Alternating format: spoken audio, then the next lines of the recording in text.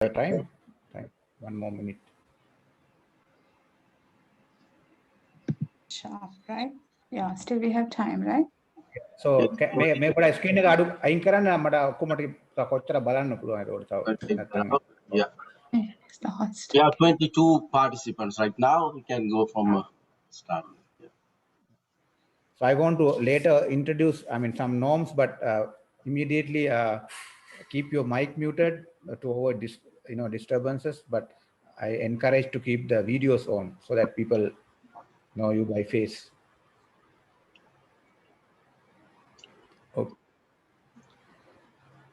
Vitura Tenokon joined from the United States. Admit. I think people will join even after 2 hours. And we can see Dr. Chamal also has joined now. Okay. Yeah. So that's Sanjeeva. Yeah. Yes, sir. Keep your, as far as possible, keep the videos on. Right. All right. So let's. Can I start, Milan? Yeah. Yeah. Yeah. So welcome to the Global Solidarity Forum on COVID-19. So it's pleasurable and happy evening for me here from Colombo because it's a good consortium of professionals from different countries who are interested in this global pandemic, mainly based on the issues we have in Sri Lanka and elsewhere.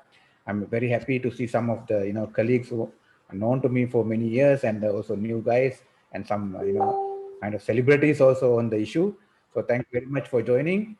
The idea today is actually to have this session. My name is Tamin Hettiarach. I'm let's say I'm a social activist and researcher working on different issues, mainly on social issues, political issues. I'm not actually, of course, not a medical person, but I'm looking this pandemic from mathematical, scientific, and social point of view.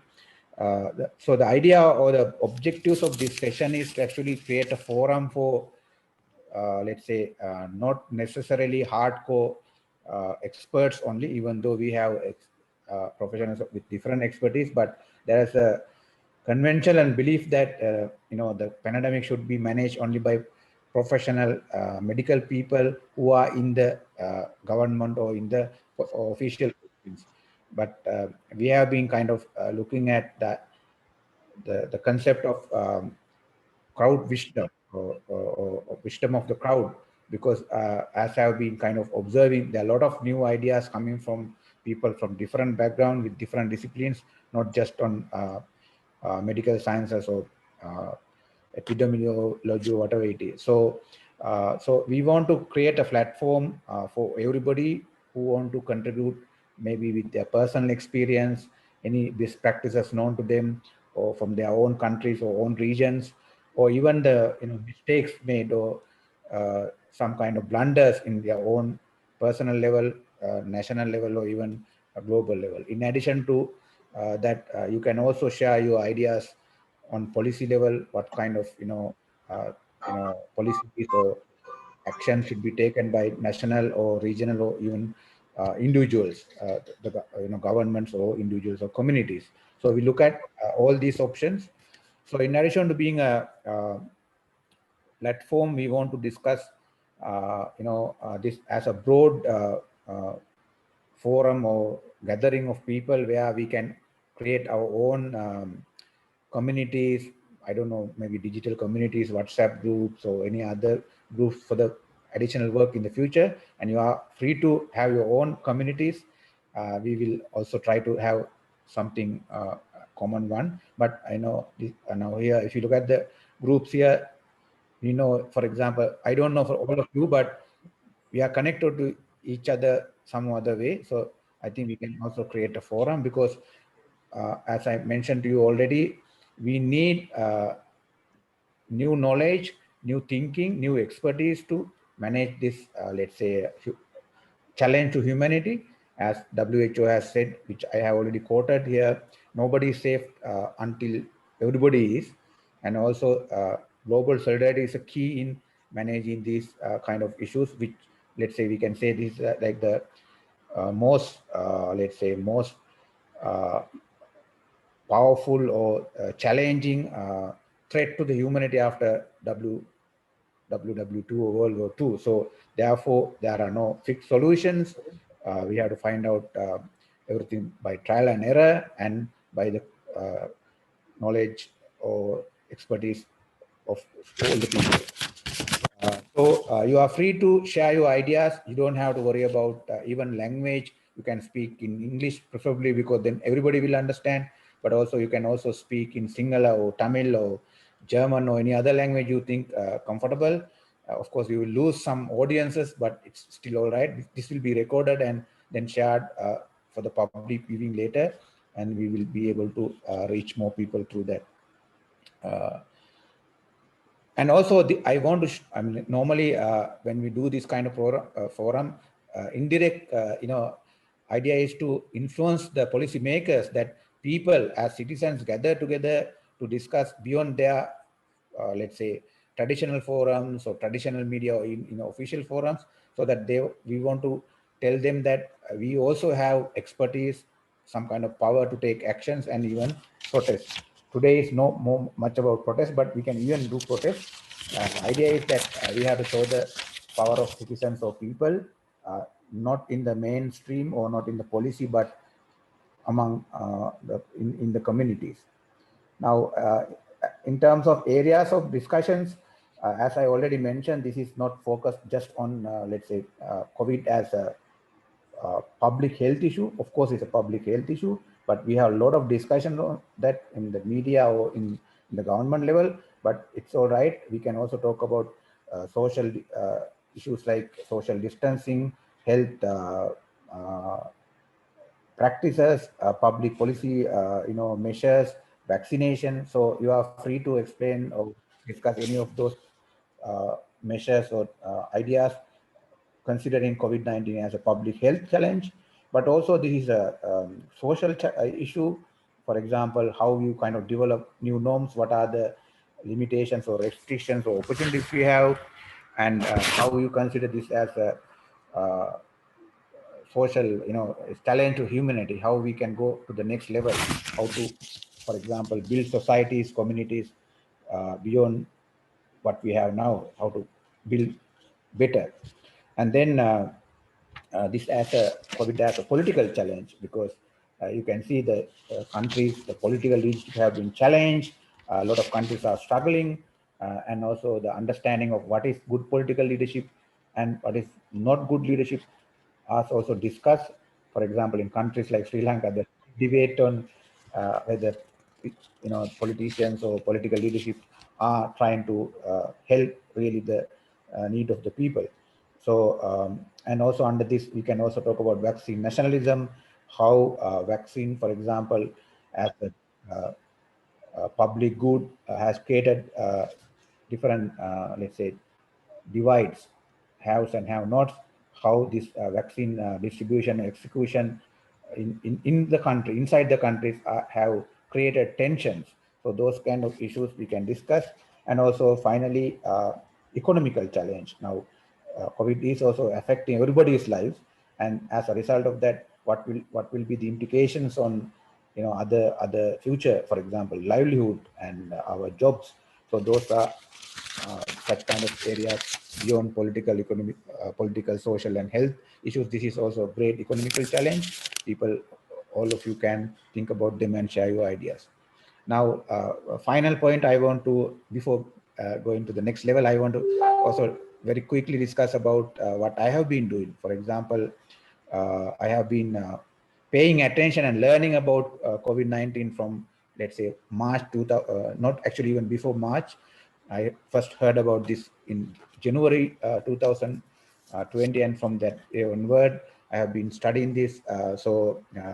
For example, what can I do in terms of my expertise in project management, strategic management, and technological management? So the importance of modeling, predictions, use of science, for example, mathematics, and non-medical sciences. So I have been writing posts and holding some, video discussions, and actually encouraging people, because there is a kind of popular myth that only doctors should talk about this pandemic. And for example, when I invited some people to join this discussion, they said, let the experts to handle and we will just follow their advice.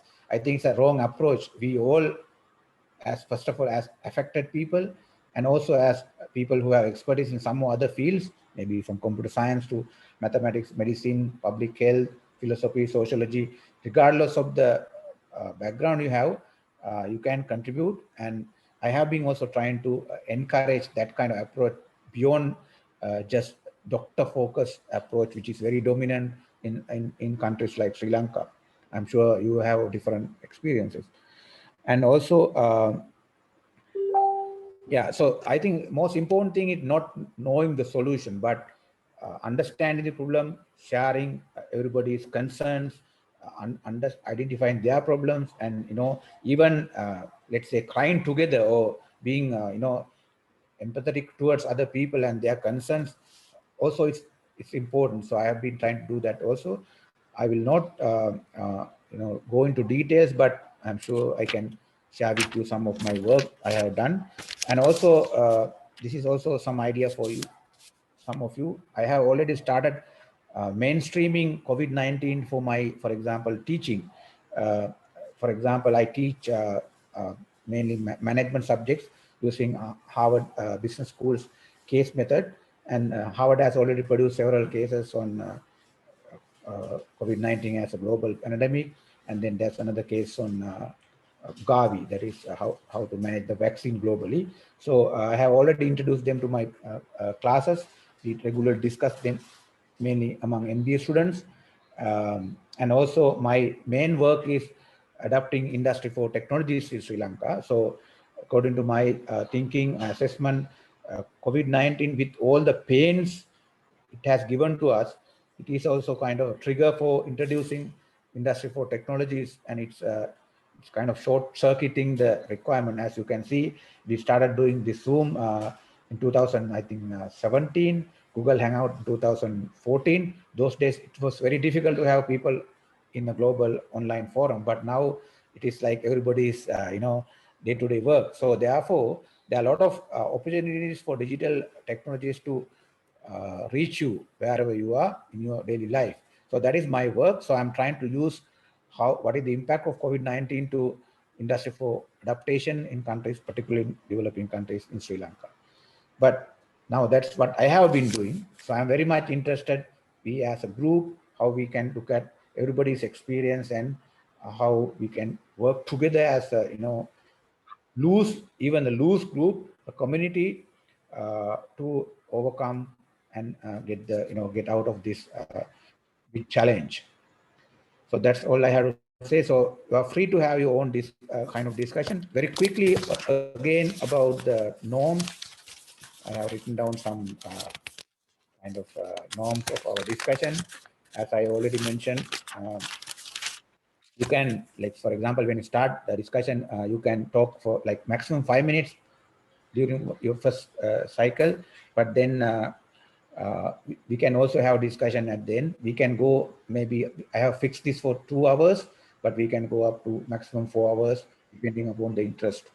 And keep always your video on as far as possible, and keep the mic muted to avoid this disturbances.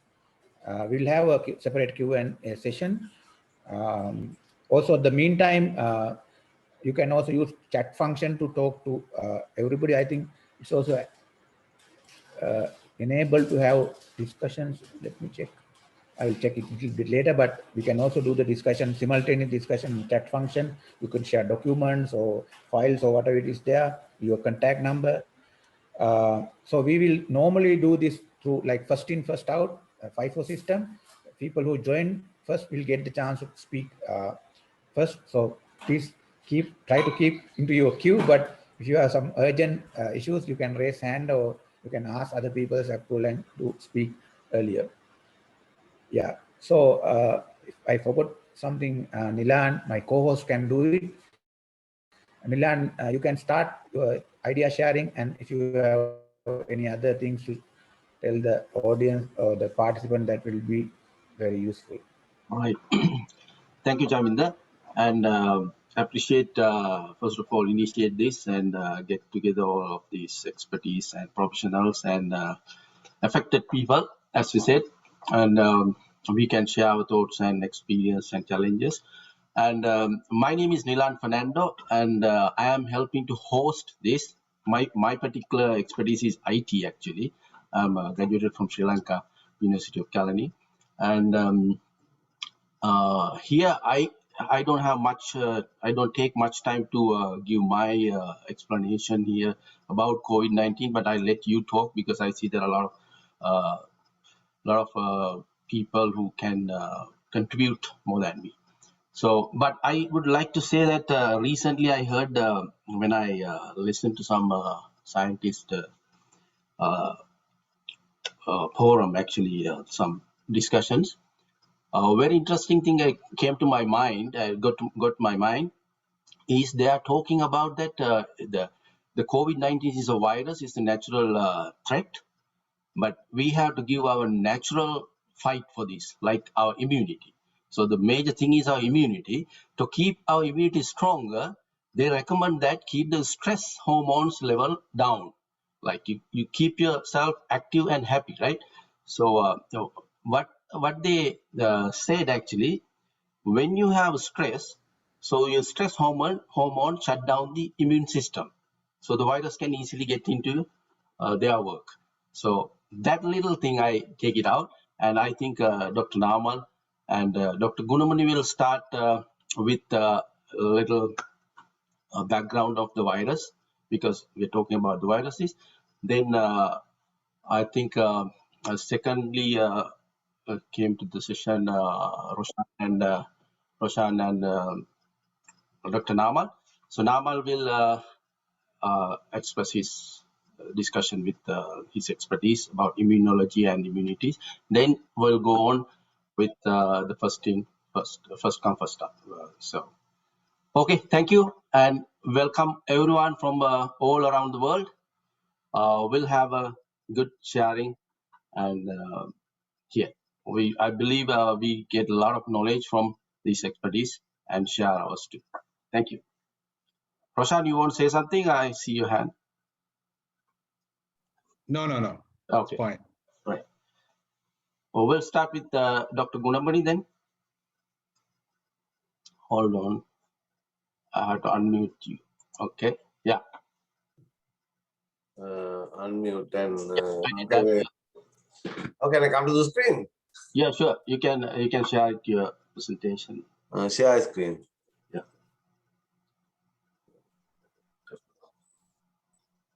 It went somewhere. Okay. Can you see me? Yes, Yeah, but it's a. I'm not You on can the also screen. introduce yourself. You're connected from and your background. Okay.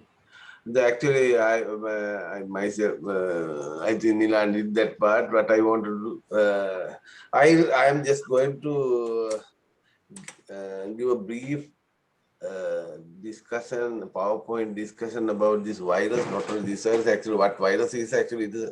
I thought that even though all of you, most of you may know something about virus, but actually, as in the medical scientific background, we have discussed something about the virus first. What is virus and how does it affect, and what is the viral infection that and this. So I made a small PowerPoint. How can I? You have to change the screen. Yeah. Can you see this? Yeah, I see that. You can run it now. Can you see this? Yeah. Yes. Yeah, you can read at the same time, because actually I will read. I don't give many explanation or many discussions about these parts, because everything is written in brief. You can still go through. What's a virus? Still, viruses have some important features in common with cell-based life. For instance, they have nucleic acid genomes based on the same genetic code that's used to your cell.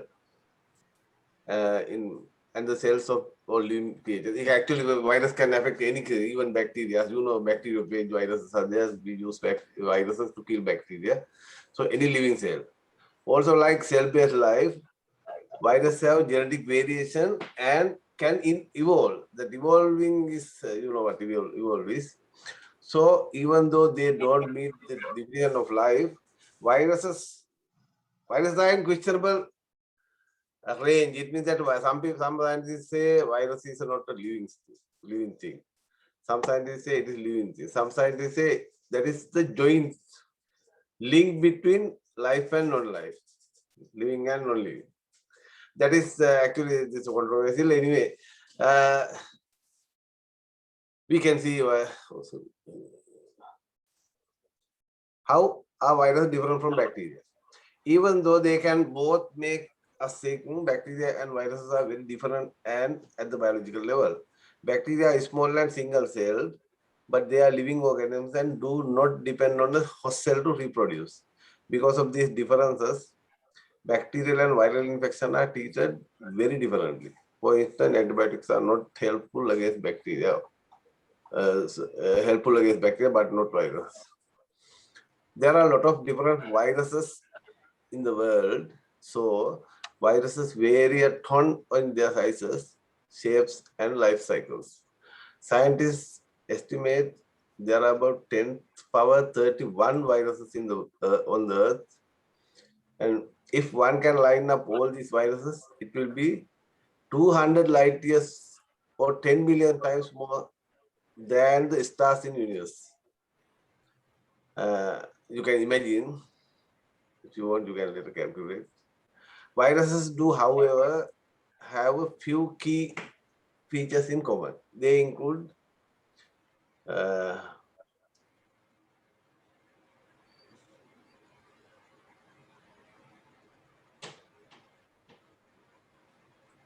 protective protein shell or capsid, nucleic acid genome made of DNA or RNA inside the capsid, a layer of membrane called envelope. Not all viruses, some viruses are. This is the normal structure of virus, nucleic acid genome, capsid, and envelope. Virus capsid means the covering part of the genome. Just go through this. The capsid or protein cell or virus is made up of many proteins, include not a single one.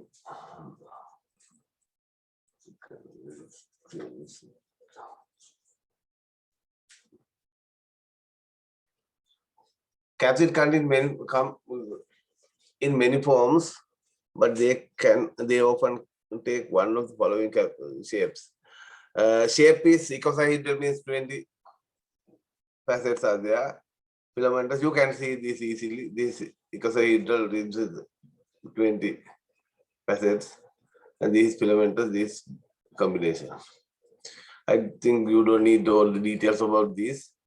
Virus has an envelope. It means outer covering. That is particularly in this particular virus, coronavirus.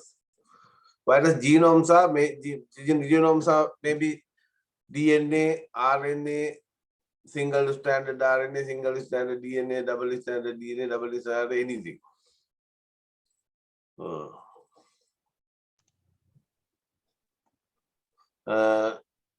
DNA and RNA virus all has the same genome as living cells. Dr. Gurumani, can you maximize your screen, please? Oh, you cannot read, no? I thought that you were. Anyway, actually, I think we don't need to go all the details in virus. I just wanted to introduce what virus is and how does it work. The genomes, actually, human genome is double standard, but virus can anything. Single standard, double standard, DNA, RNA, anything. That depends on the group of the virus. We will discuss in brief. This is the usual virus life cycle. The virus attacks onto the host cell, or whichever it is, a bacteria or human cell or whatever it is, host cell, it enters, and thereafter what does it do is it produces its own genome, breaking down our we have DNA. It breaks down DNA and make its own DNA or RNA, whatever it is, and in addition to the proteins. In our, where proteins are produced in ribosomes, they use our own ribosomes inside cell, and they produce their own protein, and they join this and make the virus. The first one is attachment. Virus recognizes and binds the hostile via receptors, molecules, and cell surface. Entry, the virus or its genetic material enters the cell. Genome replication and gene expression. The viral genome is copied and its genes are expressed to make viral proteins. Assembly. New viral particles are assembled for the genome copies and viral proteins. Release.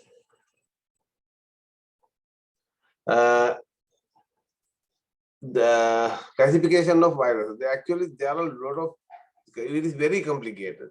There are a lot of classifications because virus cannot be classified in the normal ordinary way. Other living beings, plants or other bacteria or other animals or any other way of classification, because viruses are changing. Changing means mutation rate is very high. So sometimes this, that this virus, coronavirus group, it has a very large family. I'm just trying to give some explanation. You have heard this swine flu, bird flu, SARS, MERS, all are coronaviruses.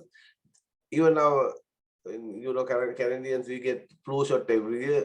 That influenza virus is also coronavirus. It is changing very rapidly. Sometimes this year flu shot is not effective for next year.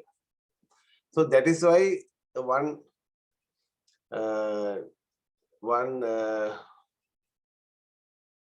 point that where we cannot, scientists cannot classify this virus in a single particular order. So they are using several methods. So it is not necessary. We don't need to have all those details. I just Dr. Jaratna, we can go a little faster. Yeah. That's why I just say viral classification. These are the ways normally our scientists do. DNA virus, RNA virus, according to the genome. Others are according to the shape. The nuclear cap. As I mentioned, that nuclear capsid. Other one is the shape. Shape means that the shape of the rabbit means bullet shape. Ebola filament shape, fox-size brick shape, like that. Coronavirus is crown shape. Corona means, corona means crown. This is the history of brief history of our coronaviruses. I think this part little bit interested. First one, 1965, Common Cold Research Unit on Wiltshire, UK, identified B814 virus from boy with common cold. 1966, University of Chicago 229E isolated from medical student. 1967, National Institute of Allergy, UK, identified OC43. 1968, 8 researchers, including these three viruses, new viral group named coronavirus. That's where the corona came out. 2003, Southern China, late 2002, SARS. You have heard SARS, severe adult respiratory syndrome. 8,000 infected and 774 died. It's a fairly big amount. 774 died. In 2004, Netherlands isolated corona NL63 from a child with pneumonia. 2005, HKUI in Hong Kong from a pneumonia patient. This one, the name of one virus. 2013, it's called MERS. Middle East respiratory syndrome in Saudi Arabia, 2,500 people affected and 858 died. It's a big amount with pneumonia and kidney failure. This is the shape of our recent corona COVID-19 virus. I think you don't know much time. There is a small video, but you can just get an idea what is the shape of the virus. You can see the corona. This is RNA. This is spike protein. This is the capsid. I will just read this. At the coronavirus contains genetic blueprint called RNA, similar to DNA. A single standard RNA act as molecular message that enables production of proteins needed for the other elements of the virus. About the string of RNA. Sorry? You are very interesting and very medically rich presentation, but we have to go for the discussion. Yeah, so, no. That's what I'm just. No, you can share this. No, it's only just go through. Just summarize because I don't take that long. Only 2 minutes. Don't. No, but summarize what you want to do in non-medical terms and share the PowerPoint with the chat function so that everybody can review it. But give your final thoughts on what you want us to know as non-medical people. Yes. Sorry. No. I just want to just briefly explain what this virus is. This is the shape of the virus. You can see this is the genome. This is the protein. This everything is here. If you want, you can go through. This is the same thing. You can just see. This is not necessarily everything. This is the inside. But you go through all the slides, please, so that we can have an overview. Yeah. Okay. Do you want me to read this or just? No. Just go through and then share with us. Okay. Because there are a lot of people who are without. Yeah. That's I know. Yeah. I'll give you a brief description about clinical presentation. Incubation period, for 1 to 14 days. Sometimes it has gone more than 25 days. Symptoms. Some people are there with symptoms. Without symptoms, they produce the vaccine and they give it to the others. That's why this one. Some people produce symptoms. Some people without symptoms, signs or symptoms, they produce the vaccine and they give it to others. Those are briefly. I think these things are everyone knows these things now. Yeah, exactly. Yeah. No need to. These are the common symptoms. These are the common ones: fever, dry cough, fatigue. These are the less common ones: loss of taste or smell, nasal congestion, conjunctivitis, sore throat, headache, muscle and joint pain, skin rash, nausea, vomiting, diarrhea. Symptoms in severe COVID: shortness of breath, loss of appetite, confusion, persistent pain of pressure in the chest, high temperature, about 13. These are the less common symptoms: irritability, confusion, reduced consciousness, sometimes seizures, anxiety. Seizure means fit, epilepsy, epileptic fits. Anxiety, depression, sleep disorders, some neurological complications. Neurological means delirium and nerve damage has been reported. Actually, that is the brief discussion about I want to talk about this virus, but there are a lot of things. Actually, this is not the high time to talk all those things because we have limited time. And in addition, I think that Professor Ajit, he will discuss something about the immunity part and vaccine production and all that. So I just I'm going to finish this. This is the last one because actually I just wanted to introduce this virus because everyone is not in medical field, so we have to first have an idea about the virus. That's why I just wanted to present this. So I think I did not take that much long. You can continue. Actually, you took long, but it's all right because it's a very valuable information. But also, I urge you, please talk to people and ask them to ask questions from you directly when we are going with the presentation. Yeah, that is later. You can do it. If there is any question, I am not an expert in viruses, but to my knowledge, is what whichever I have little Yeah, knowledge. yeah, I sure. can Thank you very explain. much. Thank you very much. Ilan, Thank you. Yeah. Next, Roshan and Dr. Nama can go ahead, right? Yeah, Namal, can you come in? I think Namal's better suited right at this point to continue. Well, I yeah, think. thank you all. This is a great opportunity to share some of, some of the knowledge that we have right now. Namal, just a minute. Dr. Gunamuni, can you remove Can you the screen sharing? Yeah. sharing? You can stop me. Namal, also, we Yes, would so like to hear I a will give little. a brief introduction to me. So actually, Little I louder, graduated. yeah. Sorry, go ahead. I graduated from Sri Lanka in medical school in Jawadharpura, and then I did my. Just a minute. Just a minute. I need Dr. Gunamuni to remove the screen sharing. Oh, So that, try to do that. Just stop that sharing. Stop sharing. Or no, maybe I can. You can do that. No, I can't from me. I don't know. no, we can't do it. You have to do Yeah, you have to stop. Yeah.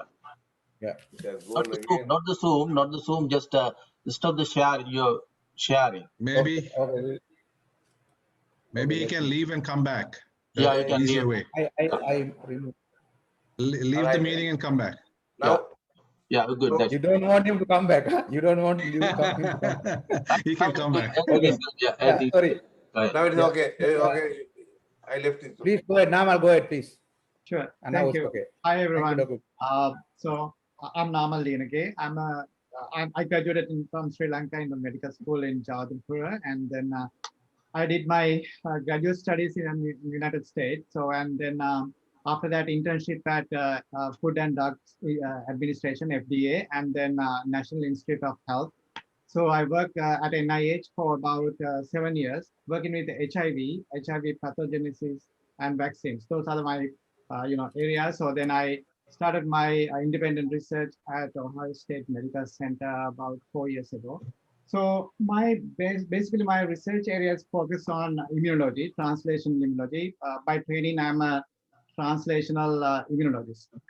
Well, when the pandemic started, so certainly we jump into every HIV researcher. I believe that they jump into the HIV because it was SARS-CoV-2 because it was a necessity. So that's how I'm in this field. So for past at least let's say 400 days, so we slept very few hours just because we were really working in many angles in different aspects. So, anyway, for today's forum, I think since it's a very wide, wide range of knowledge and everything we need to discuss, so because of that, I will be very brief.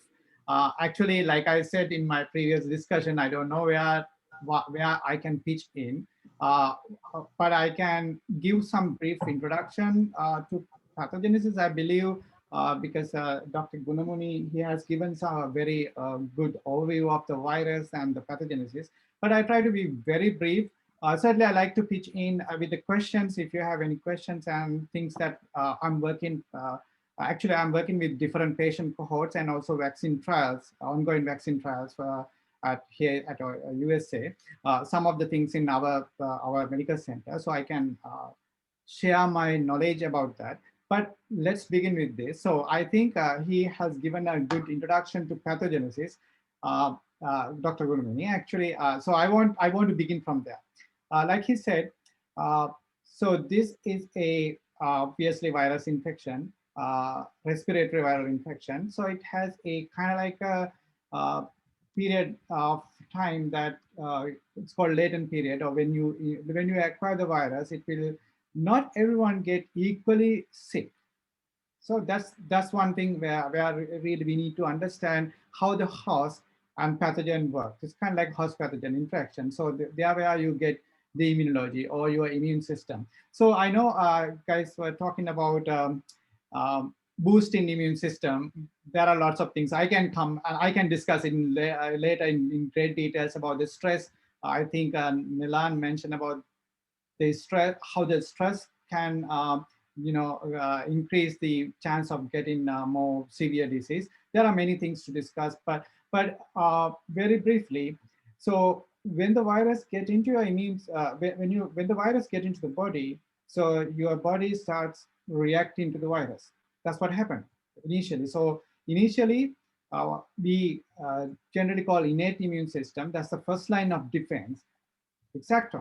So if that fails, then your body try to react with the with the virus by using your adaptive immune system. Obviously, if you say that adaptive and innate immune two phases, but it's actually working simultaneously. But there are some differences. But okay. So the problem with some patients who acquired virus, they have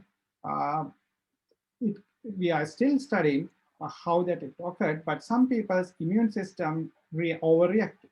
So because of that, they get more severe disease. That's the one thing. So on the other hand, the virus itself can get into the body in a large quantity. So then there are two occasions where you can have severe disease. That's why we saw some patients, they just get the mild disease, they just have flu symptoms and they take away the disease. But some people, they get into the severe conditions. So that's very briefly. So you have your own body immune system, soldiers to fight against the virus. So if your body can defend against this invading pathogen, well, that's you are done. You can save yourself. But if that the event happened the other way around, then it's the problem. So in the vaccines, let's I mean, if you're thinking about vaccines, what we are trying to do in the vaccines, mRNA vaccines or any other vaccine platform, we try to increase the immunity against the invading pathogen. That's totally about any vaccine that platform that we have studied up to now. Okay, here's the thing. So another point that I want to bring here, initial discussion.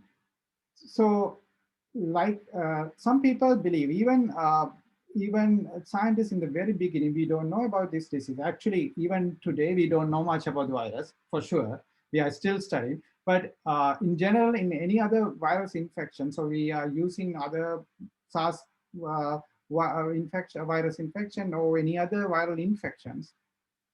And we hypothesize that this disease may be have different phase, and then once your immune system take over, or once your immune system can defeat the virus, it's done.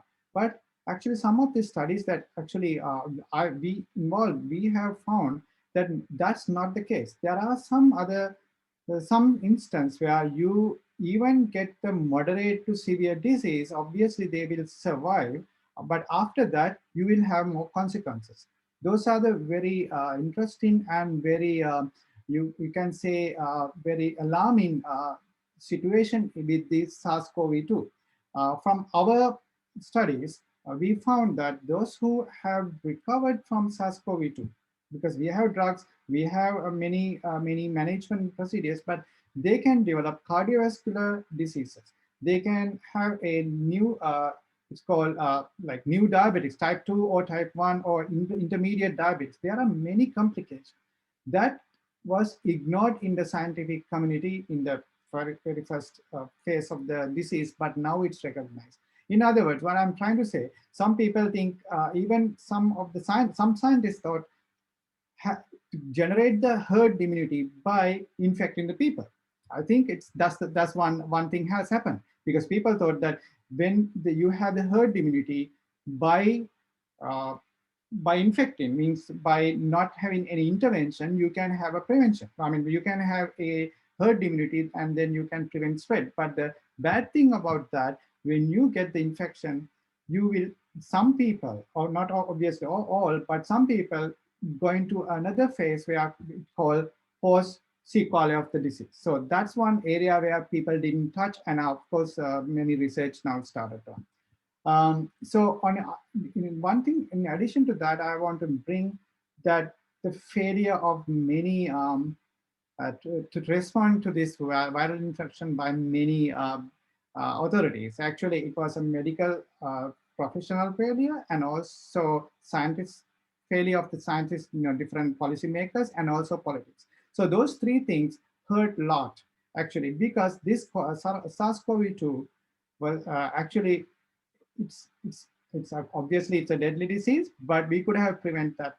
So I think there was one colleague from I think from New Zealand. They have they obviously initial phase, they somehow control the disease.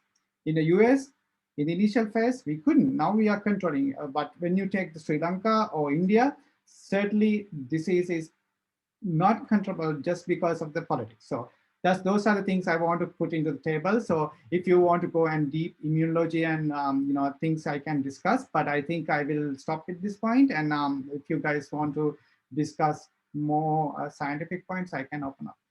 Thank you.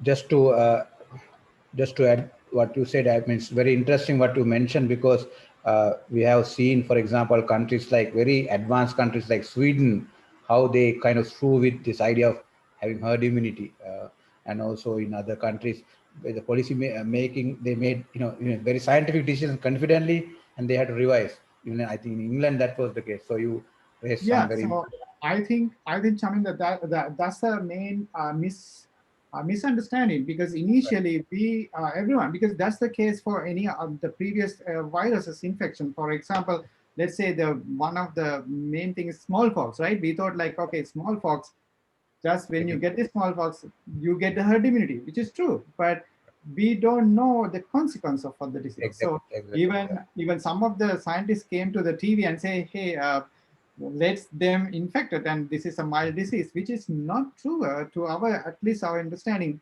We just published one paper actually about how the cardiovascular risk increase with the patient. So some patients come to the ICU without any cardiovascular disease, but when they go home, they have started develop cardiovascular disease, because the etiology of that, obviously it's controversial, but we have some clues how this pathogenesis lead to cardiovascular disease.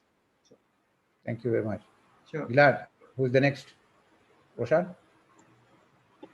Yes, thank you, Naval. It was very interesting and very educational. And next, Roshan, you can share your experience and challenges a little in the. And just highlight, don't be afraid of all these medical guys. I know, right? Yeah, those are perspectives. Yeah, but we will start with that. The good news is I've been talking to these medical guys last year and a half, so I got some help from them, so that's good. Okay. So again, my name is Roshan Pereira. I live in New York City, one part of New York City. I'm an investment banking professional for last 17 years in New York City. I work on Wall Street, and I lived in the US for about 20 years. My area was the hardest hit during the peak of the COVID in 2020. There were times we couldn't literally open the windows. But that's not what I'm going to talk about. What I want to talk about is what the US government did to safeguard their citizens, how all the independent, non-governmental, independent institutions came together. So to help the citizens of the country. That's the theme. So first of all, the US federal government came out with declared after Congress pushed then President Trump to come up with approve the Defense Production Act, which is a wartime act, basically telling the federal government is able to tell corporations, because unlike in China, US is a small government and big private sector. So China is different. If anybody knows about China, China is more of everything is run by the government, not in the US. So it's a small government, powerful small government, and a huge private sector. So the president cannot pick up the phone and tell a corporation to do X, Y, Z. So that's why US Congress pushed Trump to approve the Defense Production Act. Basically gives the power to the president and the federal government, so that they can actually go tell corporations to help the COVID pandemic. So they called up GM, asked them to stop making cars, and asked them to manufacture ventilators. And they went out to other corporations. I remember 3M as well, to make more masks at that time. So central government started by taking steps to manufacturing the PPE, the basic PPE equipments. And then the CDC, which stands for Center for Disease Control and Prevention, and also NIH, National Institute of Health, where previous speaker Namal actually worked 7 years, and also the Food and Drug Administration, where also Namal did work. And these are very, very independent institutions, and they all came together. So we had the central government pushing for solutions, PPEs, and all these medical institutions, independent institutions like the CDC, NIH, FDA came together. So they formulated a plan, and they had a whole of government approach, meaning the whole government, including, because US is a very complex place, because every state has, 50 states have different rules and different set of standards. So the federal government was able to bring all these together, and independent institutions like the CDC, NIH, FDA, and not only that, they were also able to bring companies like Pfizer, which is based in New York, J&J, I'm not sure, I think it's New York based, and Moderna. They funded them, and they brought them to the table and said, look, guys, you got to do something about it. Here's the money, government is funding you. You're gonna have to, fix this problem, come up with a vaccination, come up with a solution. So that was one of the things I've really felt was a very cohesive effort by the government, the federal government, and the independent institutions, and the medical field, and also the private sector like the Pfizer, J&J, and Moderna. And to support this, the federal government approved up to $4.2 trillion in disbursements. Part of that, about 700 billion went to corporations, and about another 330 billion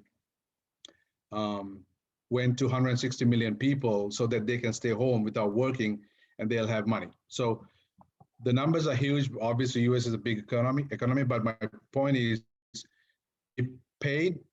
they brought the private companies to the table and said, go and, fix the medical problem we have, which is coronavirus, and come up with a vaccine.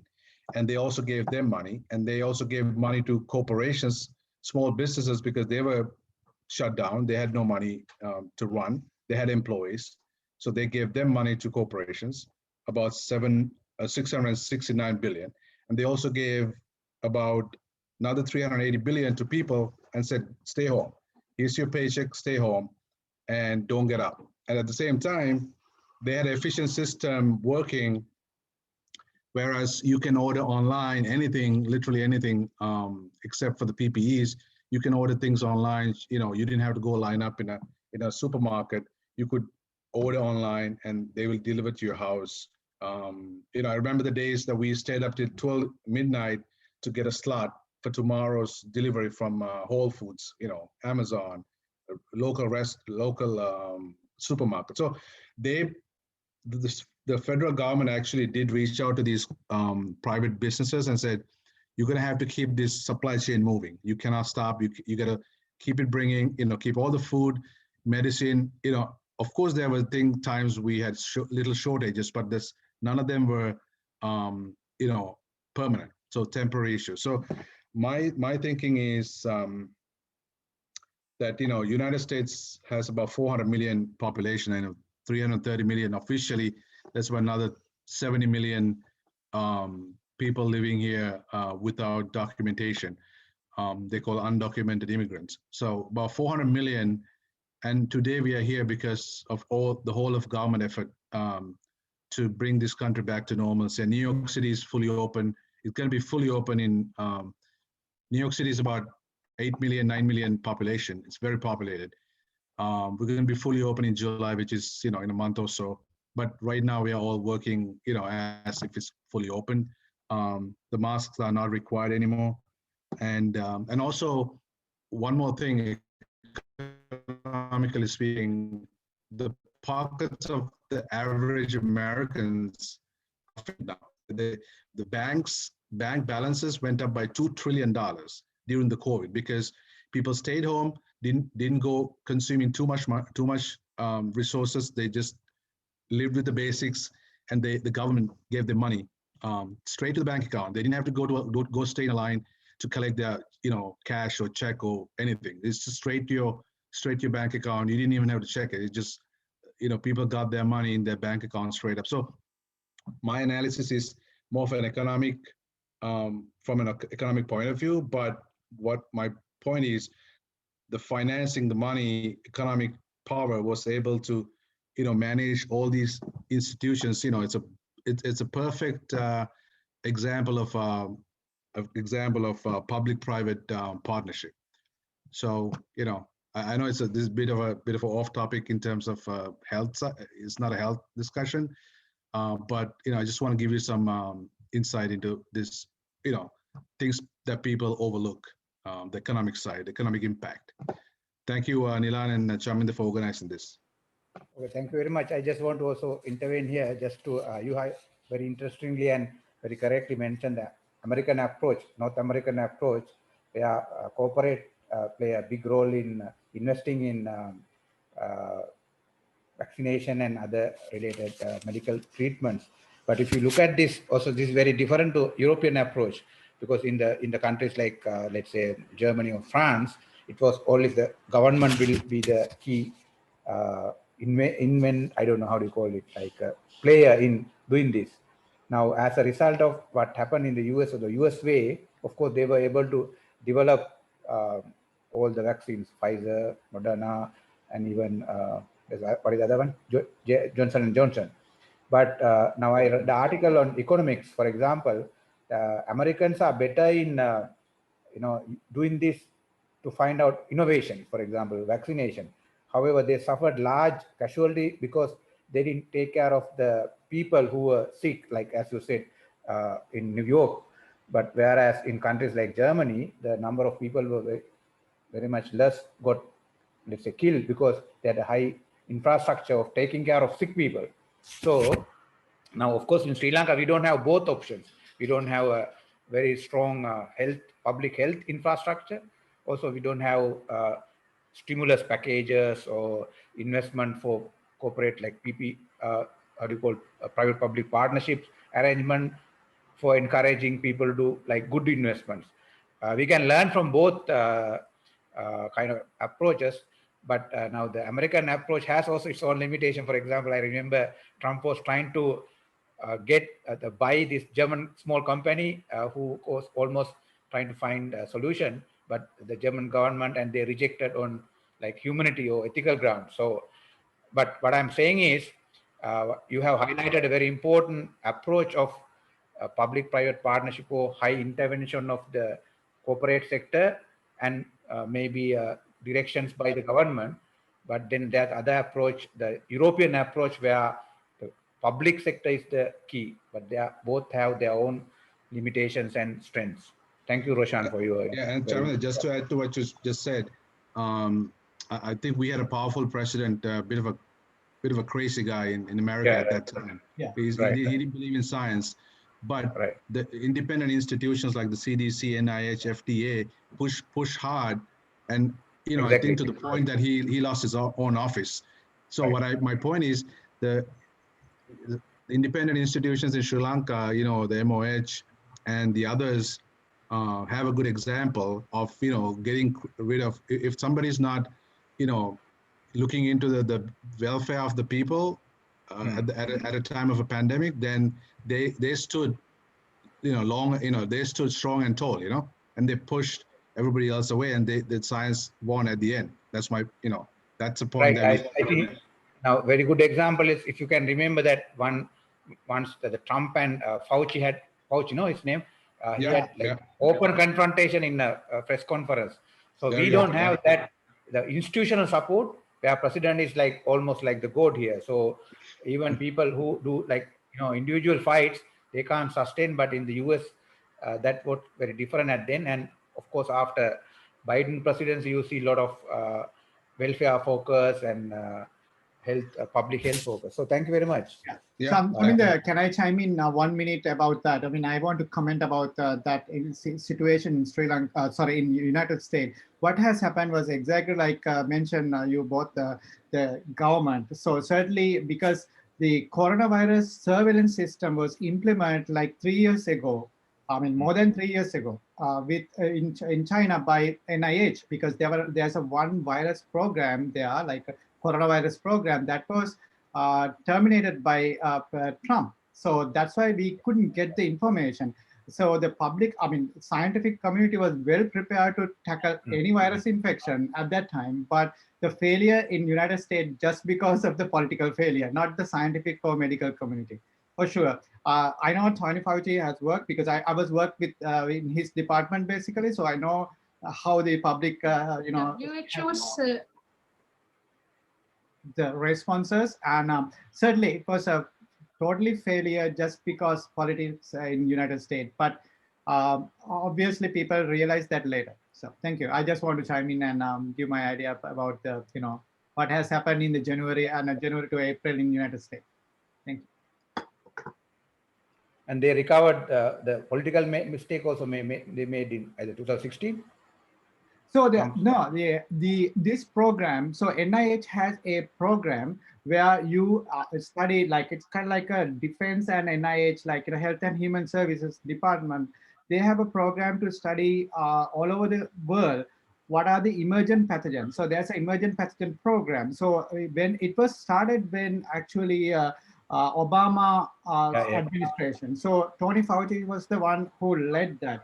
And there was so for example, Wuhan Institute of Virologic Research, that's the combined, the one institute. So there was a surveillance system always, not just coronavirus, the other virus, emergent virus as well. So what has done when this government came into power, they said like, okay, why we are sending money to China? So they just cut off the program.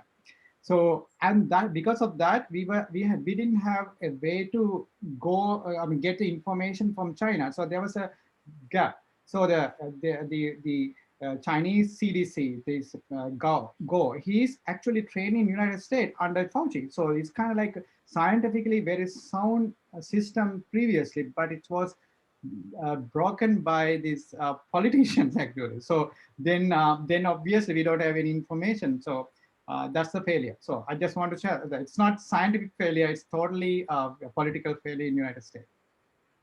Okay. Ruan Bandara, I mean, if you have a very urgent question, you can ask, otherwise we go on. Yes. No, I have very little clarification. He says it is a political failure. Why scientist people not lobby that one? They should lobby, the people who responsible must lobby it. Why right. The health is not lobby that?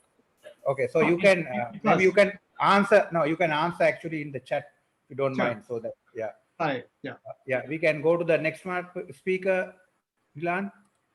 Yeah, next actually, Ropru from New Zealand actually joined with us. Okay. Ropru, you are here. Yep, moment please. Can you hear me? Yeah. We don't see you. Oh, moment. Yeah. Okay. Yeah, I was about to go to sleep because here is 2:30, but nevertheless, it's good time that I get a turn to talk.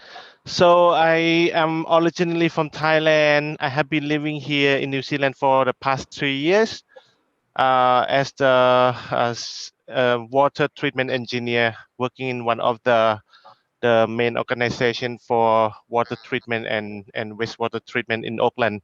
So as you know, that New Zealand has been really effective in coping with coronavirus.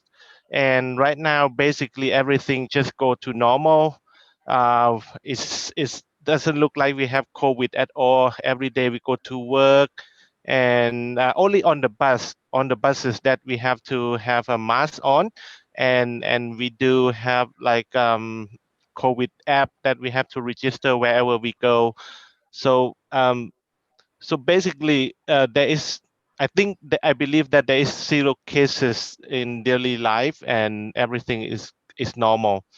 As you know, in the past 1.5 years or so, we have been into the lockdown for 3 times due to the small number of COVID cases, but due to the good policy of New Zealand and also the support from the government and also the unity of the people in New Zealand that they just comply with the government request to stay home. So due to that, the number of COVID decreased rapidly, and we have been lucky that we are quite isolated from the world. So I think that is the main reason that New Zealand can cope with the problem really easily.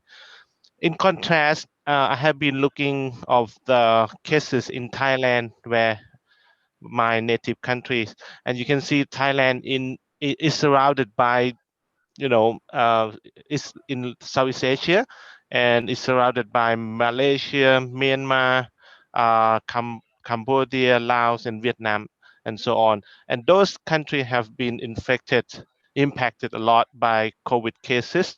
But as you can see, Thailand have been like in 1.5 year, the cases have been just quite few compared to other countries. I think it's because we have been impacted quite a few times with different viruses in the past, and so most of Thai people have equipped it with their thinking that everybody has to cover themselves with masks and so on.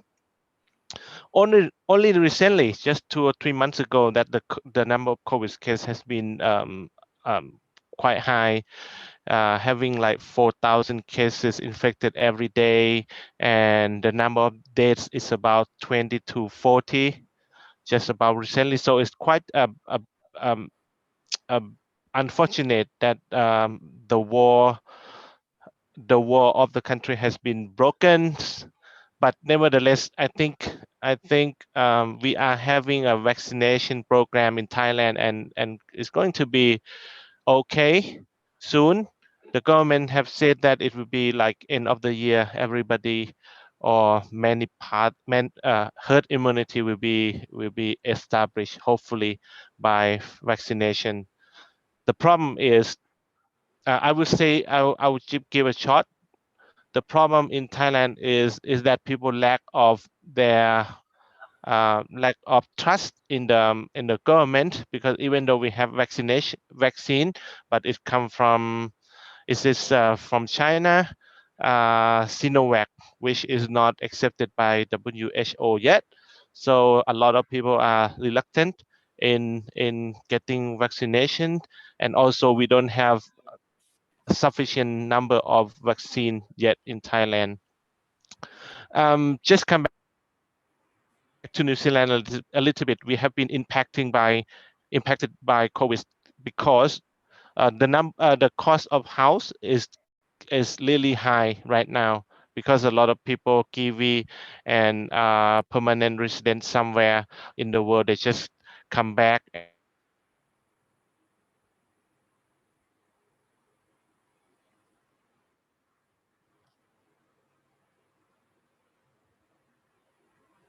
Where's Supru? Yeah, it looks like we lost him or what? Yeah. No, he's there. He's unmuted. Unmute. What happened to you? Supru, are you there? There's a technical problem. Yeah, I think he has a technical problem. Hold mute. Oh yeah, I think. yeah. Okay.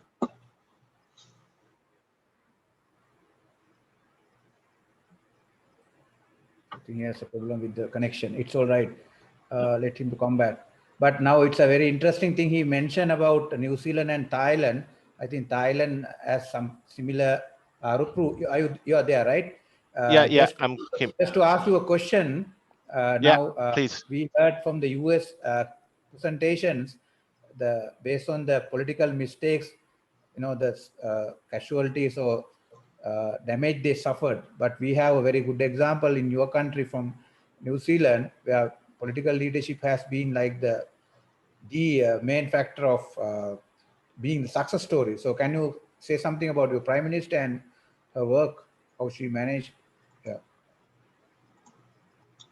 You have to unmute. Okay, good. Oh, yeah. Well, as I said, the government is really decisive in imposing the rules for the COVID. Level 4, level 3, and level 1. Level 4 means you are not allowed to go out. You have to be at home, and just similar to other countries where the highest level of imposed have to be highest level of lockdown has been implemented. So we were in that situation, and the reason we can do it is because New Zealand people, they are very believe, they really trust their government and their prime minister, especially the prime minister, Miss Jacinda. She is really communicative and transparent in their communication. So she is trustable by in this way. Yeah. I think Dora has a hands up question, and Roshan also. Yeah. Do you want to unmute and speak? You want me to talk, or I have a Let's question? ask Yeah, Donna, okay. yeah. We will give a chance to Dora because she's asking for a long time. Yeah. Yeah, Dora, go ahead.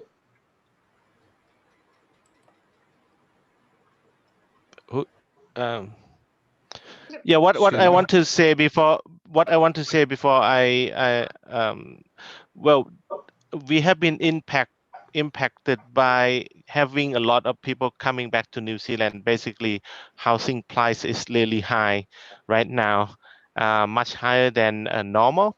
So in one way, we are very lucky to be safe in New Zealand, but at the same time, housing is really expensive. Yeah, that's all.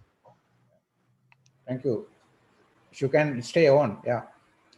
You cannot sleep. Yeah. Donna, go ahead. Yes. Okay. Hello. Out. Can we hear you, Dora? Yeah. Can I talk? Hello. Sure. Yeah. Yes. Yeah. Hello, I'm Chandima Vijayagundavardhana. I'm speak to you from Colombo. I think I'm very glad to attend in this type of discussion, especially the way you are trying to motivate all of us regarding the COVID and all situation is so good. But my understanding about the WHO in the US authority for the vaccine, they haven't yet given any authority for the US vaccine. US vaccine has been 60 vaccines are in a trial base, and the vaccines they were given until now, they were not US produced vaccines. So my main interest is about the Germany. We can see the last work than entire other European countries and even the US. So we would like to really know about how the German are tackling with this COVID issue, because that is so interesting. The country like us to know. We had seen the German government pulling over $3 trillion to promoting the treatment to the people. So we really want to know how the normal situation there, how the people are tackling with their business, and how the government running the business there without failure. So, if we get to know that some tips from that part of world, I think it is.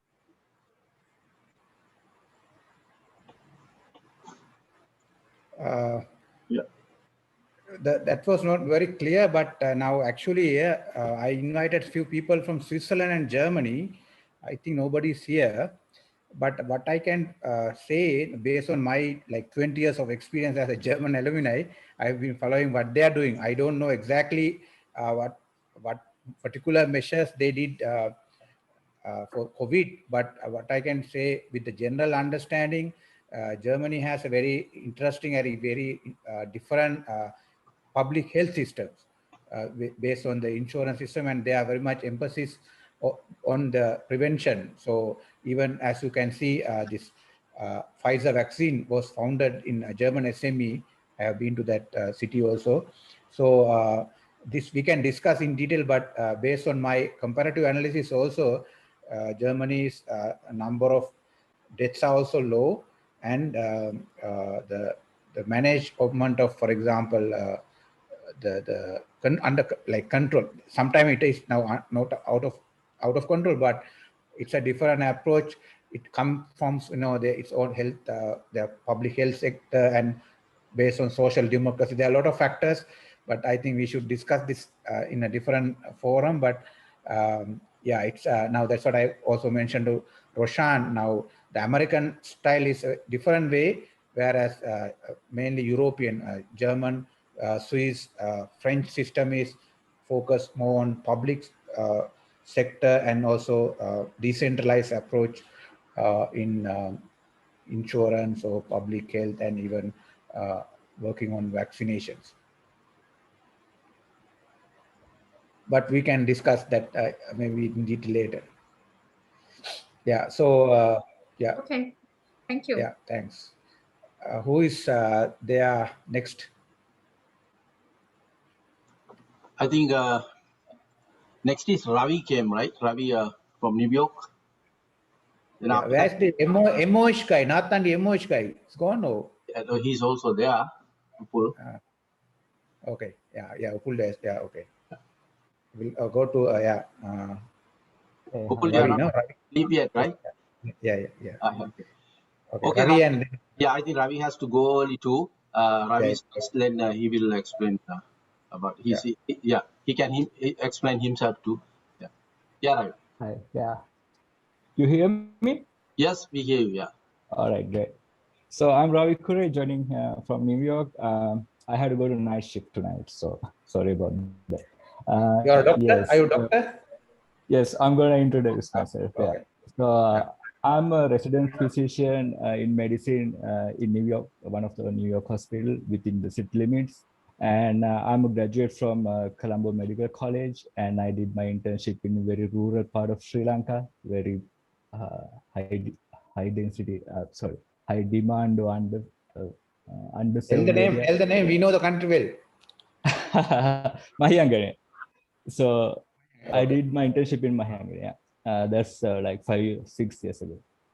Anyhow, so I'm trying to look at give you my experience and the things we learned and things the times we got it wrong, what went wrong and what we did good, and in a kind of approach much applicable to Sri Lankan society and so forth. So I strongly agree with what Chaminda told. This is much of a social and economic problem and a medical problem too. But when you need a doctor, it's usually too late. So the important part is avoiding people going to the hospital.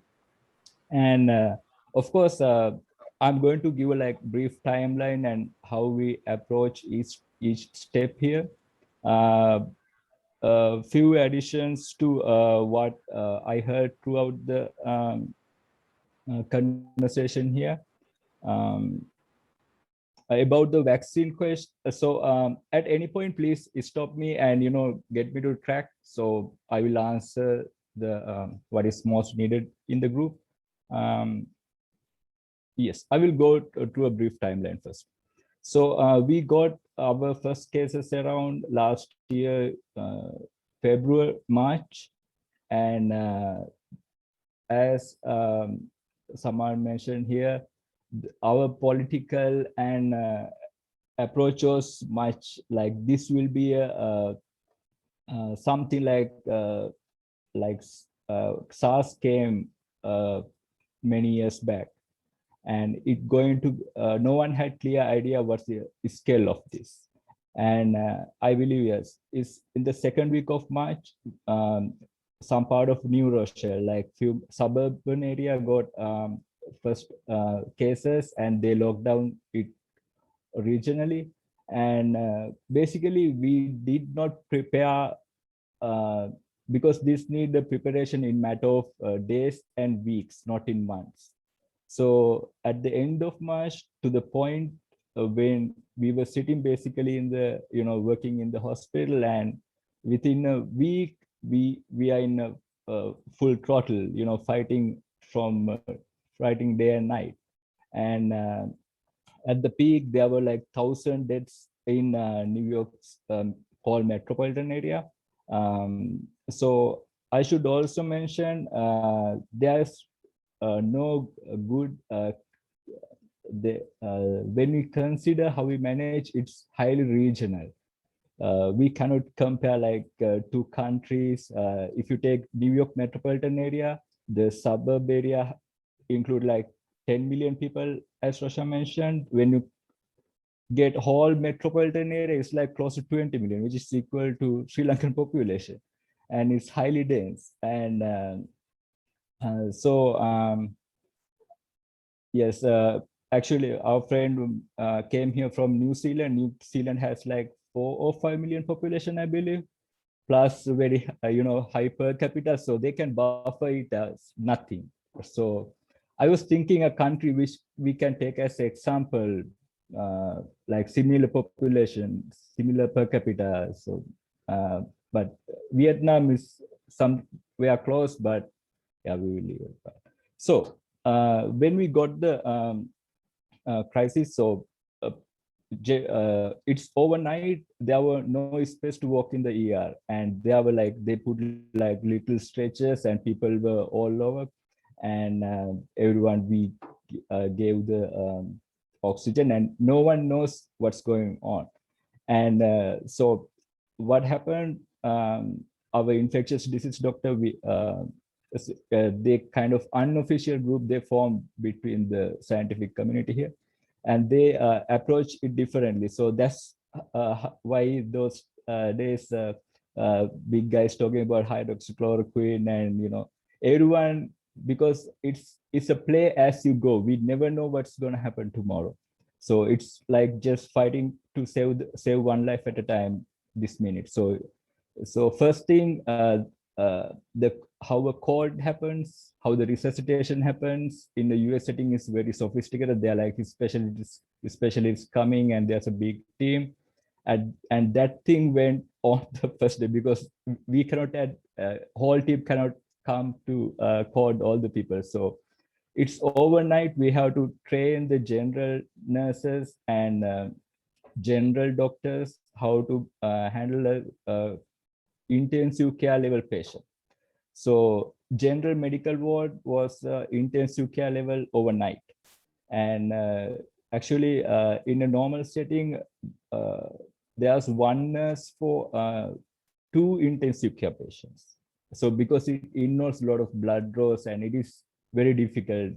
Actually in New Sri Lankan newspapers, they think, okay, making a bed is the problem. Hospital bed is not the bed, the physical material bed involves a lot of labor and a lot of services. So it is pretty complex thing what we mean by a hospital bed or the capacity. So we did that, and there was no shortage of oxygen or anything. I think in any economy, there's plenty of industrial supply of oxygen. Plus all hospitals have a central oxygen supply system. That's a little challenge in Sri Lanka, because you have to hook up the cylinder for each place.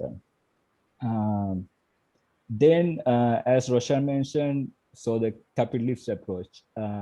So the defense production plan, we saw that in effect. Within 2 weeks, we got pallets of portable ventilators. So at one point of time, we were running close to 120 ventilated patients. And 120 means ventilated patients mean a huge number. If you compare to a routine patient who is in admission, because that patient should be sedated, should be monitored very closely. And it's like basically we were the moment we wake up to till we sleep, we were in the game. So that game went on for like 1 month. It peaked it took 2 weeks to peak up, and then 2 weeks we got the kind of supplies. First week was a disaster, even we ran out of masks. And then when we have a lot of cases, people learn the lesson in harder way. So we were the next 2-3 weeks we could bring it down. Actually, I'm looking here at the chart, just the Google chart, not to get the exact numbers, but to get the picture of the situation. Yeah, so by early May, the cases over 1 month period, cases start to drastically decline. Not the cases per se, the dates, because we learn how to approach this. So, so I will mention. So if I run out, I'm keep going on over time. Anything, let me know, or guide me where you want the most details. Then I will mention where the things in a doctor's point of view. I'm someone between like extreme science and extreme political or that, and I'm kind of more. We interact more with people in their daily point of view plus medicine. So I will go in that way. So in our point, what we want by like facility wise, the ventilators and those fancy things are the kind of number 3 problem, because ventilator is how much, like $20,000, and when a patient goes there, even their life after recovery is not so good. And with that money, we can implement a lot of things basically to vaccinate. I mean, AstraZeneca costs like $3, and I'm kind of curious why what Sri Lanka doing right now.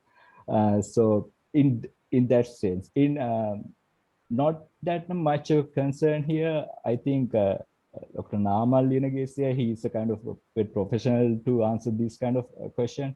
In NHS UK, they approach these problems more like cost needed to treat. There's in medicine something like number needed to treat, like okay, how many people you have to treat, save a life, sort of concept. And they approach it more in cost. I mean, how much dollars we should put to save a life. So that's what I'm trying to give the idea. So it's not the matter of very fancy things. We should approach it like the reverse end. So then comes what we use mostly is the high flow oxygen machines and portable ventilators. Portable ventilators are there in Sri Lanka, like a hospital as 1 or 2. We use it to transport a patient in ambulance. It's like a little box. It's when you call a ventilator, it is like very sophisticated machine. It has all the artificial intelligence to automatically weaning process, pressure, volume, adapting. So that's why it's so expensive. So okay, Ravi, sorry. I think you are also passionate about your job and what you have been doing. Just Yes. quickly to ask a direct question. Now you mentioned this supply chain of public health service delivery from ambulance to ICU beds or ventilators. So in your now we have also done some analysis because I did run a simulation and finding a bottleneck. Now in your case, based on your experience, now we saw some collapse of US and even British system. So where were the bottlenecks? Is it the people, ventilators, or you said this number 3, right? Or tier 3 or something. So can you explain of this importance? What's number 1? Okay. The doctors or nurses or what? Okay. So actually that was my, thanks a lot for guiding the point, and that's the point I was coming up. And the number 1 problem is the community approach and the healthcare workforce. A lot of people overlook where to find the nurses. I mean, you can push the limit for 2 weeks. When you see, how the administrators approach it, when you see the politics, you get discouraged pretty quick and you burn out. and it's a kind of risky job itself. I mean, environment, trading environment. So that's one question. And the important thing we learned. So it hit the high density population areas first in a very severe manner. It's like a tsunami. Wave is at the peak when it at the New York.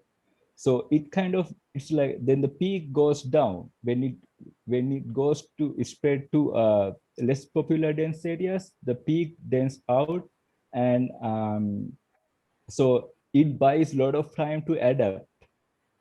And we learned something like initially the southern states, Texas, Florida, didn't have that much cases. They had plenty of time to adapt. And what happened was people were thought, it's not gonna come here, and all the business pressures for politics to open the area, resorts, everything.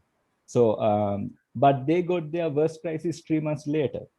So it's something we could have avoided. So it seems whether it's developed or undeveloped country, everyone still learn the lesson the harder way. Yes. Any specific question you want to address? So I think I will by now the time now, is over. what is the critical infrastructure component? Is it ICU beds? In your case, normal beds? Let's say human, of course, we understand workforce or the health workforce, but among all these facilities, which one is the critical in your case? So most critical was the something called HDU units. HDU means high dependency units. So that is something in between ICU and a normal ward. Actually, if we curtail what we need in a COVID patient, it's more specific sets and high demand for oxygen, high flow oxygen machines. So we can make it more demand oriented supply. So it need more, as an example, pulse oximeter, what the oxygen measuring devices are very important, because, and yes, blood gas analysis, I mean, is again a next step. So that's what I was like little detached from Sri Lankan medical community for the past 6 months or so, because I was focused on something else. But I spoke with few friends, and what their demand is that it's not the ventilator itself. It's like oxygen mask, high flow machines, and BiPAP. There's something called BiPAP machine and so forth. It's like you push the oxygen with a certain pressure. So at the moment, it is the demand, provided we believe that the political and community approach will be there to shut the wave down. Only time will tell where we'll be leading up. At the moment, at this week, what we could do next week is getting ready for that level in Sri Lankan community. Thank you very much. Who is the next speaker? Next is Pupudu. I know the Chandni came next, but Pupudu has to go early, I think. So the Pupudu is going to. Right. Yeah. Now I also have a special request from Dr. Sultana joining from New Delhi. She just recovered from COVID, and so she also want to go. So let her to yeah, and then we can continue. Okay, sorry Sultana, sorry Chandani for jumping the gun here, but yeah, I just want to quickly give my input here. So my name is Pupudu Singh. I'm a financial professional in the capital markets here in Toronto. So what I want to discuss is what I see as many of you said, there are so many impacts from this COVID in so many different areas, socially, economically, mentally, everything, right? But what I want to highlight is 5 areas where I see has a very large global impact, or like a kind of a long-lasting impact, right? And the first what I want to highlight is the increase of the wealth gap, or the increase of the inequality all over the world. If you see, and I guess you must have heard about this many times, during this pandemic, rich have become richer and poor have become poorer. It's a common factor for individuals, corporations, as well as countries, right? If you take the numbers, the richest 10 people in the world became almost 1 trillion richer during this time compared to the other people. It's like 5% of the whole US GDP, right? And it's more than some of the GDPs of some of the countries like Sweden, right? So it's huge. So there's a Pugudu, now I think your point is something which I want to discuss at the end. If you don't have a hurry to go, because this is what I want to direct this discussion at the end. For example, how this is going to be more on in terms of inequality, income gaps. Do you mind holding your ideas? Because I think we are covering broad areas which we will have to discuss in a bigger scale at the end. Now we will try to focus more on the health issue. Then we will also talk, because eventually as a social scientist, I also want to actually get your opinions about beyond health. So if you don't mind, can you just wait for some time? If you are not in a hurry. Nilan, you can text me, close the time, because I need to attend to something. So let me go out.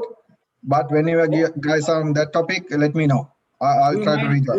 Do you mind typing the 5 points you mentioned in the typing before you go? So sure. Yeah, I can do that. Right. Sorry for that. Okay. But yeah. Okay. Yes, Sultana. Yeah. First of all, can you hear me? Am I audible? Yeah. Yes. Yes, Sultana. First of all, I'd like to thank Mr. Chaminda Ramanayake for inviting me. This is I think, a fascinating discussion. And particularly, I'm Gulbin Sultana. I'm basically a foreign policy and security analyst. I'm from Manohar Parrikar Institute for Defense Studies and Analysis. I don't have any expertise the way my previous speakers have spoke about it. They have given their expert comments. So whatever I'm going to talk will be from a layman's perspective. I just recovered from COVID, so I have personally experienced certain issues, and also I have seen from my friends and families here in Delhi. I'm sure you all know about it. It's like situation is very bad. And I'm sure you all have read about it. So I'm not going to talk about the politics, bad politics, mismanagement, whatever is responsible for this thing. You are also Sri Lankan expert, right? Your research area. My focus area on my research work, my focus area is Sri Lanka and Maldives. Now some of the common, I think, theme what I have noticed that, of course, government at the political level, at the execution level, policy level, there are issues. That's why we are seeing whatever facing the problems in India. But I'm not going to talk about all this because you have already read about it or you all know about it. But from the community perspective, I would like to give my perspective, my views, what I have experienced. I think one of the issues everyone has talked about, that the livelihood issue. I would like to focus on that. And also I would like to talk about how I'm not blaming the people, but then what I'm saying that somehow people are also responsible, not responsible because they have lots of issues. So sometimes what happens when we have some, kind of in India particularly, I have experienced that people try to hide whenever they have some kind of symptom. Even after 1.5 years, 1 year, not 1.5 year, 1 year, people are not very much aware of this COVID symptoms and all. There are also issues, people find it difficult where to go, how to get it tested. And sometimes many people, particularly I'm talking about the people who are daily wage earner, they sometimes feel if they get tested positive, they cannot go out and work, and that will affect their livelihood. So I think because of all these issues, people sometimes hide, people then don't go and don't get the treatment. So that is, I think, one of the major issues. And from my personal experience is that if when you have the symptoms, if you start taking the medicines early, probably you can avoid some of the complications which may arise later. That is very important point of thing.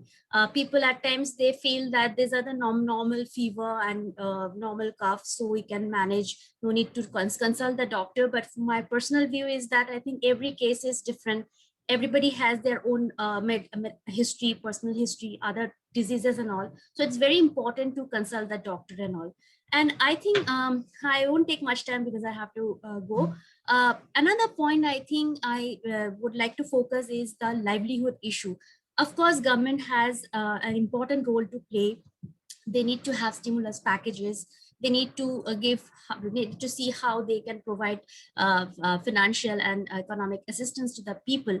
But then when government will give, whether government does or they don't, but government does it for the organized sector. What about the unorganized sector? I'm talking about the domestic help. My personal experience here is that many a times the domestic help, they feel that if they inform that they are COVID positive or they have some kind of symptoms, then they will not be able to go for work, and that's how they will lose their earning, they'll lose their money, so they tend to hide it. So I think it is our responsibility, not, I mean, we cannot put all the blames to the government. Even people who are keeping the domestic taking the help of the domestic servants, I think it is our responsibility to give that assurance that even if you don't come for 1 month or 2 months because of the disease, your salary will not be deducted, you'll be paid. That assurance has to be given, because I think that is how community can play a role. That is how we can play a role. So probably I'll stop here. And I would like to stay on and want to attend this talk, because these are very fascinating and experts are talking. But then because of some emergency urgent work, I have to go. And thank you again. Thank you so much. Just a quick question, not only what you mentioned, but now, for example, when Sri Lanka faced the pandemic at the beginning, early stage, now we were expecting India to help us because we got the vaccine, and then Prime Minister said, Maitri vaccination or something like that. So then we realized that because of their policies, the situation became worse. So how is the sentiments among people about the political leadership? Are they still like Murthy supporters, or there's a big kind of outcry? Do we see, like what we see in the media, is it true, or he's still popular in India as a politician? See, he is a populist leader. And I think his popularity, I mean, of course, people here, particularly in northern India, people are suffering. There are particularly crises. People are having a crisis oxygen cylinder, and so many people have died. There are problems. I mean, even if for cremation, people had to wait for 2-3 days. So its situation was so bad, so worse. So people are angry. But again, somehow, this when it comes to Modi, it's totally different. He is a populist leader, then, his populist policies and all because of that. So I wouldn't be surprised if again, next election, people vote for him. But definitely people, when they lose their family members, they are, of course, angry. People are angry. And then they will, I mean, from here that state governments are also responsible. So people are blaming state governments. Who is responsible? Central government, state government. So all sorts of debates are going on, and people are taking sides depending on their political affiliations. So that thing is there. And of course, this vaccine diplomacy, many people were angry even when initial phases, when it was started.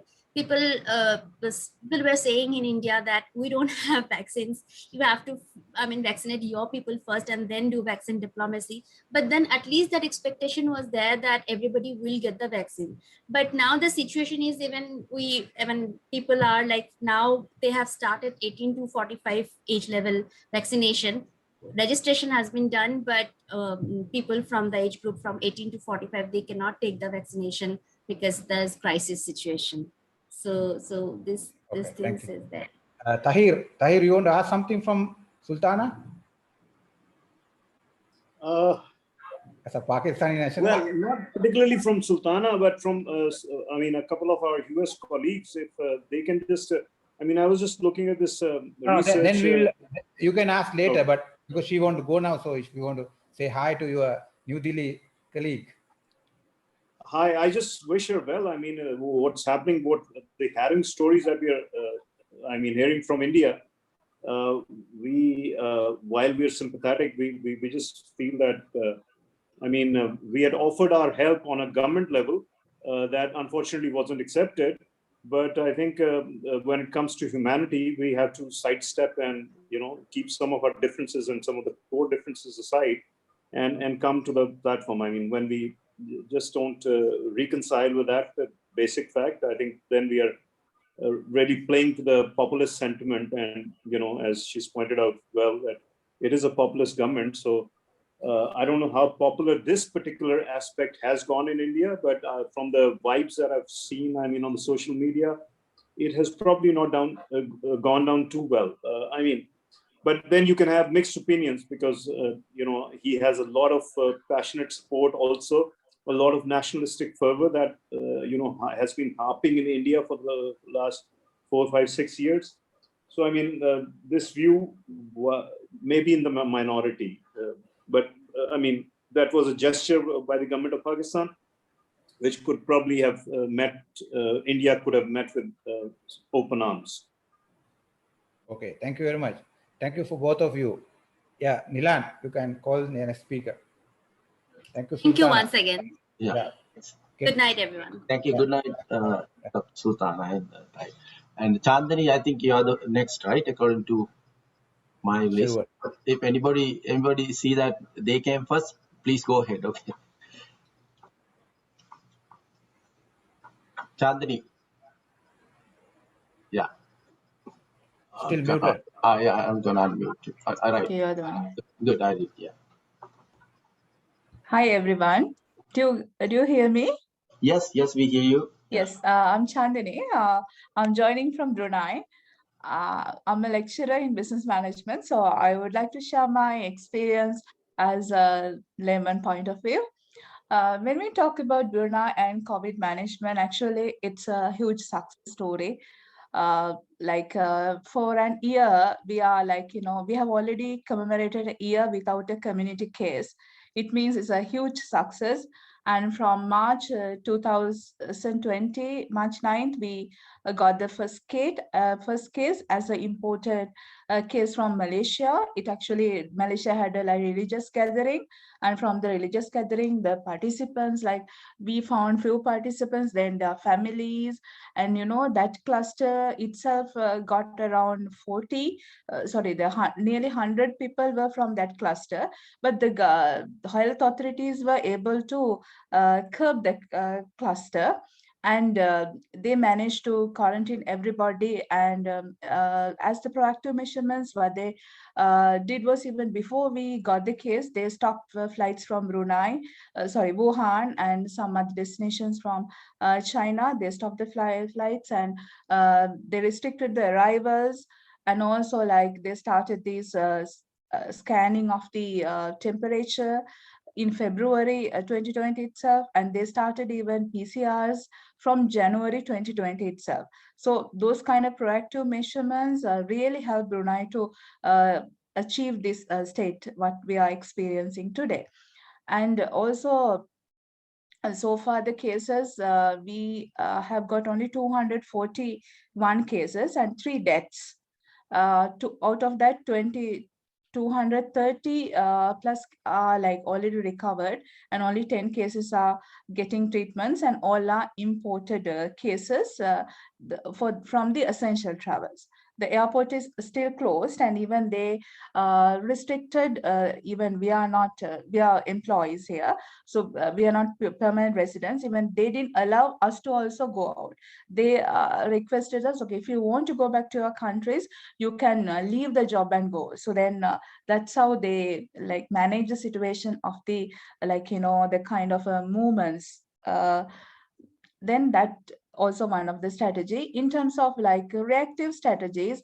Soon, in May 2020, they started already the app of like contact tracing app, and with that wherever we go, we have to get the scanning done. So it also helped them to like trace the cases.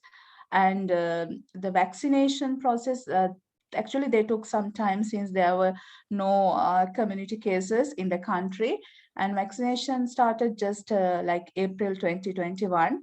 And the options are available, but the citizens, they are not really into the vaccine, because they are still thinking what is it, because we don't have any problem in the country and we are moving freely. The even colleges, universities, everything is like operating in a normal environment.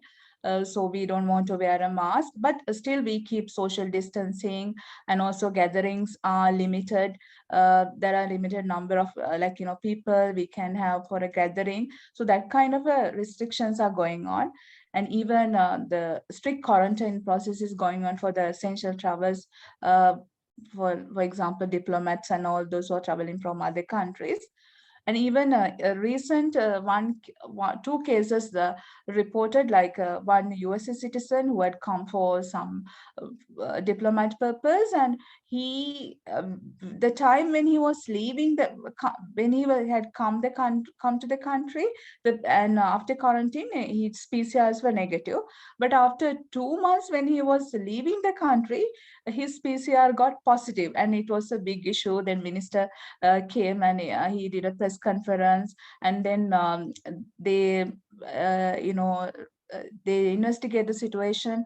Over there, it was found the person had got even 2 vaccines of Pfizer, but still they say the previous virus was inactive with him. So then therefore it was not even transmittable to others. So that kind of like they really get a micro approach. Even the small case reported, they really take actions and try to like control the situation to the 0 cases.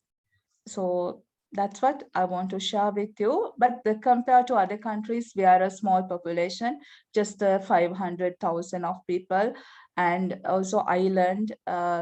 And other risks are like we are closing to Malaysia. We have open borders from different parts. So then Malaysia is like getting really the cases are getting risen. So that's a challenge, but still they keep the border surveillance and all in very well placed. So all these help them to control situation. Yeah, still people are like waiting positively with adhering to the government SOPs maintained. And so that's what the situation over here. Chandani, thank you. Now, Chandani, you have a king, right? You have a head of yes, state. Actually, His Majesty, and also even our health minister itself is also doctor. Right. So he is like very much into it. And the head of virology, he is the Dr. Terrence. He's from Sri Lanka, and like he is also in touch with us. And we say like our measurements are very, very advanced, and what they're telling is you don't have to really worry. But still, in a random case comes without knowing, so that's the case. Otherwise there won't be any problem so far. But who is the public face of COVID-19? Like, is it the king or minister or the head of? No, actually health minister and the health authorities. His Majesty has given all the authority to the health authorities. And health minister itself is leading, since he's a doctor by profession. Yeah. And people trust him, right? People exactly. And that's why I told you, like he comes, even in my small situation comes, even some virus, it's kind of a viral news goes on WhatsApp regarding one case found, and he comes and he does a conference and say, you don't have to worry about, we have investigated, there is nothing. He really clarifies it out. Even earlier, every day he comes, even one case, he comes and he explains, this is the case, this is the origin, these are the contacts, and like that, they really had their approach was very informative from the beginning. So that helped people to. Yeah, we also have a guy who comes always in the TV, but the problem is we don't trust him because he's not a professional. That's the thing. Yeah, true. I heard it. Okay, yes. Thank you very much. So Nilan, yes. Yeah, the next should be Upul from Sri Lanka, but he's away for a while, I think. And that next is Nirmalan. Nirmalan Das. Yeah. You can go ahead, yeah. Chandani, what happened to the doctor? That's what I'll call him and see. Please check. Yeah. Hi, Nirmalan. Nice to see you again. Hi, Nalin. Nice to see you. Yes. I hope you all can hear me. Yes, we do. And I'm afraid I'm going to have to share with you a completely different perspective. All this time we have been focusing on the disease and its treatment, actually. That's what we've been looking at. But I come from a different background, from a background of disaster management. And from where I come from, these pandemics are something that are a part of the modern civilization, not just modern civilization. And after this pandemic hit, most of us who were focused on the 100-year events, the last one of which occurred in the 1920, realized with a lot of discomfort that there appeared to be a 700-year cycle which takes us back to the Great Plagues. And these 700-year cycles have a history of being much more persistent than the 100-year events which cleared up in a year or two. So generally, we knew that this was going to happen.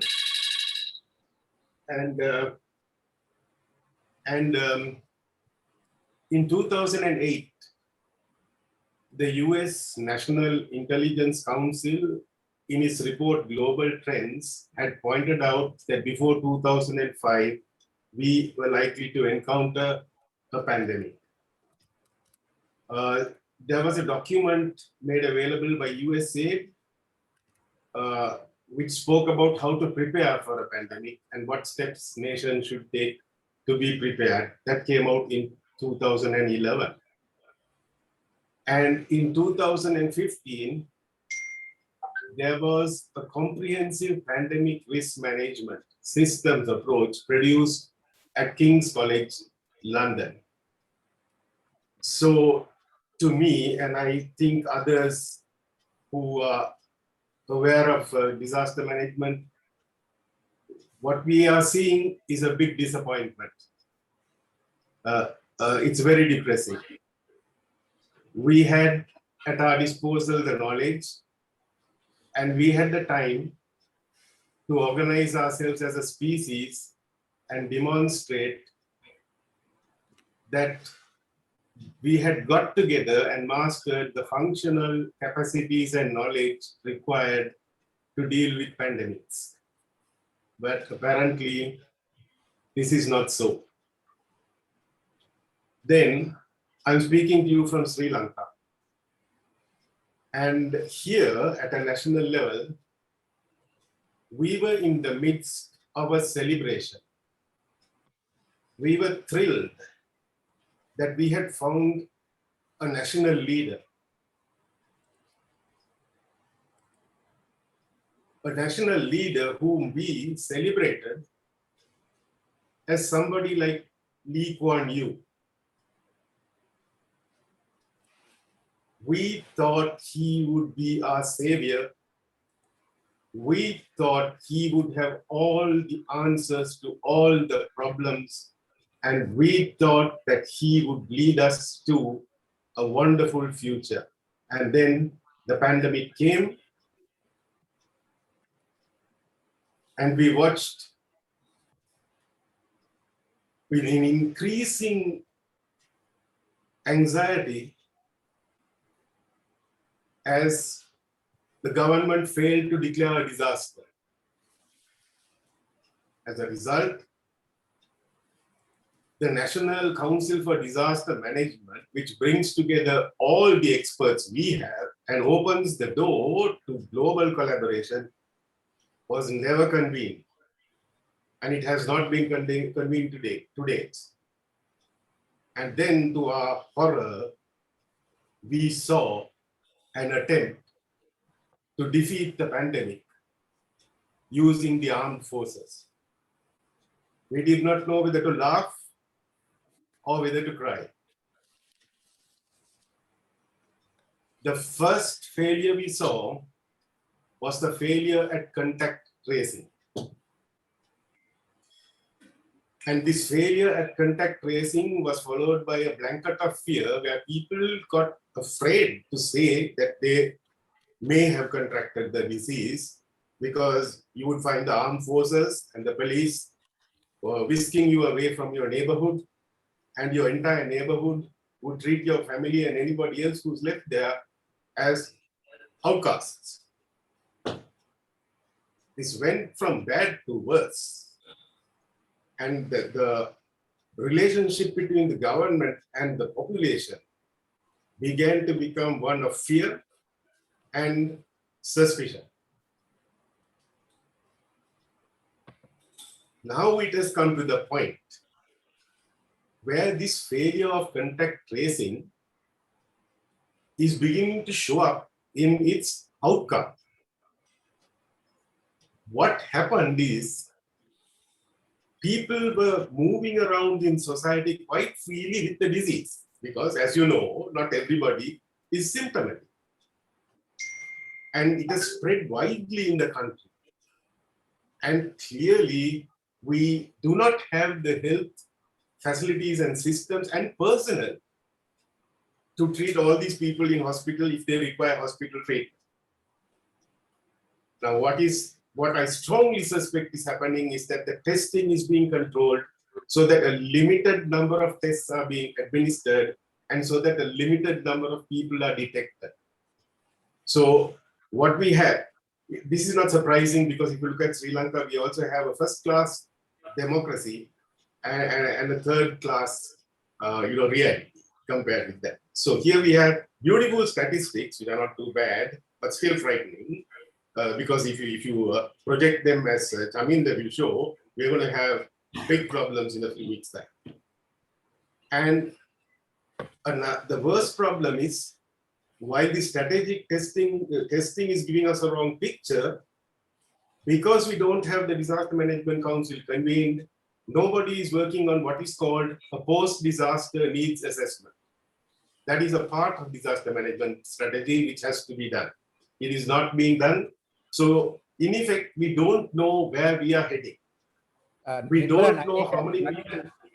Nirmalan, I need 1 minute just to ask a question from the Sri Lankan doctors, because you highlighted a very important aspect of disaster management in the case of pandemic. So if there are people in Sri Lanka working here as Sri Lankan doctors or health services, do you, for example, do you think Disaster Management Act or Disaster Management Council, as Nirmalan mentioned, is relevant to you? Do you have experience of working with them? Or can we consider pandemic as a disaster? I want you to give a brief answer so that Nirmalan can go ahead. If there are doctors working in Sri Lanka mainly.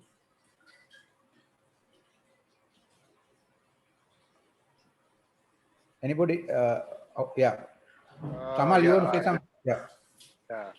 I think that's correct. Actually, we also consider this pandemic as a disaster. That is why we mentioned this as, actually we always think this as a crisis situation, the health crisis or health disaster. Disaster like either flood or tsunami like that. But the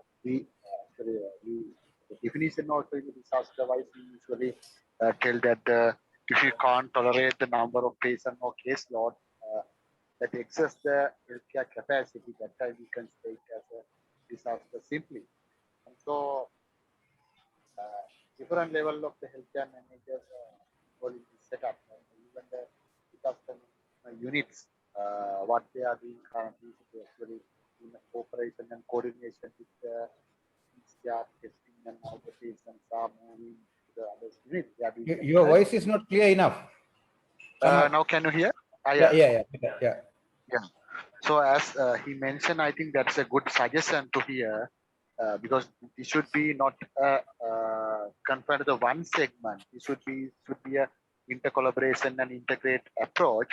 So I think that it's a high time that we can go with this type of disaster post disaster setup. I think that's a good suggestion we can get from the But my question, thank you very much. But my question now, since you are a, I don't know your current state, but employee of health ministry, now is there a institutional barrier, or is it a people's like egoistic problem? Why they don't, like, for example, connect with disaster management center or that ministry? Is it an institutional issue or lack of awareness? No, actually, the disaster management centers are working with Ministry of Health. That is why I mentioned they are managing with the Ministry of Health. Ministry has a disaster management center itself, and the National Disaster Management Center also. So both are working collaboration. But as he mentioned, I think we should. It is better we can adapt the new strategies from the other countries, how they have moved forward from the traditional disaster management setup. Usually we know there's a. I think that's a good point we can learn from this discussion. Yes. Nirmala, please, you can go ahead.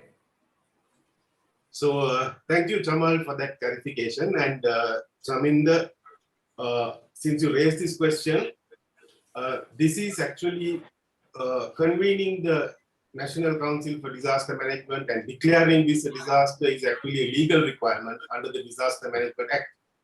And the government and the president are lax in having failed to act according to the legislature that is already in place and provided for in our country. Like I said, we have a pretty good legislature provided we abide by it and follow it.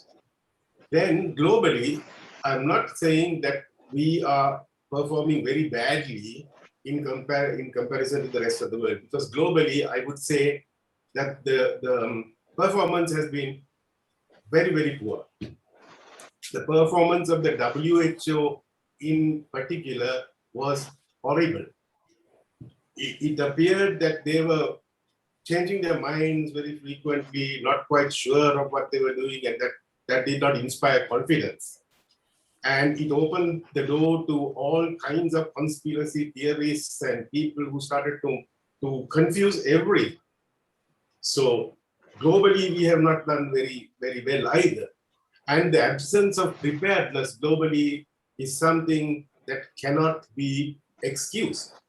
That is a crime against humanity, because we have the knowledge and we have the technology and we have the money to be prepared. And yet very few governments did anything to educate the people, to tell the people that there is such a thing as a pandemic which hits us every 100 years.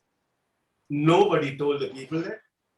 And nobody told the people how you must be prepared, what will happen if the pandemic, when the pandemic hits, what we will do and what you are supposed to do. That's quite simple. Nobody did that.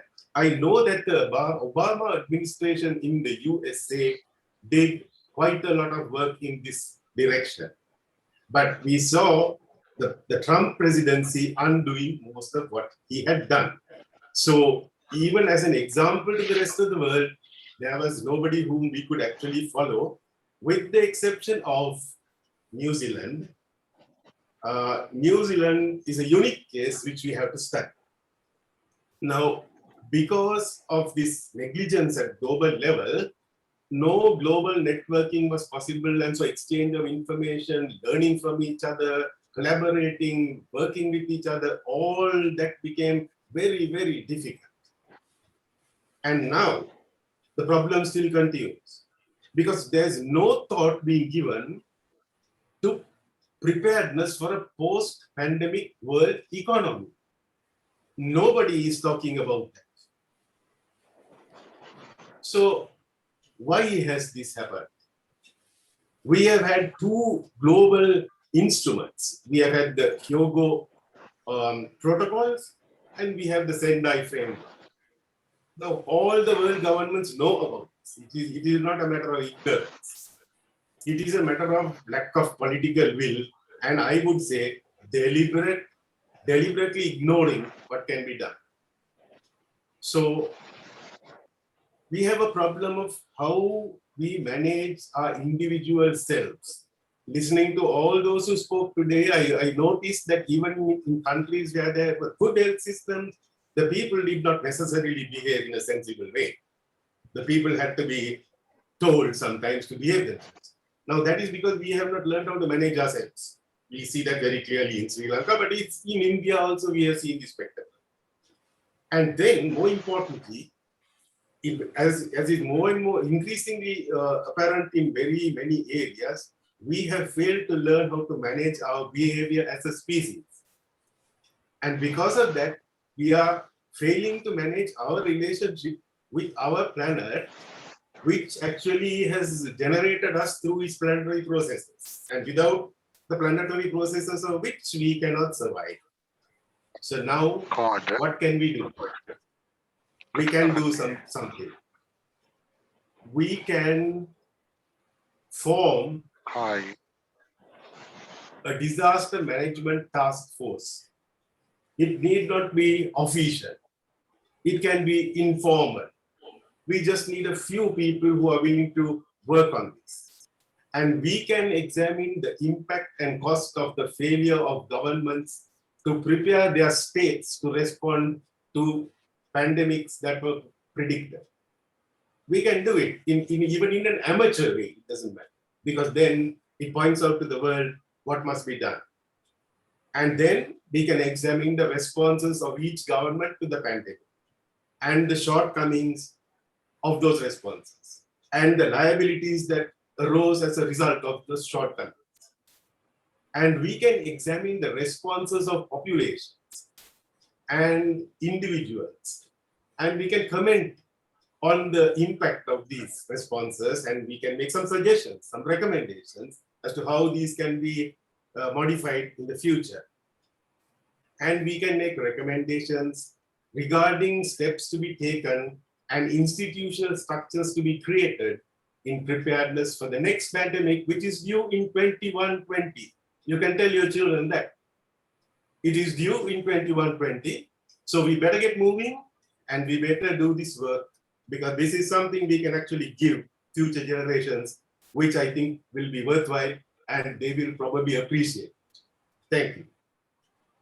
Okay, thank you, Nirmal. And now, very interesting what you said that the legal frameworks were not enforced disaster act or something. Now, interestingly, now in Sri Lanka, we are actually governed currently by the quarantine laws, which is like more than 150 years old. Anybody has like experience in their countries where there are new laws for the COVID-19, except other than what is available? Are there any legislation passed in other countries? Because we don't have even Disaster Management Act enacted. Any other experiences out of Sri Lanka? Tahir want to say something. Tahir and Ruan. Well, I just wanted to ask the previous speaker about the steps that he was recommended, but at the end of the discussion, he did elaborate on a disaster management thing.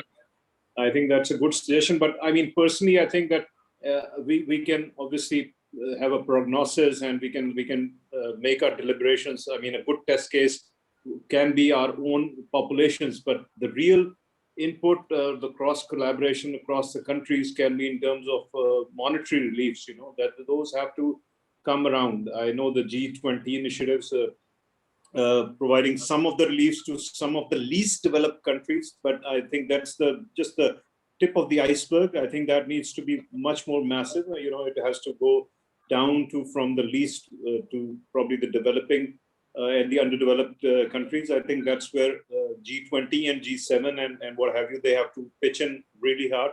And the other thing, I think in terms of the financial support otherwise also, because I mean, I heard that Pfizer, has been on a rampage in terms of making money out of this calamity, as opposed to Moderna, which is doing it on a non-profit, no loss basis. You have to encourage such companies across the world, and make an example of that, and also get some of the more profitable companies like Pfizer, contribute more to supplying these vaccines to the underdeveloped countries. till that happens, I think we can also obviously the research and development thing that is probably part of the collaboration that the previous speaker was mentioning. But you know, some of these financial inputs, they need to really follow the talk that is happening around the world. Okay, Ruan. Actually, in the Sri Lankan situation, he well explained that the disaster management should be taken the power to the run the show, but the from the technically and legally, the government not saying that yet it's not spreading in the society. So disaster management cannot take in place any legal action. Can he clarify that point? Thank you, Ruan. Actually, the Disaster Management Act is a part of a global attempt to institutionalize disaster management. And Chaminda, it is not an idea. It is actually already an act that has been instituted by Parliament. And it is an act that brings together several ministries under the council, so that when there is a disaster, you can coordinate everybody's responses and you can have a unified response. Now, I think, and one more thing, it opens the door to negotiate with global institutions for financing. And it also has access to the GFDRR. We used to have a policy with the GFDRR where immediate funds are made available for certain immediate actions which have to be taken. Now, Ruan, I think you asked me the question, why the government has not abided by this law that is already in place. You will recall that when this pandemic came to Sri Lanka, we were heading to an election. And then, so there was a lot of political concern about who's going to exercise political power and who is going to be in power. And if you look at the Disaster Management Act, you will find that it creates almost what is a special government, a government within the government, or a super task force, which is entrusted with dealing with this disaster, whatever it may be. And epidemics, by the way, are classified by the Act as a disaster. So the government, I don't think, was happy about the notion of having a body which had a lot of power, executive power, devolved from the presidency itself. That's how the Act works in Sri Lanka. So you would have a devolved section of the executive power, which would then go into action, and which could do certain things, like, for instance, something that I was constantly advocating right at the start: lock down those provincial borders, contain the spread. When you say lock down the provincial borders, what do they say? Hey, you're a tiger. What are you talking about? These fellows are asking for a separate state and you're trying to give them that, right? You see, so there were a lot of political issues getting messed up and making things very, very difficult. So the government very carefully avoided declaring a disaster and avoided convening the Disaster Management Council, and we are paying the price. We are paying the price now. So as I pointed out, let's try to get at least some of the post-pandemic actions which have to be taken. Let us at least get a few people who have the capacity. That's important, capacity. Sri Lanka, by the way, has a disaster. We have a national average IQ of 97. And those of you who are conversant with this whole IQ model will realize that people with a IQ of 97 are on the borderline of mental retardation. So we have a huge problem of human capacities. We need everybody to come together. Probably people like you who are abroad as well. Even recently, we had to call on a professor from Hong Kong to come and talk to our health authorities to convince them that we need a lockdown for 14 days. So you have a very important role to play. And we could start slowly getting together at least the conceptual frameworks that are required, and we could identify some of the dynamics that are required. We could recommend these things. Okay, so Nirmalan, thank you very much for this. Actually, I just wanted to show to you, all of you now, we actually have a UN kind of driven UN Office for Disaster Risk Reduction. There's a global adapted framework called Shandai Framework. So this is up to 2030. So this is how now in the world disaster related issues are kind of collaborated globally in the member states. So I would recommend you to, if you have not seen this, of course, this is adapted in Sri Lanka also, but read this, how we look at what you, Nirmalan, mentioned in a conceptual framework as a global one. There was a previous one, but this is now updated to Shandai Framework. So that is the conceptual framework there. Okay. Now, do we have a waiting speaker? Or can we allow Sujiva to ask a quick question or something Yes, like you that? can ask quick question. The Chamal is going to be next, I guess. Okay. Sujiva. Hi, thanks. I just wanted to ask you, since we've been taking it as a disaster, now the disasters are usually, it happens without much of a notice, or maybe usually it may be different because I'm not a disaster expert anyways. But in this case, we had enough and more time because the disaster, if we call it a disaster, the pandemic hit us much later than, and this is the third time, and the first two times, and we had no much of a pressure. And even if you take it as a disaster, we made it a disaster, I think, because I really don't know. I'm not a medical expert, but we put. We executed a plan.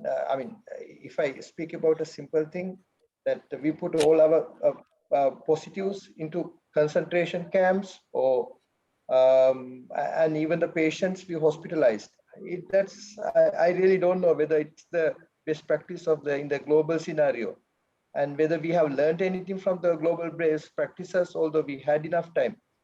I simply cannot agree with this disaster thing. I really don't think it's a disaster. Thanks.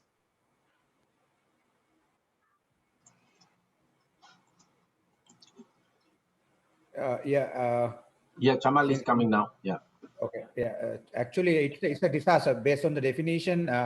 We have only man-made disasters and natural disasters. So it doesn't matter whether it's like we had time or not, but like floods, or for example, earth, how do you call it, volcano burst, or all these things are disaster. So not knowing is not a issue. I mean, it's not a precondition to have disaster, but if the system collapse, like it's a disaster, can be a crisis, but there's a definition. So I can assure you that this, as I think Nirmalan already mentioned, this is defined as a disaster also.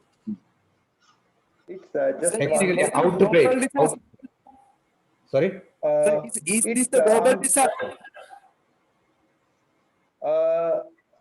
You can no, define but, even WHO definition, I mean, has WHO specifically used the word disaster. Yes. No, that's what I'm saying. Now we can discuss this, but the idea is any crisis which, if it's an outbreak or it amount to collapse of the system. The system can be early warning system for the cyclone, hurricane, or even flooding, or even health system. There's no definition problem, but it's I think mainly, as Nirmal mentioned, it's a political willingness of adapting the framework. But we will have that discussion maybe in a different way. But I want also, if you don't mind, after, who's the next one? Chamal, are you ready? Chamal, if you don't mind, can you allow Shiva to talk, because he's connected from US, as he has an important. It's okay. Yeah, it's okay. Yeah. Sorry. Yeah. Okay, I am online. Yeah. Shiva, you can go ahead. Oh, thank you, Shaminda. I'm sorry that I didn't plan for 3 hours. So, hi, Siva Nadaraja. I'm here in New York. I have a healthcare company. I'm involved in. I'm from University of Peradeniya. I came here 20 years ago, just like others.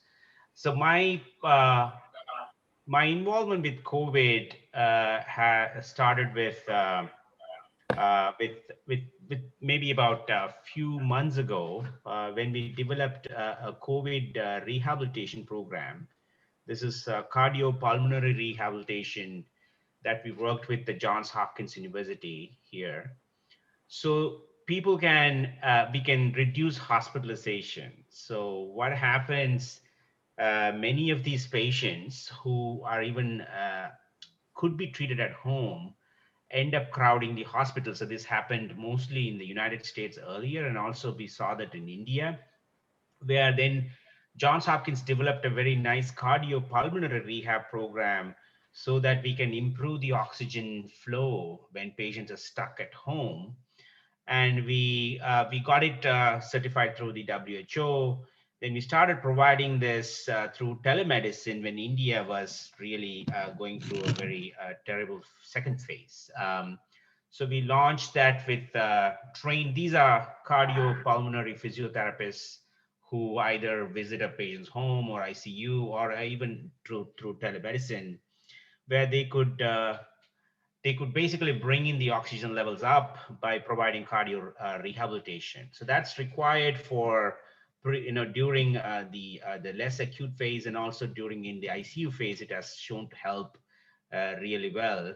Then also post-COVID, our company, and I'm also part of something called the Long COVID Alliance, which is a group here in Washington, DC, where patients are developing post-COVID, they call it long COVID, especially chronic fatigue syndrome, where people cannot get out of the bed afterwards, even after they got recovered. For that, we are developing some rehabilitation program. So we've been successfully implementing that so far in certain states in India through our telemedicine and also on ground programs. So I offered up to Chaminda, we can also expand that in Sri Lanka if anybody needs telemedicine based cardio rehab, so they could get at home. It's not for somebody who's like oxygen level has dropped below 90. We cannot treat those patients, but if they have oxygen levels above 90, we can treat them at home through telemedicine, providing the right level of breathing pulmonary exercises, because some of them are trying on their own, self-medicating themselves, right? Doing something that is not appropriate. They should not be doing certain breathing exercises in certain stages. So we kind of guide them through the right level of rehabilitation at home, cardiopulmonary rehab. Then the ones who are discharged from the hospitals, they require cardiopulmonary rehab as well, and also they require certain other rehab so that they can get back to work. So that's what my company does, and we're offering it for free for India and Sri Lanka. So if anybody is interested, just contact my company and I will arrange it through telemedicine to help patients who are either stuck at home or getting discharged from the hospital, because in Sri Lanka, we don't have an office, so like we can't send people to ICUs. In India, we have an office, so we are sending our own therapists to ICUs to help large hospitals reduce hospitalization and also getting them discharged early, without keeping them longer in the hospital. So that's my short thing, Shamin, there. Siva, question now. What's your company's name? We are Jago Health, Roshan. We are based here in New York and New Jersey. Okay. We are not really, COVID is something that we started doing because, out of need, but we are onto rehabilitation into stroke and other things. Yeah. So you're like a teledoc, right? We actually have a unit that, like a biosensor, that we ship it to a patient's home, but for cardio rehab, we don't, because we cannot ship it every place. So we do rehabilitation by through a digital health thing that we ship a unit home. So, and yeah. So you're a blend of like Intuitive Surgical and teledoc company, kind of like a blend. Right? Yeah, we sort fall under something called digital therapeutics, Roshan. It's Okay. a new classification FDA created. So the software does all the magic. I don't want to get into the other rehab, but we treat mostly stroke and chronic pain and incontinence patients. Rehab for COVID was something new that we got, from the Long COVID Alliance reached out to us and they asked us to launch this. So we worked with Long COVID Alliance, which is you probably know, recently Congress last week approved a large funding for long COVID. It's a bipartisan approval that they're gonna do like $1.5 billion, especially to treat patients who are going through long COVID. 30% of these patients develop chronic fatigue syndrome, where It's one of the there's no treatment right now for chronic fatigue syndrome. You just Right. you can't get out of the bed. Yeah. Right. Are you working with any U.S. agencies like USAID, State Department, anything? Anybody? No, not at this point. NIH, yes, NIH, yeah. NIH, okay. Yeah, NIH, yes. We work with Okay, Shiva. NIH. Research is at Harvard Medical School. Brigham's and Women's is a partner. Yeah. Okay, thank you, Shiva. Thank you for your Shiva, now let's say now I still this is like kind of Latin for me. So let's say now if we want in Sri Lanka to get your expertise, how kind of I categorize your let's say segment of what you said, and also who are the best partners? Is Ministry of Health or pharmaceutical companies or pharmacies, who or private companies? Ideally, we go through the government, Chamin, because we are right now doing the COVID rehab for free. So, moment you involve a commercial entity, then they want money involved, and that becomes trouble. Then we normally in India, mostly state governments, right? They are working with us. So we didn't, Indian national government is kind of crazy. So we're working with the state governments. They reached out to us. So they basically, we give them a call center number and an email and a WhatsApp number. So anybody who is home, ideally, if they have an oximeter at home, it will be good for us to measure their oxygen levels. So we don't want to keep them at home when the oxygen drops below 90, right? We need to send them to the hospital. So anybody who is above 90 oxygen level, we can provide them the cardio rehab at home. And it's a very evidence-driven approach developed by Johns Hopkins to help patients do the right level of rehab. So any patients can contact. We schedule a video consultation with them. Normally, we also do it for companies. Especially in India, many companies it's like a mini pandemic going on within the country, within companies. So we do that with the companies on a session like this, and we help them with the rehab. That's the first piece of it. Then the ones that we are not talking about is the one who actually had COVID and discharged, right? They are the ones who, 1/3 of them will develop something called chronic fatigue syndrome. Where you can't get out of the bed. Normally when you have a lot of fever, you feel that for 6-7 months, right? So that's normally, you're completely fatigued. And for that, we also provide rehabilitation for them to recover with the right level of endurance trainings and right level of, we call it progressive muscle recruitment. So that helps them get the control back. But that's, I guess, a long-term thing. But right now, if anybody got stuck, I'll share the email address and WhatsApp number they could contact, and our therapists can directly work with the patients. Yeah. Ideally, if they have an oximeter, it will be good, at home, like a small pulse oximeter. Okay, Nilan, you can continue with the next speaker. Next, the Upul is not here. I think maybe he's busy in the hospital. And now I can't remember now who's next to. You remember anyone can come now, right? Actually, we have Lasit and Ruan. Yeah. Chamal didn't come, right? Yeah, Chamal. Yes, mentioned. Yeah. Yes, good evening, and thank you very much for inviting me. Actually, I would like to share how this COVID-19 pandemic challenge accepted by our health system as in Sri Lankan context, because actually I was in the ministry from that time. So this is a new experience for the most of the time. Even we have eradicated malaria, and now we are having a success in the dengue. So this type of massive pandemic is globally spread public health emergency new to the administrators and health sector currently working. So and they haven't faced to this type of massive patient load, especially first instance they collected, they control it. From the second wave, when we mentioned there's a second wave onward, we are facing these challenges because in our health sector we have just around 350 hospitals set up with around 80,000 beds allocated, and also nearly 500 to 750 ICU beds. So as we know, the COVID-19 up to the some majority of patients, that means around 80 to 85 patients are asymptomatic. First wave and second wave, we try to manage it. Even we take over all the patients with PCR positive in the hospital setup.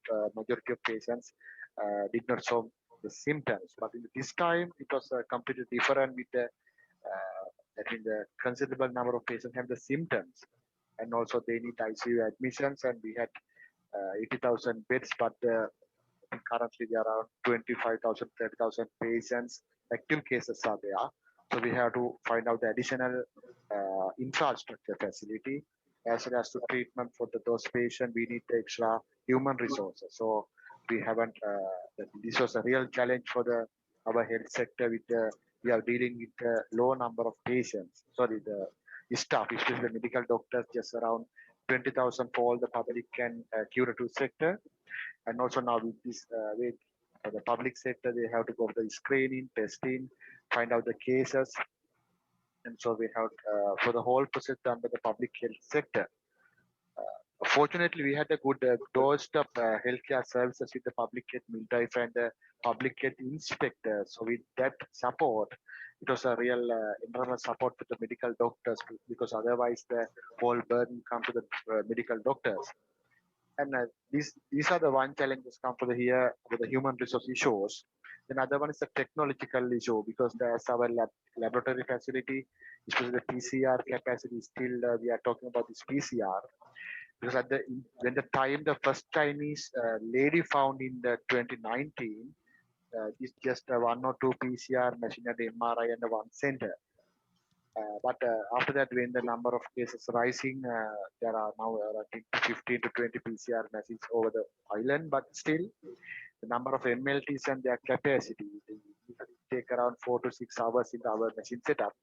So when the number of active case, the number of samples collecting yet, even we are collecting daily 15,000, 20,000 tests. Because of this, we need to expand this laboratory facility, infrastructure facility. Then we can't give this 20,000 result at the same day. So this is the one issue that we are facing. We have to wait for some days to see their result. And the accumulation of this PCR, the patient, the education of the patient, sometimes with the rural level is less, and they tend to go around the country waiting the PCR. Sometimes by the time they are positive, get to know about the positive, they have infected another 10, 15 patients.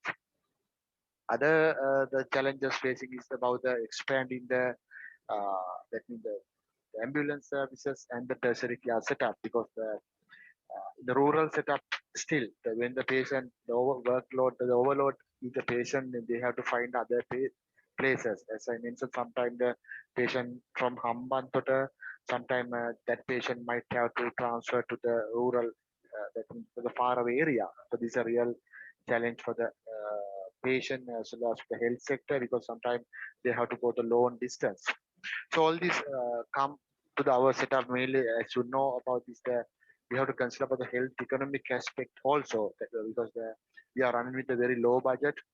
In the past 50 to 70 years, even with this low budget, we are in the first, second place in the world with the excellent healthcare system.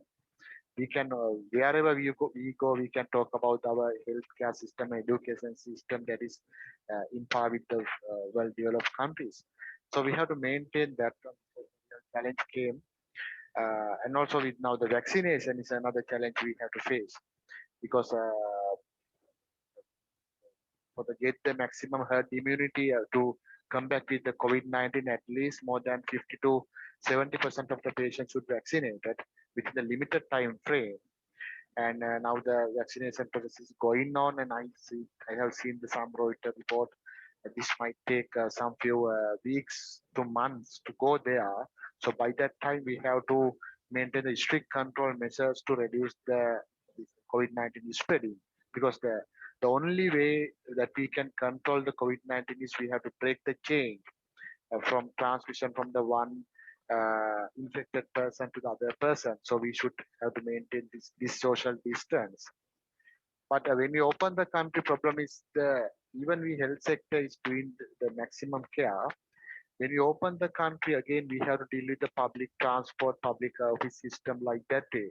So that's the issue. Can we rely on this system, public transport and other system?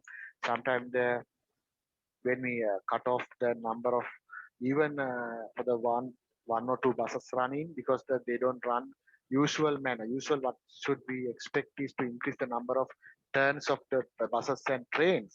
But when the number of passengers are there, they tend to reduce the number of turns. So as a result of it, I have seen that one bus or the one box of the train carried around 200 to 300 passengers. So we have to look after these things also. Even we are dealing with the health sector, we have to collaboratively working with other sectors to give their support. And even our literacy rate is high. This healthcare literacy we have to maintain. That's a real challenge because we are giving these public health messages to public. But when you open this country, we have seen in the last few days also, they tend to forget everything. And this might, because we can't completely give burden to the government as a person, as you are living in the overseas, you know how you have to manage the discipline of the country, discipline of the persons. So if you are losing this discipline, then the real burden to the country. So we have to maintain those aspects. I think it's a real challenge now we are facing. Still, with our medical doctors, administrators, nursing staff, all are giving fullest capacity to. Still, I think still almost all the patients are hospitalized. Even the message crossing over that the patient, we can keep the patient at home, but still health sector try to get down every and each patient to the nearby hospital setup. But we don't know how long we can maintain that one because there is the rising cases, and still now that we are in the middle of hope, in the middle of the third wave, nearly middle of the third wave, and nearly 2,500 cases is around 39 like that they reported deaths there. So the coming 2 to 3 weeks are very crucial. This will direct us where do we have to go. So these are the real challenges we face. And as Okay, Dr. initial Kamal, discussion mentioned, sorry. we have to, yeah. Dr. Kamal, now I think you have raised like a broad issues. I mean, I also watch your video, which I'm really impressed with that because I've been talking about the similar issues from as a non-medical person for 1 year. For example, I want to calculate R naught for Sri Lankan situation in May 2020, but you know it was so difficult to find like 80,000 bed numbers and the ICU beds. So information that time of health ministry was like a dark hole, right? So I had to do a lot of estimation. But you raised a lot of issues in terms of accuracy, the timing of the information, using of technology. But I don't want to ask all these things, which are maybe we can discuss later. But I want to know, I heard and I read about the issues you face as a part of you being transparent and going to public with these issues. Can you, for the information for the audience, if you can share your thoughts on that, I can next ask Namal to talk, but please share with us because we are actually we are very happy to have people like you working in the sector because we keep on making jokes and blaming and complaining, but it's very nice to see people like you raise such issues. Please go ahead. Yeah, actually, it was not accidental from the since the 2019 November, December. I was involved in using the journalist field, journalism, and the healthcare promotion field. So when I get to know about the 2019 November, December, I noticed that this first instance in China in Wuhan. That time I wrote to maybe the first article in Sinhala 2019 December published in Aruna paper, educating the Sri Lankan public about this. That time, even China, WHO did not notice this as a pandemic, global pandemic. But I think you can remember that the one China doctor, he raised influence to the Chinese government to please inform WHO to inform this as a this might be a global pandemic. That is why later Donald Trump also raised this claim against the China government why they haven't informed it early. So that time, from all the research articles and the fact and figures, they mentioned there's a probability going for this might affect for nearly 2 years period. So I mentioned that one also there. Since then, last 1.5 years period, whenever there's a new research finding, I usually discuss with my colleagues in the UK, Australia, New Zealand like that. And I always try to double and triple check about these facts and figures. And then I noticed recently, because of we are having this lockdown is going on. Sometimes we are opening the country, but we are blaming to the public because of the, as I mentioned, there's no discipline in the public. But No, I noticed that if we are answer this right, question. No, answer this question very briefly, because why yeah, now people like yeah. you should be welcome and treated better than discouraging you. Why is that? I think. Can you hear me? I think I just. Yes, yes. Hello. Yeah. Okay. The main reason is that I think in Sri Lankan setup in culture and set up their policy level.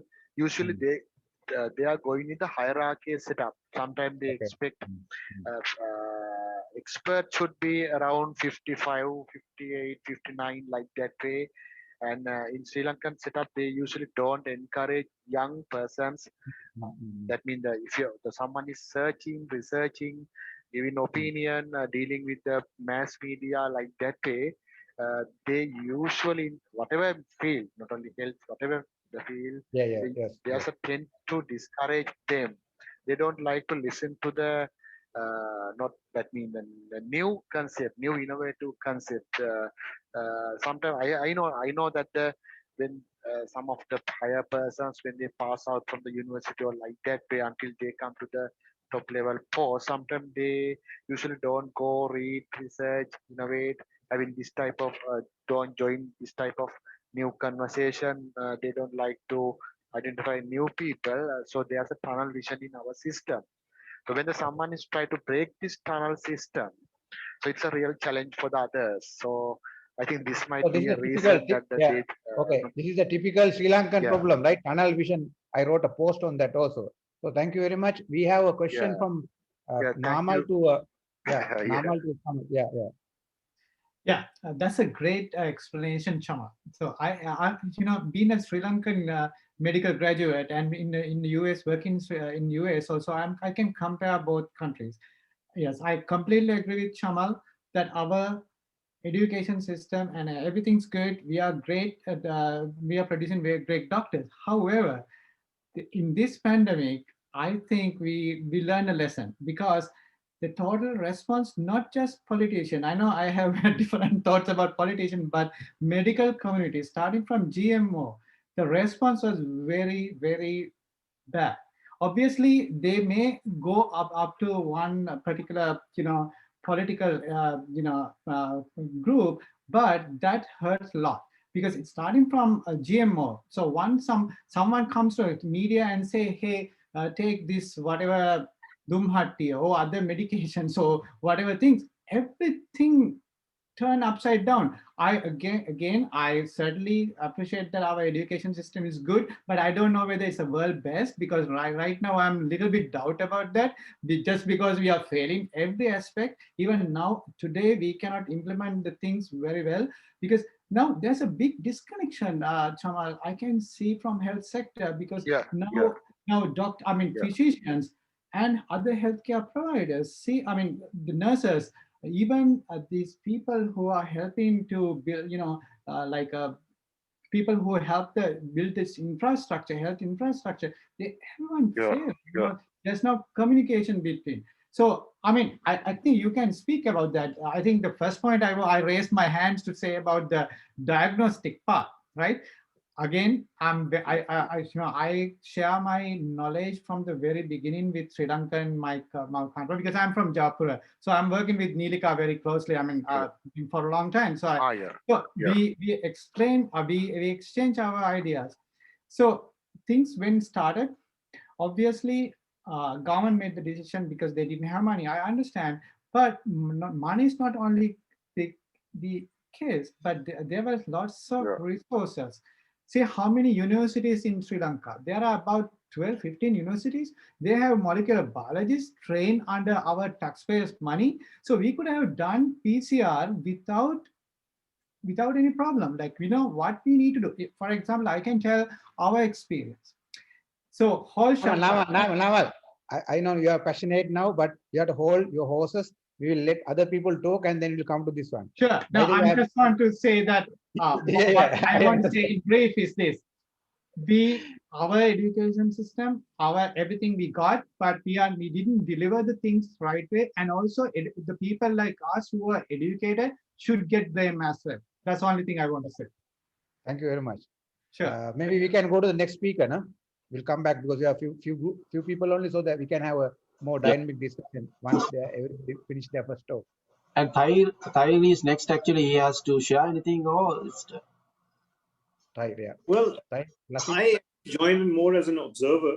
I don't have any, handy slides or any workout. I would just, I can briefly tell you about Pakistan's experience. I mean, Pakistan, when the COVID happened, it all started with certain,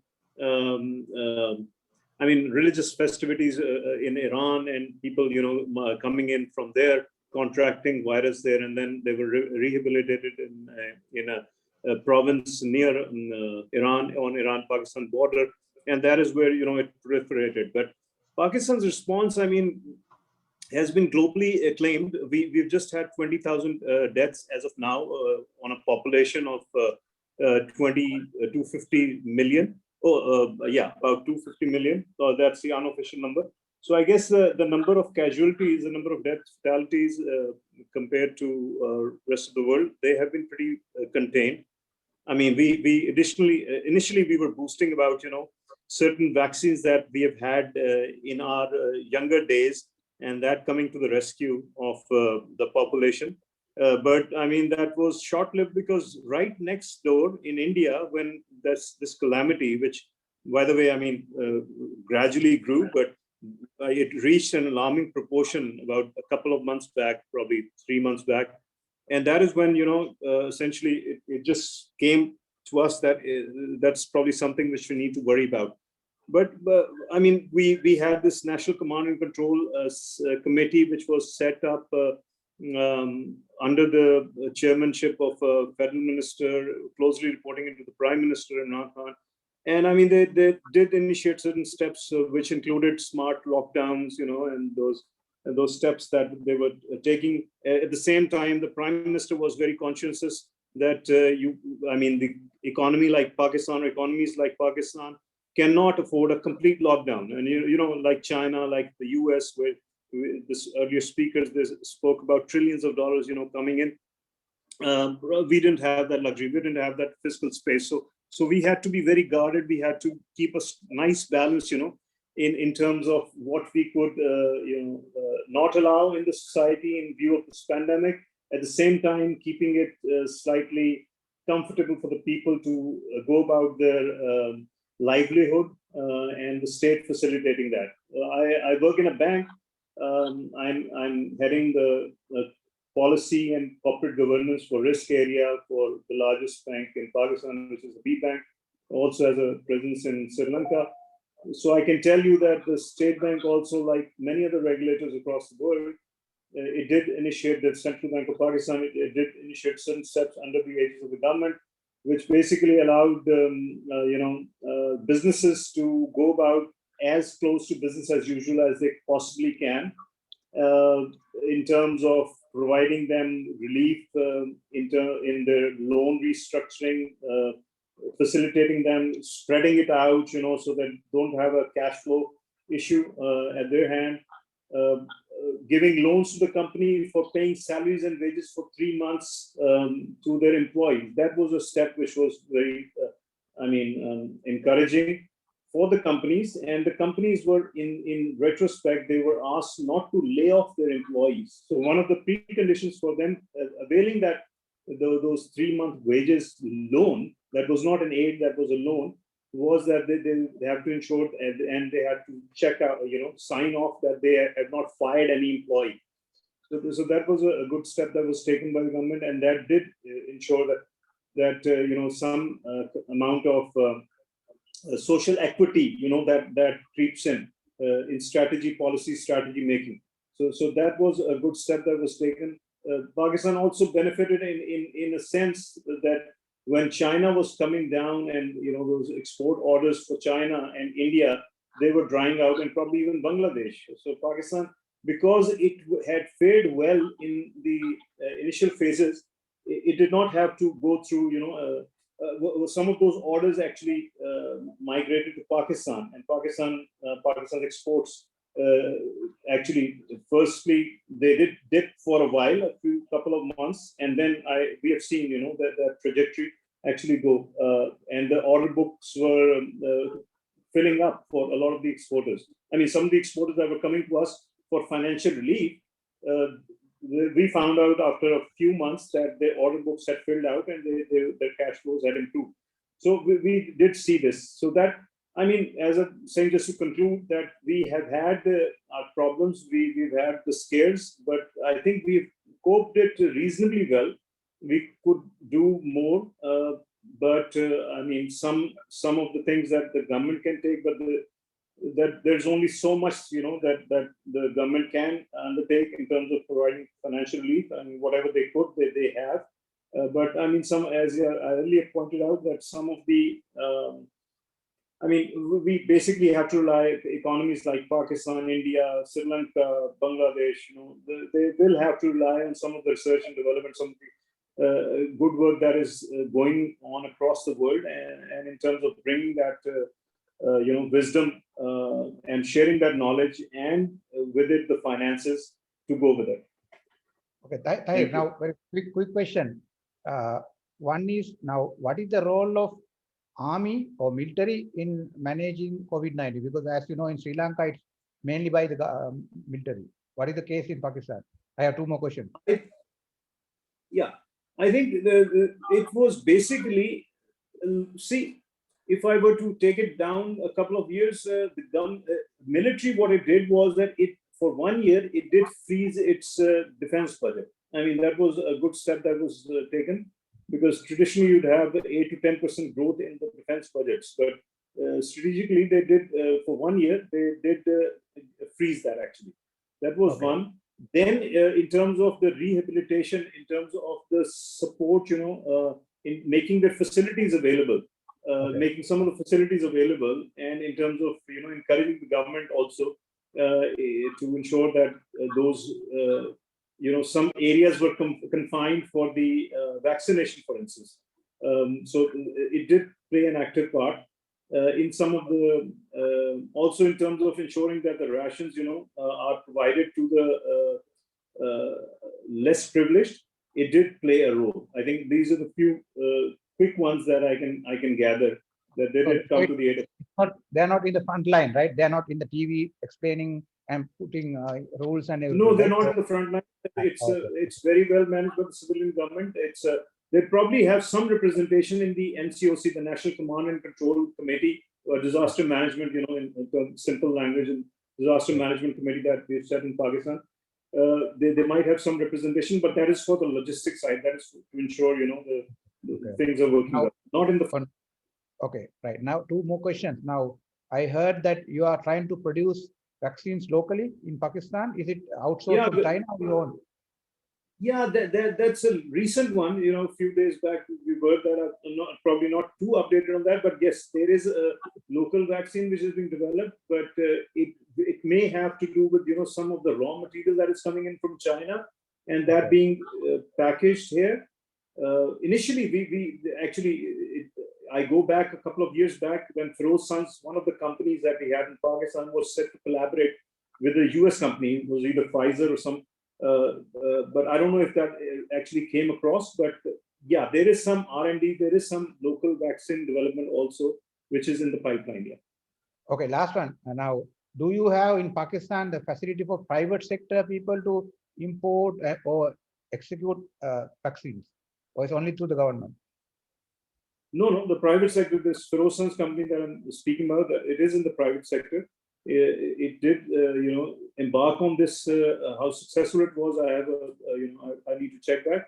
But yeah, the private companies, and then it's not only the local pharmaceutical; it's also the some of the foreign pharmaceuticals that are operating in Pakistan, like GlaxoSmithKline. What I'm saying is, can you get your vaccine from a private hospital or through a private channel by paying money?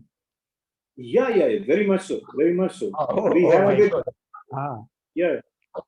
But you know, there is a question of equity then, that because some of the government vaccine that is coming across, that is subsidized, but or relatively, but in the private sector, that subsidy is probably not there. So you would see the price of the vaccine relatively higher in the private hospitals. But it's possible, right? It's allowed by law. It is very much possible. Yeah, it is happening. But private sector is compared to public sector, we're probably, I don't know, I mean, if I have the numbers right, but public sector naturally in Pakistan would be predominant, 80-90% would probably be in the public sector, 10-15%, the more privileged ones, they would be going to the private sector. And then you have corporates also. Corporates, our bank, for instance, was the first bank to have introduced this vaccine program for its employees. When the government was, thinking about having this for the first, in the first cut for the 60 plus, and then in the second cut 50 plus. So our bank, and then looking at our bank and some of the other multinationals, they also came in with the programs for their own employee vaccination. So where did you get your vaccine? Did you get?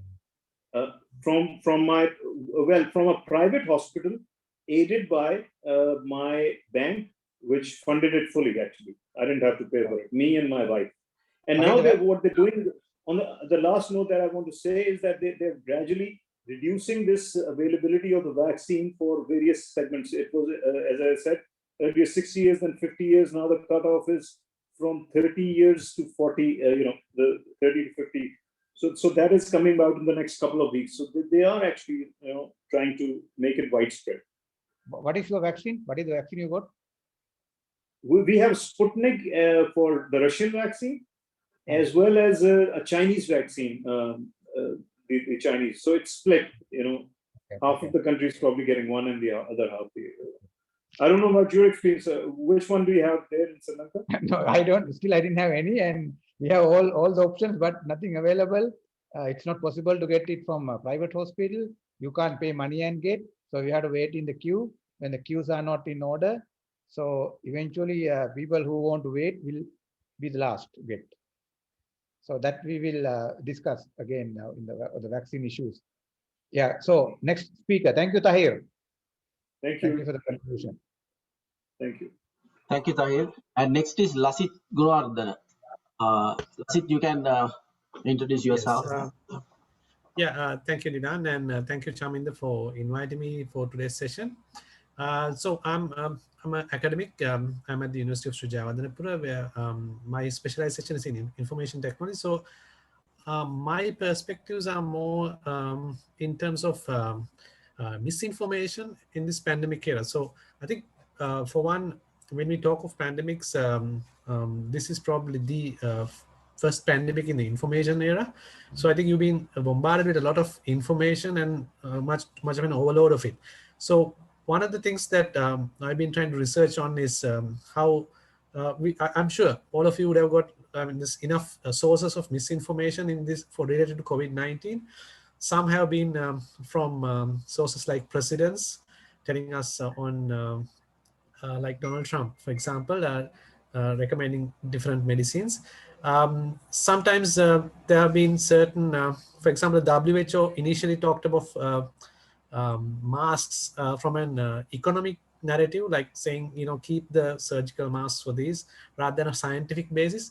So of course, there as the pandemic evolved, more sense or scientific sense has come to even the WHO, I would say. So I think there's a lot of learning experiences, and initially when people didn't know much about it, there was a lot of misinformation flowing. To a certain extent, Facebook and social media have clamped down on this. In Sri Lanka, for example, the Health Promotion Bureau is the verified source which Facebook, for example, indicates for COVID-19 related information, and they're doing a reasonably good job at it given the resources that they're running it with. But if you look at the bigger picture, especially on social media like WhatsApp, for example, there's lots of circulation of messages related to COVID treatments, and that's actually, I think it's especially on things like WhatsApp. there's no regulation. There's no regulation possible, and that's actually a concern. So unless people are educated themselves on how to separate fact from fiction, I think in a general sense, that's actually for future pandemics or future users of social media. That's actually something we need to inculcate in not just younger generation. For example, right now in Sri Lanka and many other countries, I've been collaborating with fact organizations which do fact checking, like Fact Crescendo, which does fact checking in the region. And one of the things that, even in India, for example, is that some of the misinformation actually is flowing through an age population who are using smartphones. So they see messages coming up on social media, and they just accept it as true without filtering, without considering how to verify that. So those are concerns that are coming up from a technology perspective. Beyond that, I think from education, the pandemic has, like I think one of the participants mentioned that the richest population, the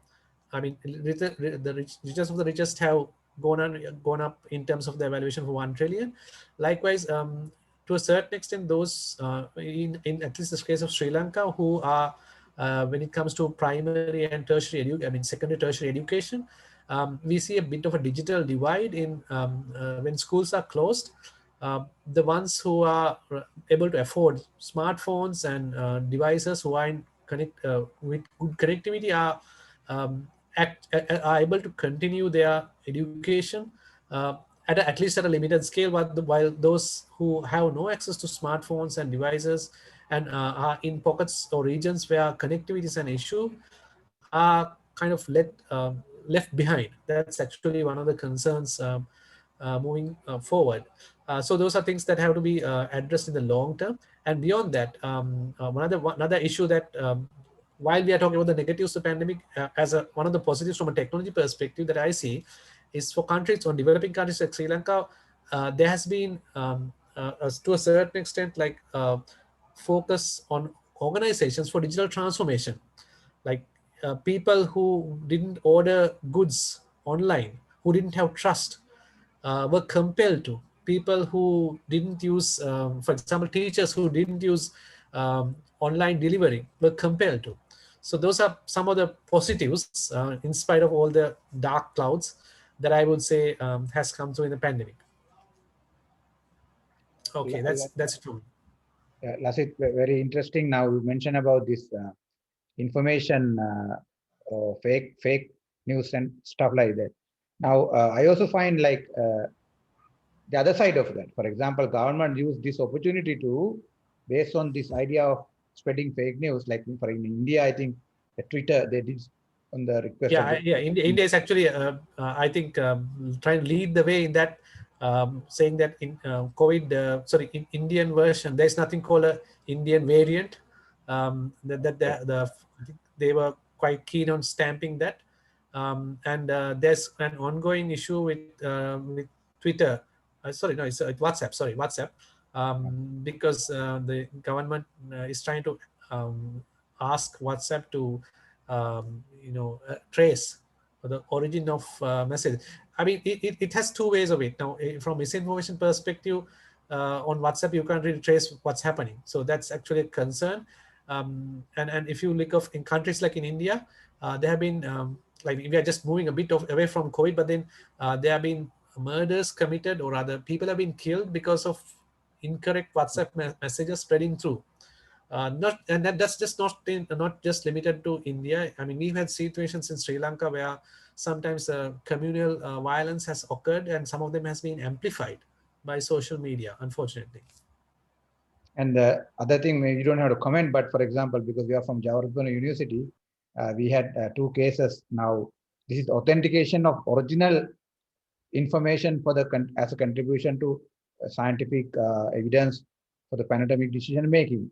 Now we have well-known, respected scientist Malaika, right? She's like highly respected now. Yeah, so her contribution. And we had the same, from the same university, another person who created issues because of this Islamic, burial kind of issue without any scientific evidence. She made strong statements which were taken by the policymakers for their purpose.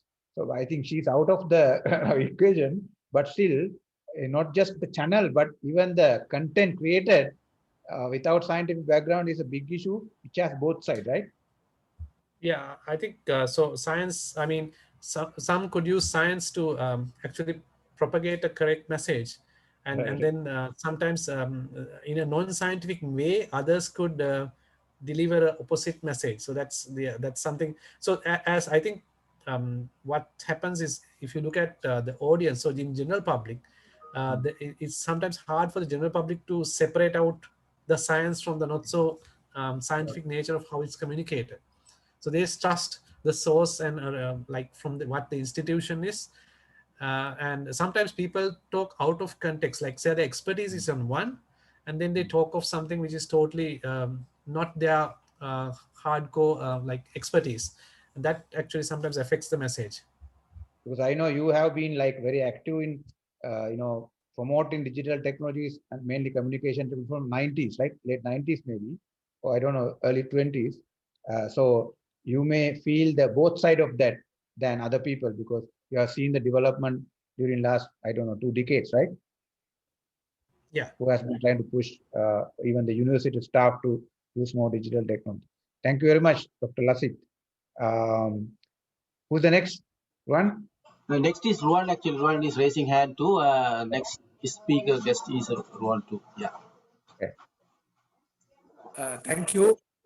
Thank you, Mr. Chaminda Hettiarachchi, for inviting me. And my question was from the IT expert that, in this world, he says that this is the pandemic in the IT era. In the IT era, we are so poor that, that even our government, when our presidential came, he says the oracle and the miracle and, IT and even other candidates says, that what is called midwife can be sent to the any kind of patient with a tip of, the fingerprint, but that's never happened. I am also a chartered engineer. I also think that in this world, we can have the cloud computing and we can have the nanotechnology, we can have the big data, and we can do anything what we like, and we can have a total control about the world. But to be honest, as our disaster management expert says, we are very poor guy. About in total discussion, what I feel is we should think this total thinking differently.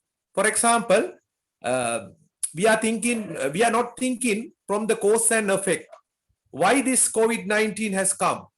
About 200,000 years ago, we had only human, there are about 6 species about Homo sapien. Now only the Homo sapien. About 20,000 years we developed. From the about 5,000 years, from 1 million to now 7.8 billion.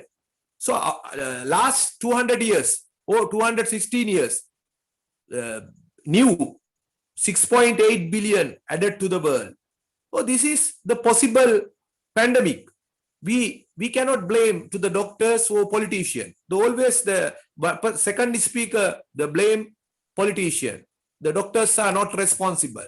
Or healthcare is good. We cannot say like that because I feel every human being in this planet is responsible for this crisis. And we have learned about, what is called business continuity plan in management and in disaster management. We learned about plan B, plan C. The way about United Nations and who is doing. Actually, the first speaker and second speaker nicely speaking about the China. China is far better now. You take the Korea, they control the pandemic. The China totally control. But America and India, the Brazil, struggling. Why you take the America, they have the, as he said, about 60 or 30 state or 52 state, different laws. So what is the problem? Problem is the leadership problem. So even in the planet as a whole, we don't have the leadership. In the planet, we don't have the CEO for the planet, like UN or the WHO. Everybody blame others. So this is the problem. The cause of this problem, we should look at from the origin. As the first speaker says, virus is everywhere. About billions of viruses there. From the beginning of the earth, about 4.8 billion. The viruses are there from the beginning. And now even every human body, there are about 10 times more virus cells than normal cells. Then the virus is very natural. So why, as everybody in this world, why we not focus the pandemic? Why we not anticipate pandemic? That is my questions. And as a disaster management point of view, even our country not announced this as a disaster. Even globally, why they not allowed as a disaster? Why not have the one governance body to mitigate this problem? That is whole of my thinking, and we should sort it out this problem and find it out the solution and make it out the solution together with everybody. Then IT will come to help. As I am IT expert, I need to raise the question: why we cannot use IT in the IT era pandemic like RFID to plan the queue management? You take the Moratua case, there is no any management in the queue. Everybody politician, they give the chit and all. So why this happened? This is not even in Sri Lanka, even in other places of the world. Why we not use the technology like RFID or queue management or whatever, even the app, or even the Facebook or whatever, to sort it out, this problem? That is my point of view. We should focus as professionals. What is the solution? That's the problem. Actually, to be honest, with this kind of pandemic, we feel that even the doctors, even the engineers, even the politician, as a human being, even we talk about that human being are the far superior than any other animal. Take empathetically what other animal think about us. You take about Australia, 2-3 years ago, about 2-3 million camels have killed. Take other animals and other plant, how they think about human beings. That's my whole point. And as a human being, be responsible for the animal beings and the plant beings survival of this planet, and we damage their survival too. What is the solution? That's my question. I thank you very much. You don't want to give your solutions? Any question? You didn't give a solution. No, actually solution. Yeah, that's actually Mr. Chaminda Hettiarachchi, as you organize this kind of forum, that is one solution, the collaboration and co-creation. Say, for example, the top leaders in this world not taking responsibility like you. Are they collaborate?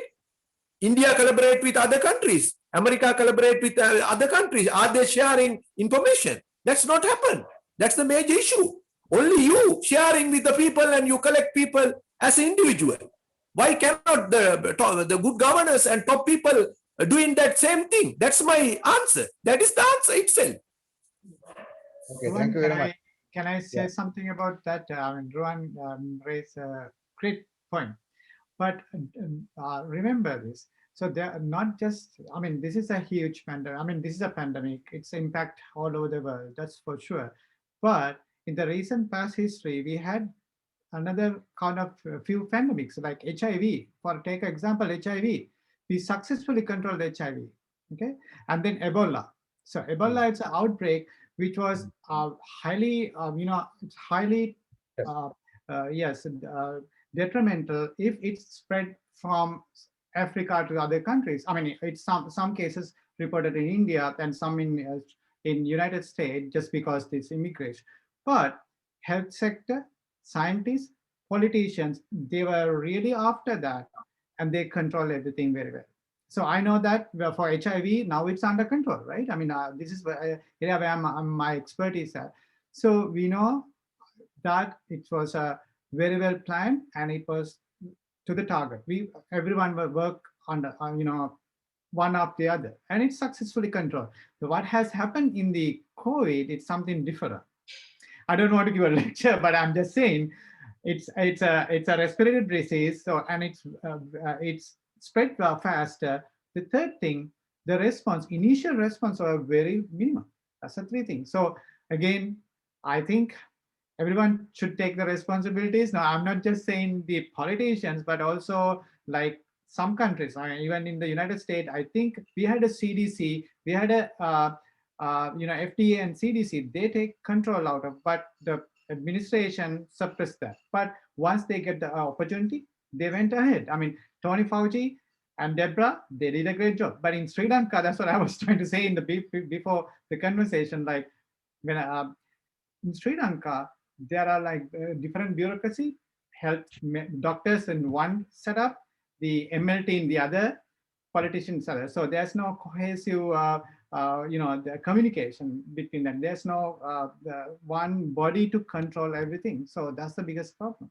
I think what we need to do as educated, so-called educated or people should implement the policies, not just depend on the politics, but scientifically. So that's what I think. So epidemic comes time to time, for sure. Its next epidemic will be here next year, but we need to be prepared. That's why we are educated. We are just learning. Amal, just want to say something on the idea of why people cry now, because there's a saying, I think this was Irish Army, right? Irish Army bombed several times to British Queen, but she was not hurt. So then one guy, reporter asked Irish, I don't know his name, Irish, head of Irish, you try to bomb Queen several times, but you couldn't do anything, any damage. So what do you say about it? So he said, we can make mistakes, but Queen cannot make one single mistake. So likewise, how many times you recovered or controlled diseases or pandemics, people don't notice.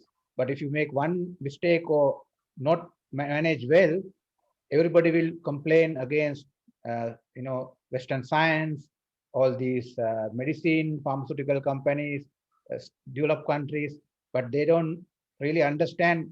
Every day there somebody trying to work on a vaccine or trying to prevent a pandemic or doing a lot of research.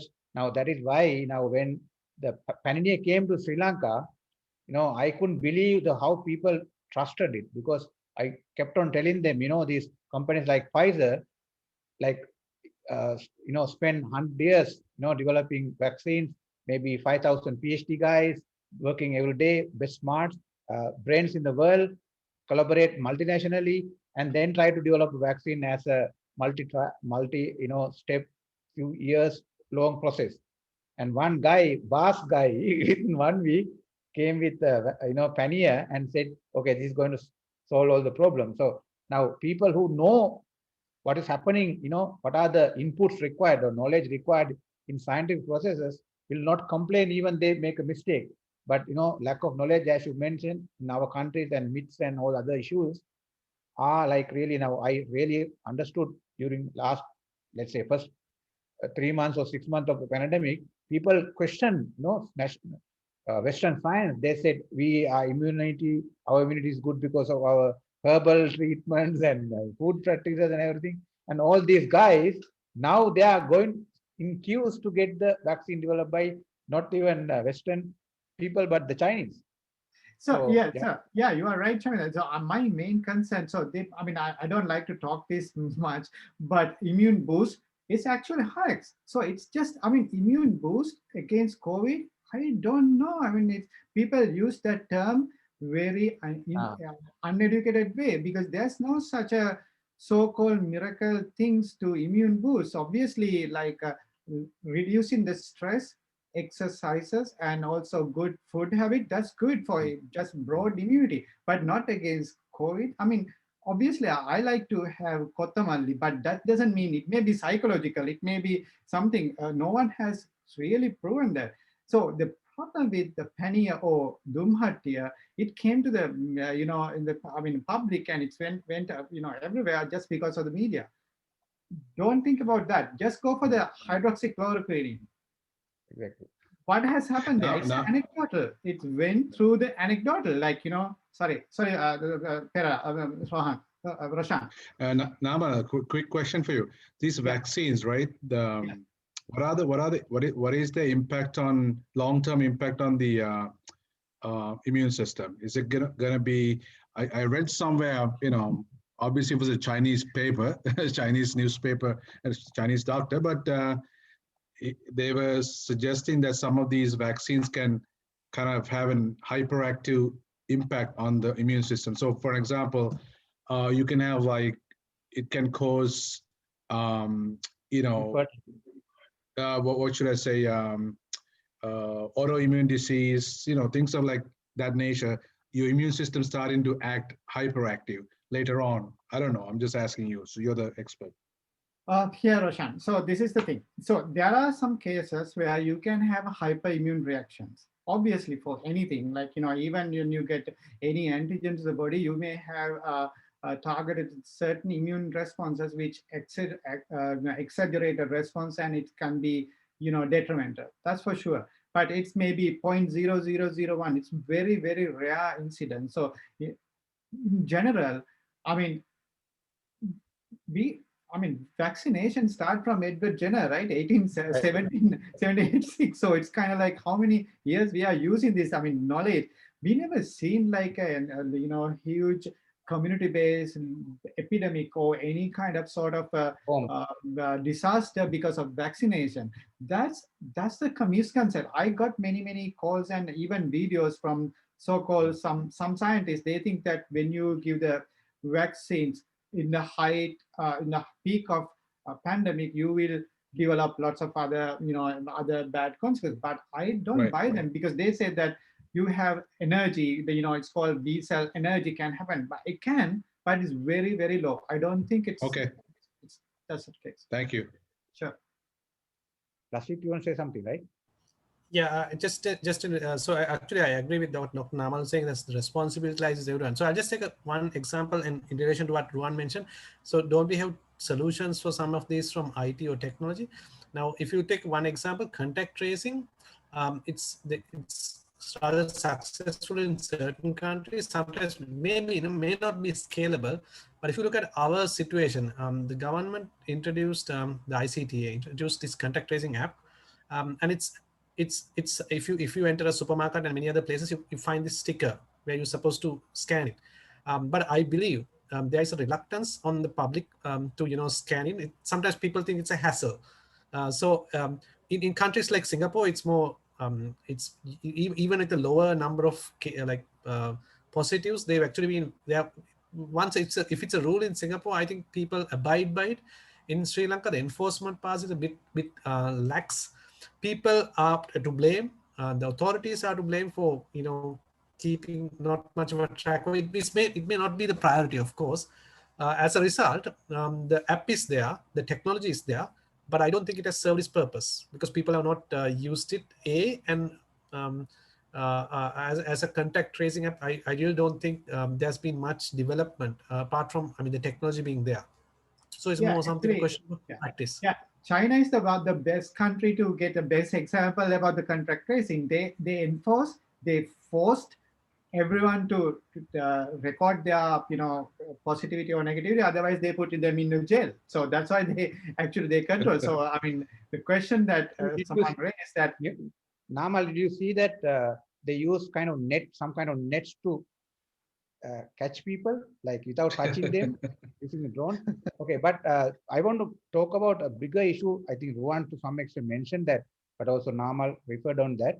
Now, this is not only about Lasit fact, like myths and fake news, but they are very much, I think, sophisticated, organized conspiracy theory, right?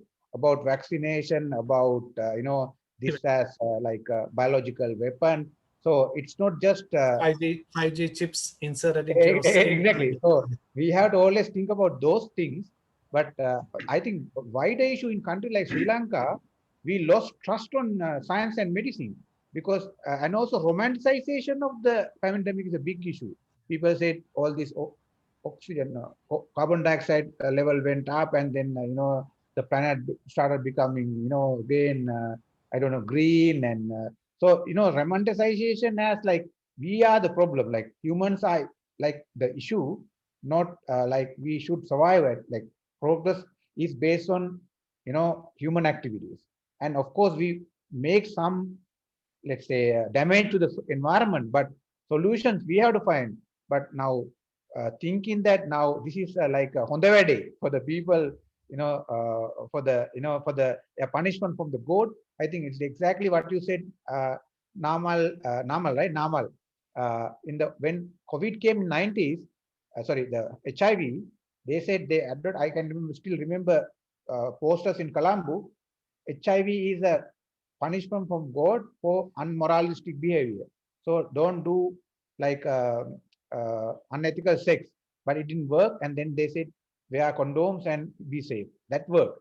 So I think we all have to think about human solution, whatever painful, whatever trial and error based, to get out of this problem also. As many, the head of states, the good guys said, we will survive this pandemic, but rely on the system, even though might have made mistakes and not paid enough attention to pandemic related issues. But I think the solution is only the, let's say, so-called Western science and technology, not I don't know, divine interventions or conventions or herbal treatments. Or I'm a strong believer on that. So we have to, with criticism and self-reflection, we have to work on that model. I think we have to have a policy. That's the biggest thing, challenge. So in Sri Lanka, that's the biggest problem. So if you take initial response, so it went, I mean, it's led by a military. I'm not against that, but that's good to control a certain extent, but the decision should come with the intellectuals. Right. So they should make the decision, and implementation can go by any bodies, like, maybe military, maybe other things, but it didn't happen. Even today, there are some colleagues, like medical colleagues, if is there, just tell me, do you guys have any patient management SOP? To my knowledge, we don't have any setup guidelines to manage patients.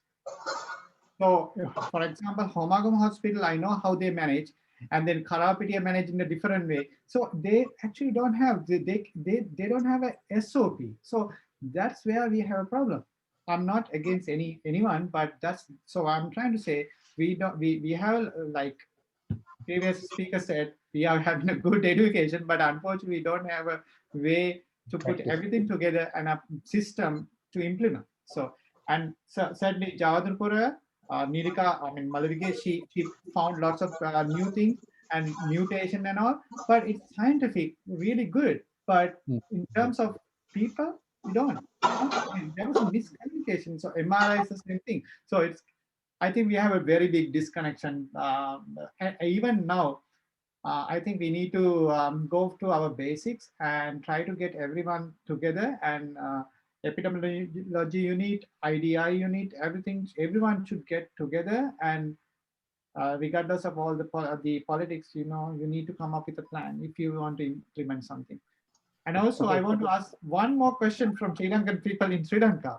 So can anyone tell me that, do we have a current number of tests being done? We know that the positivity, we are going by the positive cases, but do we know anything about how many tests being done in every day? Dr. Namal, so I don't know about the accuracy, but the Health Promotion Bureau, HPB, the website, they carry a dashboard. That's the official statistics. I mean, they have a daily update. I don't know whether that really translates to the real numbers, but they are the official entity who's empowered. Actually, it's very interesting, because they used to have this daily updates on number of cases and everything, but at the beginning they didn't have a number of tests. So I complained to them on Facebook several times, without number of tests done, how can we measure the number of positive cases? So they kept on adding now. After that they are adding, so it's available. Like at the moment it's about 20,000. Oh, okay, that's great. We have to give a chance to Dayal. A long time now. He's the only one left, I think. And Sujiva also. He's not, After Dayal and Sujiva. Yeah, So then Dayal we'll have didn't talk yet, so we'll give Dayal a chance, and then we'll group discussion will start, right? I think Puputu we'll is start back at again. I think, yeah. Puputu is there, no? Okay, no. Dayal, Please go ahead. Thank you very much. I'm Dayal, attached to the University of Colombo, and my experience is totally relevant to the Sri Lankan context. And I personally experienced the first contact of the positive case as well as vaccination. I will share those experience first. And my colleague is reported positive, and I was the first contact, and university officially contacted the health authority, and they took action within 1 day. It was reported day morning, and by evening the PHI and all these people are visited to my place and took the necessary action, and all the family members are under self quarantine, and it was handled very proper manner. But on my colleague's point of view, he was reported positive, but no such hospital treatment. Entire quarantine period, he and his mother is in their home, and the physical infrastructure is not available in every home. Having separate toilets and all movement and the space and all these problems they have to come across. But after the quarantine period, the problem occurs. There is no communication whether myself is positive or negative after the test, and I have to chase behind the health authorities to get the feedback of the test. And it was after 3-4 calls they confirmed that I was negative, and there is a official document to the possible PCR test with the report finding, and my report is still pending. I have not given an official report. That the certain aspects of the mechanism is operating in a proper manner in my personal experience, but there are certain improvements required, because otherwise the entire investment may be not giving a proper return. And other experience related to my job as well as my children's education, and the entire education system has been hampered for last one to 1.5 years or so. And in the University of Colombo, we have a certain practical difficulty of delivering the online lectures, because certain students in the batch doesn't have a proper infrastructure in internet connectivity and all this stuff. And we as staff members, we have to find solution for that. And we had well-wishers and alumni associations and all these things. We within 3-4 months we were able to provide them smartphones and all this connectivity, and providing the infrastructure, we were able to carry out the academic activities. But the problem is that we don't have a facility to carry out online examinations. We can do the academic work without an examination.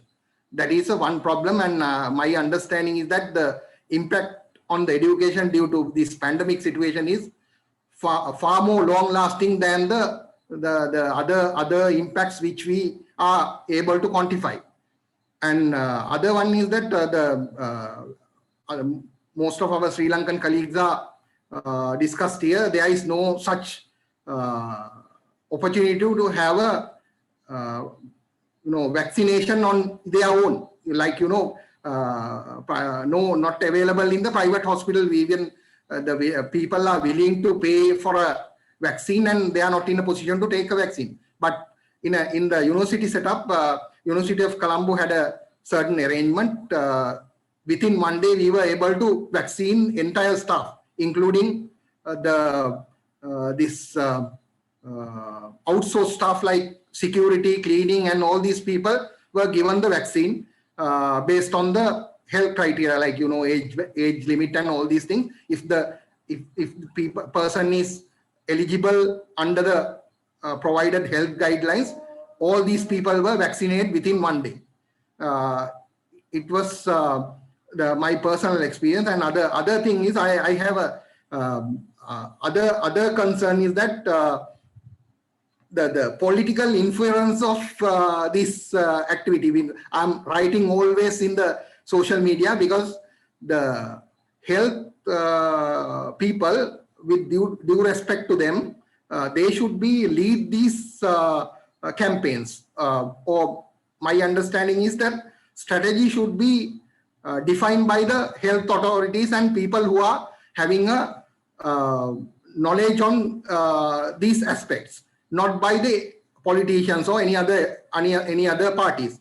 And the military and the police and all these people should execute the strategy. I don't have any objection of delivering the strategy or anything else by these military and other supporting services. But problem is that the people are not conversant enough to carry out certain tasks, are involved in the certain tasks because of their personal relationships or trust or whatever the reasons. And other thing is that we have a problem of not getting the proper information, as well as misinterpretation of information is also there. Like if I refer the today's news, there is an analysis and 1,363 deaths, and they are qualifying that death number, saying that 75% of the deaths are over 60 people, age of 60. Out of 1,363, 75% of the people are above 60 years. Indirectly, giving the information that these people are old, these people are weak, or whatever the reasons. But my understanding is that even 1,300 or one death or whatever, the death is very important for their family. As a country, as a society, we all collectively have a responsibility to reduce this number at least one in our capacity. But from my understanding is there is no such effort, and they are taking India to the comparison and saying that these people are having 300 positive cases per day, but we have 3,000, and they are getting 3,500 deaths per day, but only 30 people are dying in Sri Lanka. Likewise, there is some sort of a misinterpretation and justification and giving some sort of a justification to the people. We are doing well. That is the message. Maybe it may be political influence or some other reasons, but because of that, my understanding is that people not get the proper weightage of this this pandemic because of this. The proper communication is one aspect, and other one is that they are just neutralizing or other effort of the available information. Then there may be some sort of a information disparity as well as available information. If we get certain information in public domain, people are saying that this data is maybe 5 to 7 days old, or maybe the samples are collected 1 week back, but they are releasing the results today. Likewise, there are various discussions in the social media and public domain as well, but there is no solid information from the government or maybe in an authority or somebody. Even if you take press conferences, government press conferences, there is no trust on majority of the people. And today someone is coming to the press and giving some kind of a statement. Tomorrow somebody else, and day after another person. Likewise, the information is not trustworthy for my understanding. Because all of these aspects, the people are, vulnerable for this,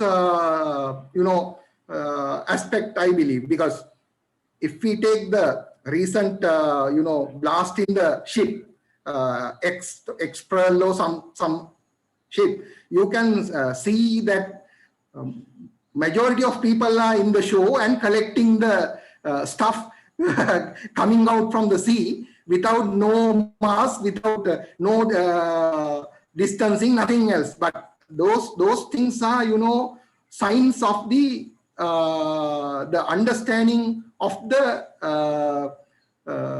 pandemic by the masses, maybe the ordinary people.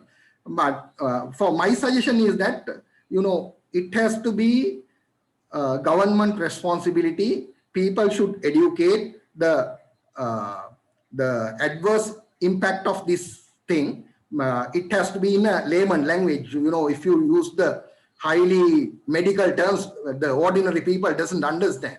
The ordinary people can understand. Somebody, some trustworthy person has to be delivered this message. Otherwise the trend is very, the trend is very increasing, and I think maybe if this trend is continued within very short period time, it may go out of control.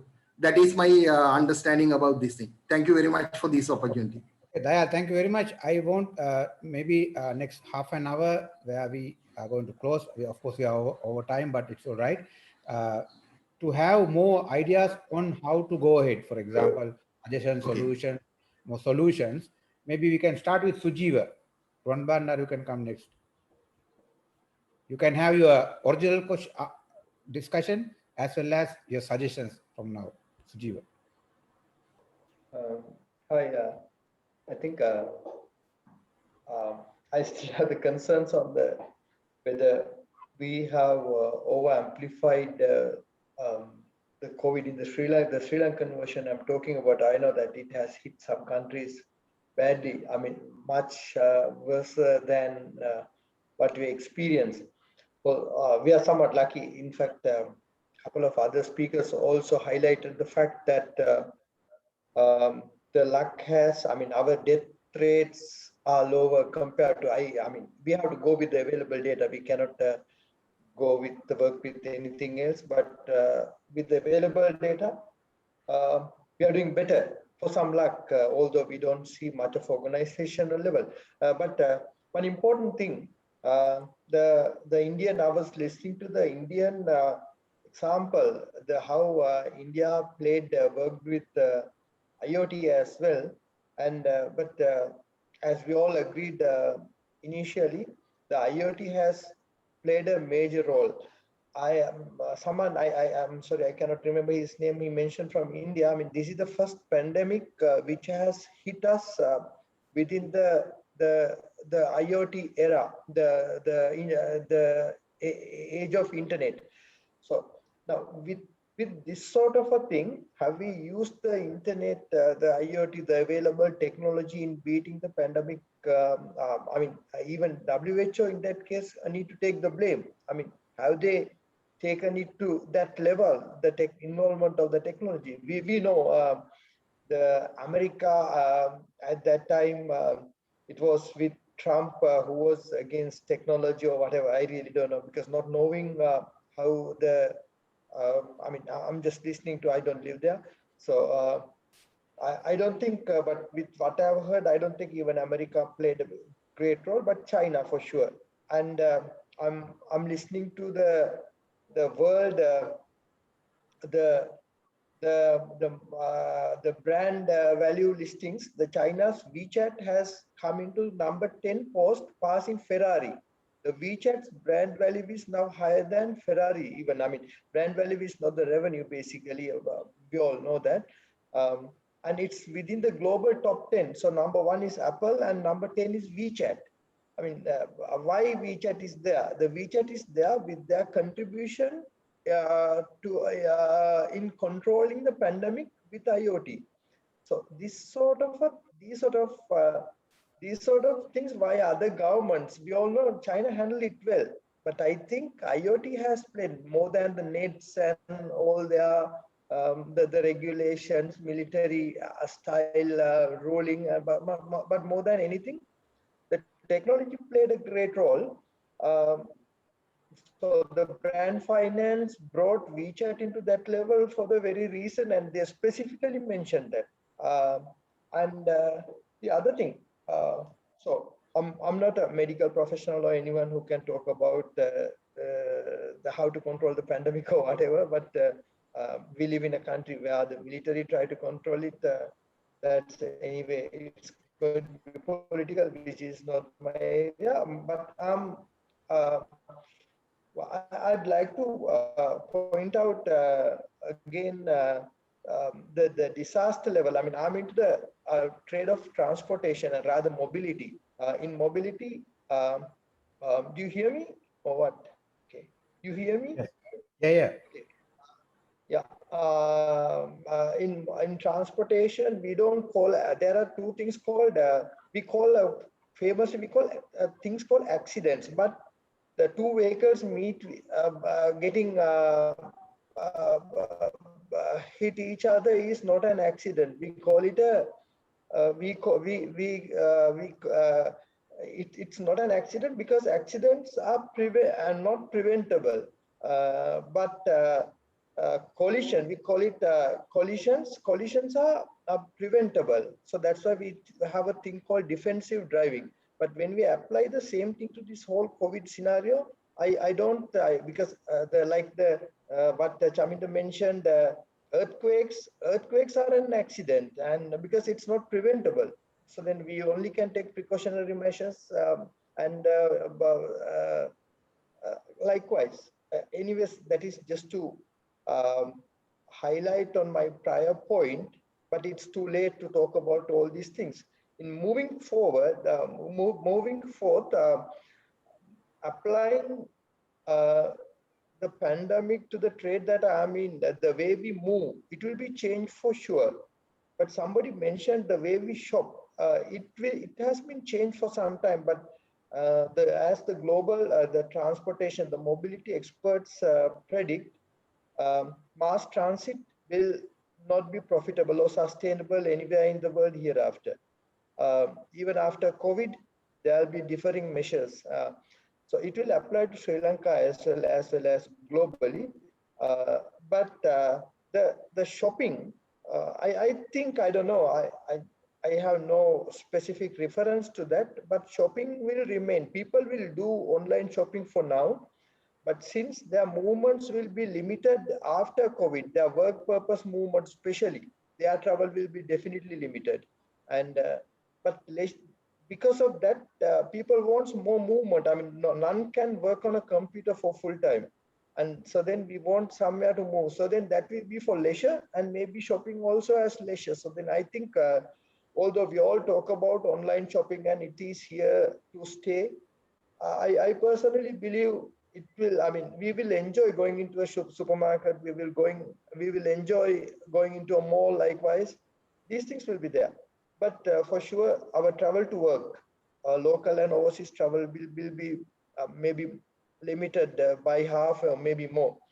And that will be replaced with the leisure travel. For sure, I believe the leisure will be, because people will be saving time in future because they work from home, and they'll be more productive as well. And we have to be prepared for, although it's not something related to the pandemic control, because I have no expertise to talk on pandemic control anyway. So then I'm just talking about what I'm familiar with. Anyways, thanks. It's a great session. Let's see how the discussion goes on. Thank you. Okay, thank you very much. I control my temptation to talk, but then let's go to the now Ruan Bandara raised hand, but meantime, if you have not missed anybody, we can also start with Greru. He's the first speaker. But Ruan, you can go. Yeah, Nalin, you want to say something, Nilan? No. That okay. yeah, we can go for the group discussion. Yeah. Ruan Bandara, suggestion time, recommendation time. Actually, the one major yeah, suggestion time, and the question is, this No, no pandemic question, is a very question. political one. No, now you Suggestion. have to make So recommendations. suggestion Yes. is, yeah, the recommendation I had in the global level, the recommendation from the global level, there should be a one, ownership for the planet. It should be now already United Nation. Under the United Nation, there is a who should responsible for whole this pandemic, but they don't drive the who is like, they don't have any teeth to cut. They do no power. And as earlier our what is called the disaster management experts mentioned like that, there should be the political power for that one and collaboration.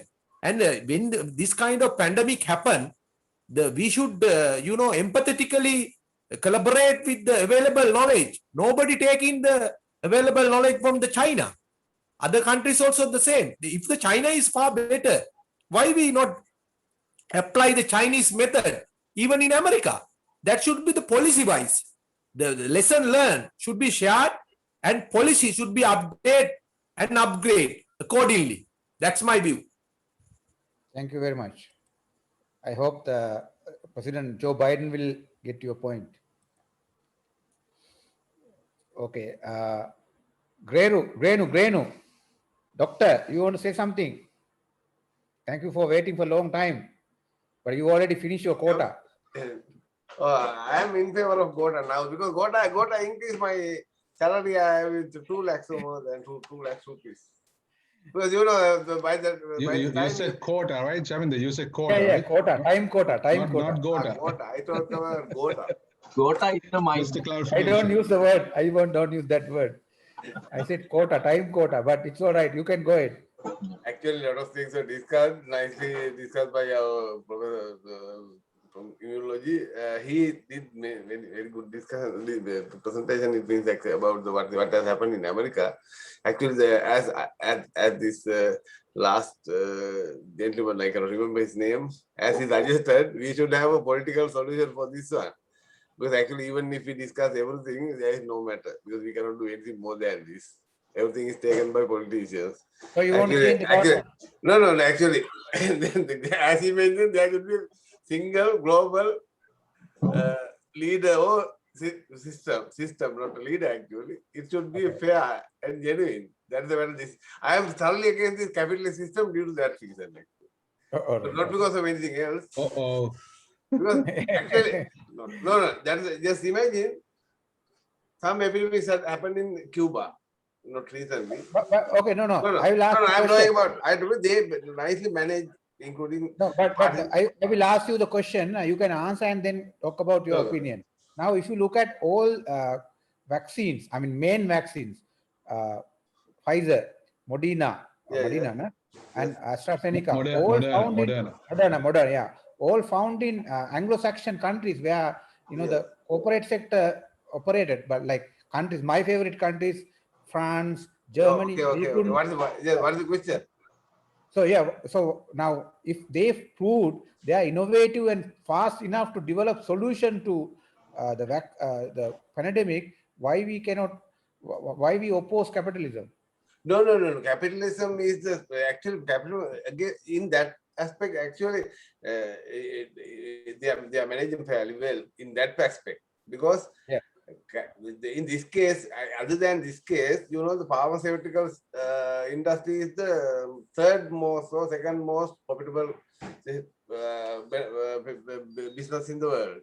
So actually, this particular situation, probably they are a bit flexible, and they did not bother about. They are not flexible, huh? They are not. No. I'm saying they did not worry about the profit that much. No. I mean, they were against giving up the intellectual property rights, and they now, for example, Brazil and India was campaigning for that. Right. Now the question answer is there. Now you give the answer. Because they have a big competition to produce vaccine, not because of they think about the people and to save the world. They are the big competition to produce a vaccine now. Now there are more than 12. But we are at the mercy of Pfizer. Now, have you seen the letter sent by the Sri Lankan government, and AstraZeneca says We don't deal with private companies. We only deal with the federal governments. Now, if they don't issue vaccines to us, we are dead as a country. So now we are dependent on them. They have invested. They have, I don't know, they have secured all these intellectual property rights. So now, how can we say we don't want capitalism? No. Capitalism, that's a big discussion actually. This is not the time. Okay. If you want, you and me, we can, it takes long time. So within a single sentence. Okay. So we'll ask a capitalistic idea. Roshan, yeah.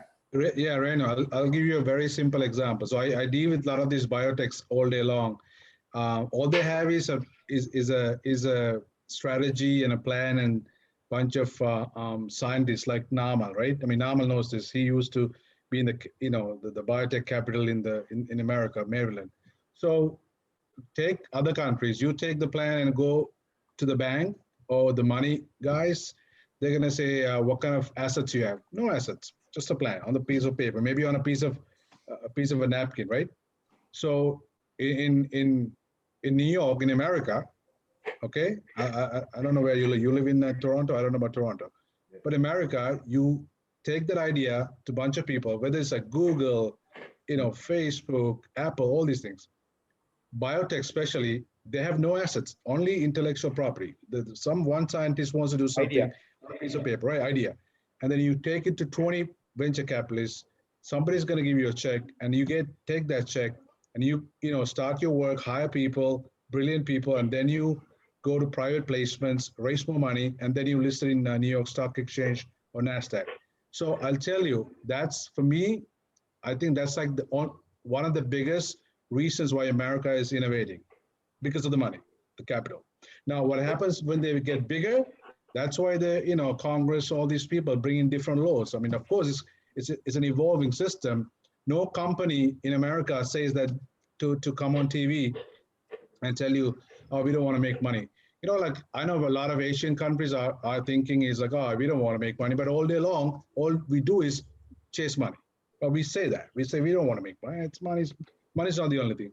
But Americans Roshan, are you suggesting that countries like ours, we don't have working philosophies or working ideologies, or what do you suggest?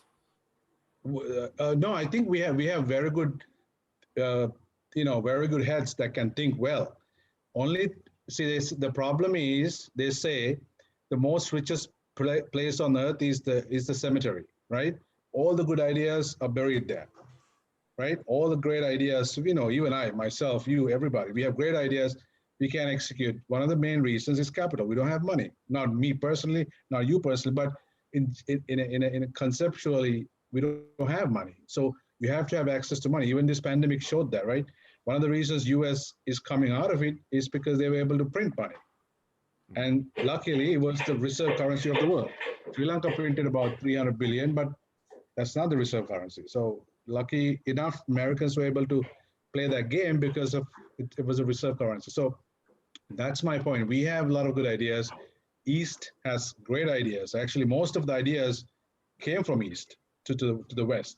But the West look at it and they just say, this is a good idea. Let me put some money behind it and let's make it going. If you look at a lot of scientists in US are not born here, most of them are Chinese, Indian, Sri Lankan, Pakistan, Bangladesh, Germany. Right, Roshan's point, anybody want to take from a socialistic point of view? I know, right? Roshan, I want to add one point here. So this is about the pharmaceutical companies. So now we are blaming about Pfizer, they are monopoly, blah, blah, blah. But the main concern, they invest lots of money just because not every trial is going to work. For example, Merck, I can tell you, Merck was in a huge vaccine effort for COVID and all the clinical trials failed. So even the CEO of the Merck stepped down just because of that, because of the COVID vaccine. So I'm not pro companies, but I know how hard work they do in order to get the vaccines. So in this case, Moderna worked well just because US government entirely funded them. All the money for the vaccine development came from from NIH to the Moderna. But for the case of Pfizer, they had their own money. Yes. And also Pfizer, they manufacture in Europe just because it's a BioNTech. The technology was in the BioNTech and then it merged with the Pfizer. So that's how it came. So, and they have invested a lot on vaccine, different failed vaccines. So that's why I think they have monopoly. Actually, I think WHO should intervene here. They should pay whatever the things they have spent, companies spend, and they should buy the vaccine by the WHO and then distribute. But I think they have to pay somehow. So just no, actually, I think something I want to highlight here, because this is one of my case studies. Let me just go through that. Because actually now WHO had an arrangement. I'm sure you have already heard of this. This is Covaxin. How do you call it? It's a like a portfolio. They funded not just one company, but they collected money from the interested countries like US and other countries, and they did a consortium of investments. This is done by this organization called Gavi, associated with WHO. The idea was not just to, it's actually a way of sharing the risk. Invest some money in Pfizer, some money in any other Moderna, or I don't know, different projects like before this become realities. So they did a fairly good job, and the idea was some kind of socialistic idea to give the benefits to the like poor people or underprivileged countries. Now that is why, for example, during Trump's time, WHO had a big problem with American government. They even went out of the WHO arrangement, right?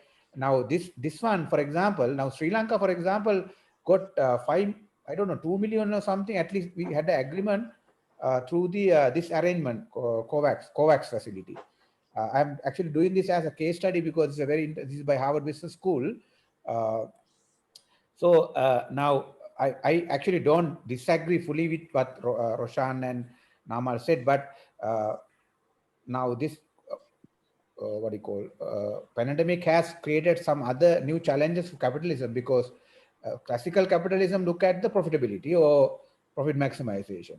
Now there is a ethical dilemma because pandemic or vaccine is a public good. However, if you consider only it as a public good, nobody will invest, because people will invest only if you get the return. That is the problem with companies like Pfizer. But then there is a sensitive issue. For example, US or Canada has 10 times, Australia has, I think, 8 times or 10 times vaccines required for their population, whereas people in India or even Africa is dying because no vaccine. So how you solve That is this? part of capitalism. No, that's a dilemma. That's the dilemma. So how, just to answer Chaminder's dilemma is it's twofold, I think. One is these pharmaceutical companies do not solely rely on COVID vaccine. They have a portfolio of vaccines and other medicines, right? So it's just part of the stream, one part of the portfolio, right. So maybe 5%, 10%, I don't know. Each company varies, except Moderna, because Moderna is actually run by some I don't know. I don't like the guy. He's a crazy French guy. I read too much about him. He's really like very military type, and he doesn't treat his employees well, whatever. But Trump gave him $500 million, and then they came up with this product. But other than that, other companies are obviously, COVID vaccine is just small part of their portfolio. Number two is that this is not going to go away. It's going to be like a flu vaccine, right? I don't know. Namal might agree with me. I'm not sure. I'm just thinking on my own. This is going to be a long-term thing. So soon enough, people are going to forget it was $10. It's going to be $50. It could be, they're going to start charging more once this heat, dies down. So that's my simple answer, how they will manage this whole dilemma. I think it's a dilemma if in a way, but they will handle it, in such a way that That's right. eventually. Now, that's right. Now, pharmaceutical companies or the industry was seen as very bad, evil industry, right? But now that's what I said with the COVID. Now they are like saviors now. We have to rely on them, and they are also to some extent doing like good things. Like they said, no discussion with developing country private sector, only with the government. In India, they said no discussion with the state government, only federal government. So we are now even in Sri Lanka, now we believe in good practices of AstraZeneca against Sri Lankan government. We are more angry with Sri Lankan government, and we want AstraZeneca to punish them to act nicely. So that is kind of new dynamics. But having said that, we have to look at new development. For example, as I mentioned to you, Gavi or Co-Shield, the pooling of resources to invest in different products or new product developments. And like, again, as I told you, it's not just government funding, but collaborative funding by World Bank, Asian Development Bank, World Health Organization for non-profit purpose. So this vaccine co-alliance, I think there are 200 countries contributing to that funding, is a way of giving a new example of how, like Gates Foundation, US government, and WHO, they come together to develop solutions to the as for the humanity, not just to earn profit. So we can I add a little to what you said? Can I add a little? Actually, as you what you mentioned is the solution. As Dr. Namal said earlier, he said that HIV we manage. Now the world has managed in a good manner, fairly good. But that I don't know whether he knows, so he can remember. At the beginning, the HIV was managed not how the change in the sexual practice or anything, but using the drugs, antiretroviral drugs. Those drugs at the beginning, actually, one tablet was $20. When I was working in the IDH, it means close to 2000. Those days also drug was available. That drug, single tablet was $20. That drug doesn't kill the virus completely, but it suppresses the viral load, and the patient can live without any problem until he takes the tablet. It means that, like diabetes, we can control. And also remember, we still don't have HIV vaccine. No. I am not talking about vaccine. Can you remember? No, I'm just saying. At the beginning, how much was a single tablet? Antiretrovirals, Sidodine. That times I can remember the names now. Those tablets. What the India did was, you can remember, India produced one drug by force without getting the permission from that company. Then they went to the courts, international court, and they sue against that Indian company, Indian government. Then why is that? Because they had the patent. They are the only authorized people who can produce this drug. They did that, and India did against that. Then they went to court. What happened in the courts was actually due to that India said, we produced this drug not to earn even a single penny. We did this to treat the people free. So ultimately, due to ethical reasons, that people withdrew their court case. So that's what happened. That's what I tried to say. These pharmaceutical people, you know very well, even you are working for them, they are trying to always make a profit. As we have said at the beginning, once he mentioned, the queen should be successful all the times. IRA people have to be successful only once. Likewise, as you mentioned, Ramal, pharmaceutical people are doing many researches, spending big money. They are not successful, as you mentioned, some company, but if they are doing that continuously. Very interesting country, because India, again, it's a hypocritic example. They are very much socialistic when it comes to drugs. They want to have all generic drugs produced locally and cheaper and distribute. I am also for that. But at the same time, Who's No, there? no, no, no, no, no. I am not talking about India or anything. I just say one No. example. I just want to give a joke. Yeah. So, but India, in the same time, they are very much protecting intellectual property right when it comes to movie or DVD production. Yeah. Because in Pakistanis, they produce it for 200 rupees and distribute freely even to Sri Lanka. So when it comes to music and movies, they say no, we need intellectual property. No, actually, that example, it happened 20 years back. Actually, at that time, I just give an example. I am not talking about the fields, but that particular drug of HIV. That's how HIV was controlled. That's what I want to point out that point. Actually, No. You are very correct. No, Dr. Namal said that HIV is now under control. It was because that otherwise that single the tablet, $20, nobody could afford. Only very high rich people could afford. You know, you can understand. Yeah, that's so, why.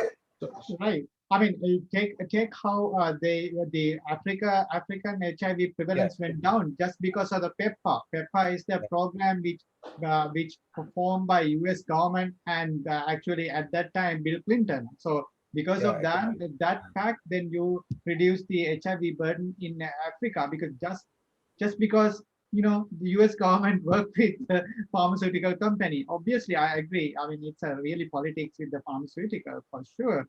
But that's where I think the government should interfere and WHO should interfere. Yeah. That is the last. Actually, the last as many of us now ultimately came that same point. WHO should be a government for this not only this particular pandemic. WHO or some organized authority for the whole world should be the power in that authorized people, authorized body.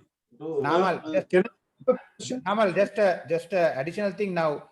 Same dynamics will also work on what you said on the agriculture, because again the big agriculture companies have the same dynamics, same behavior, same power on chemical and this agriculture. So it's not just on pharmaceutical industry. all the aspects, not only pharmaceutical, as you mentioned, not only agriculture. Information technology, Facebook, Google, they control all of our data. Right. Yeah, sorry. So, I mean, the question for you. Question for you. So, I mean, we have gone through almost a year and a half with this pandemic, right? Now, US vaccinated about 290 million people, single dose, about 132 million fully covered. So far, 40% of the US population is fully vaccinated. Why didn't we, as in Sri Lanka, couldn't get our hands on this vaccine? I'll tell you what I'm doing about it, but I want to get a feedback from you and the other experts in Sri Lanka. I mean, it's been a year and a half. We have not. It was very clear. We actually didn't rely on that because of the government failure, because this was raised in the parliament, mainly by Sajid Premadas and other people at the beginning. And Sarath Fonseca, I remember he was talking about even building refrigeration facilities and everything. But this government has this kind of egoistic, reject all opposition kind of attitude. So they promoted Pania and all other superstitions. And when it was a disaster, now only they are trying to get that and at higher rates, because otherwise, as I mentioned, if the book earlier could have bought like $2, $3, $5. Now they are buying Sinopharm as $15. So it's a wrong, very clearly wrong policy decision. There was no push from the people because people were also looking at all these superstitions and everything. So that is why, because for a country like ours, it's a very complicated society. We believe in also one side science, one side superstition, one side traditions. So people understand also those things when only the disaster or pandemic hit them. So it's a very wrong policy orientation and poor judgment about the future. I think if we declare that this as a Deyangaletter, then this would be a cure by now. So actually, just saying virus infection. Without saving people, we could have saved some money. Can you hear me okay? Can you guys hear me? Conceptually big problem in Sri Lanka. That's the thing. It's all over the place. So see, those people who are going to this the superstitious things, not just a poor people living in the village. It's like so-called educated people. They are going after, Pania, we saw that how many cars, like luxurious cars, they are all over the place. So that means these so-called low and middle class people, they are going after something they are not, should not believe. So that's the biggest thing. Obviously, government take part, but no, that actually people are rich, but they are intellectuals. Chamin is frozen. No, Chamin is frozen for some reason. Are you no, I'm good? doing. Yeah. Oh, you. But I think the health. No, actually, health people, the doctors are also just responsible. To finish my thought. Just one quick comment on your question. Actually, now these ministry people are responsible because they are in their own silos. They don't communicate to people. Even their communication is very bad. If you listen to this Sudat Samara Singh or somebody, the way he talk, unempathetic, right, and insulting the ego's mentality of holding power, and the guys who are in front of you are like shit. That kind of mentality. Right. They may be very good in their work in mathematical analysis and everything, but the way they communicate to people, that is why one reason why politicians thrive, because they are very good, they are very friendly, and they talk very nice things, give hopes. So therefore, doctors cannot take out of this responsibility, because now only they come like people like Chamira, who like whistleblowers. Otherwise, you can see even GMO, they don't talk to people. They look at their bosses. They look at political leadership. So they don't really serve us. They serve their the bosses. So eventually, when they are in like marginalized only, they come to us. Now, like Paushi, like in front of president, he said, I don't think what he said was correct. We didn't see that in health sector till now. So they are also responsible. Of course, they are not fault, but they didn't do that kind of Robin Hood work. Chaminda, I think they are the most responsible people in Sri Lanka. I think they are the we should blame, because we call that we have a so-called free education. So if we are coming from free education, we should pay for the taxpayers, because in here there's no free education, but in Sri Lanka we have free education. So they did not do their job well. No question about that. I think. So like Chaminda said in my closing remarks, I would say, and I asked the question why we didn't have the vaccine. So I got the answers.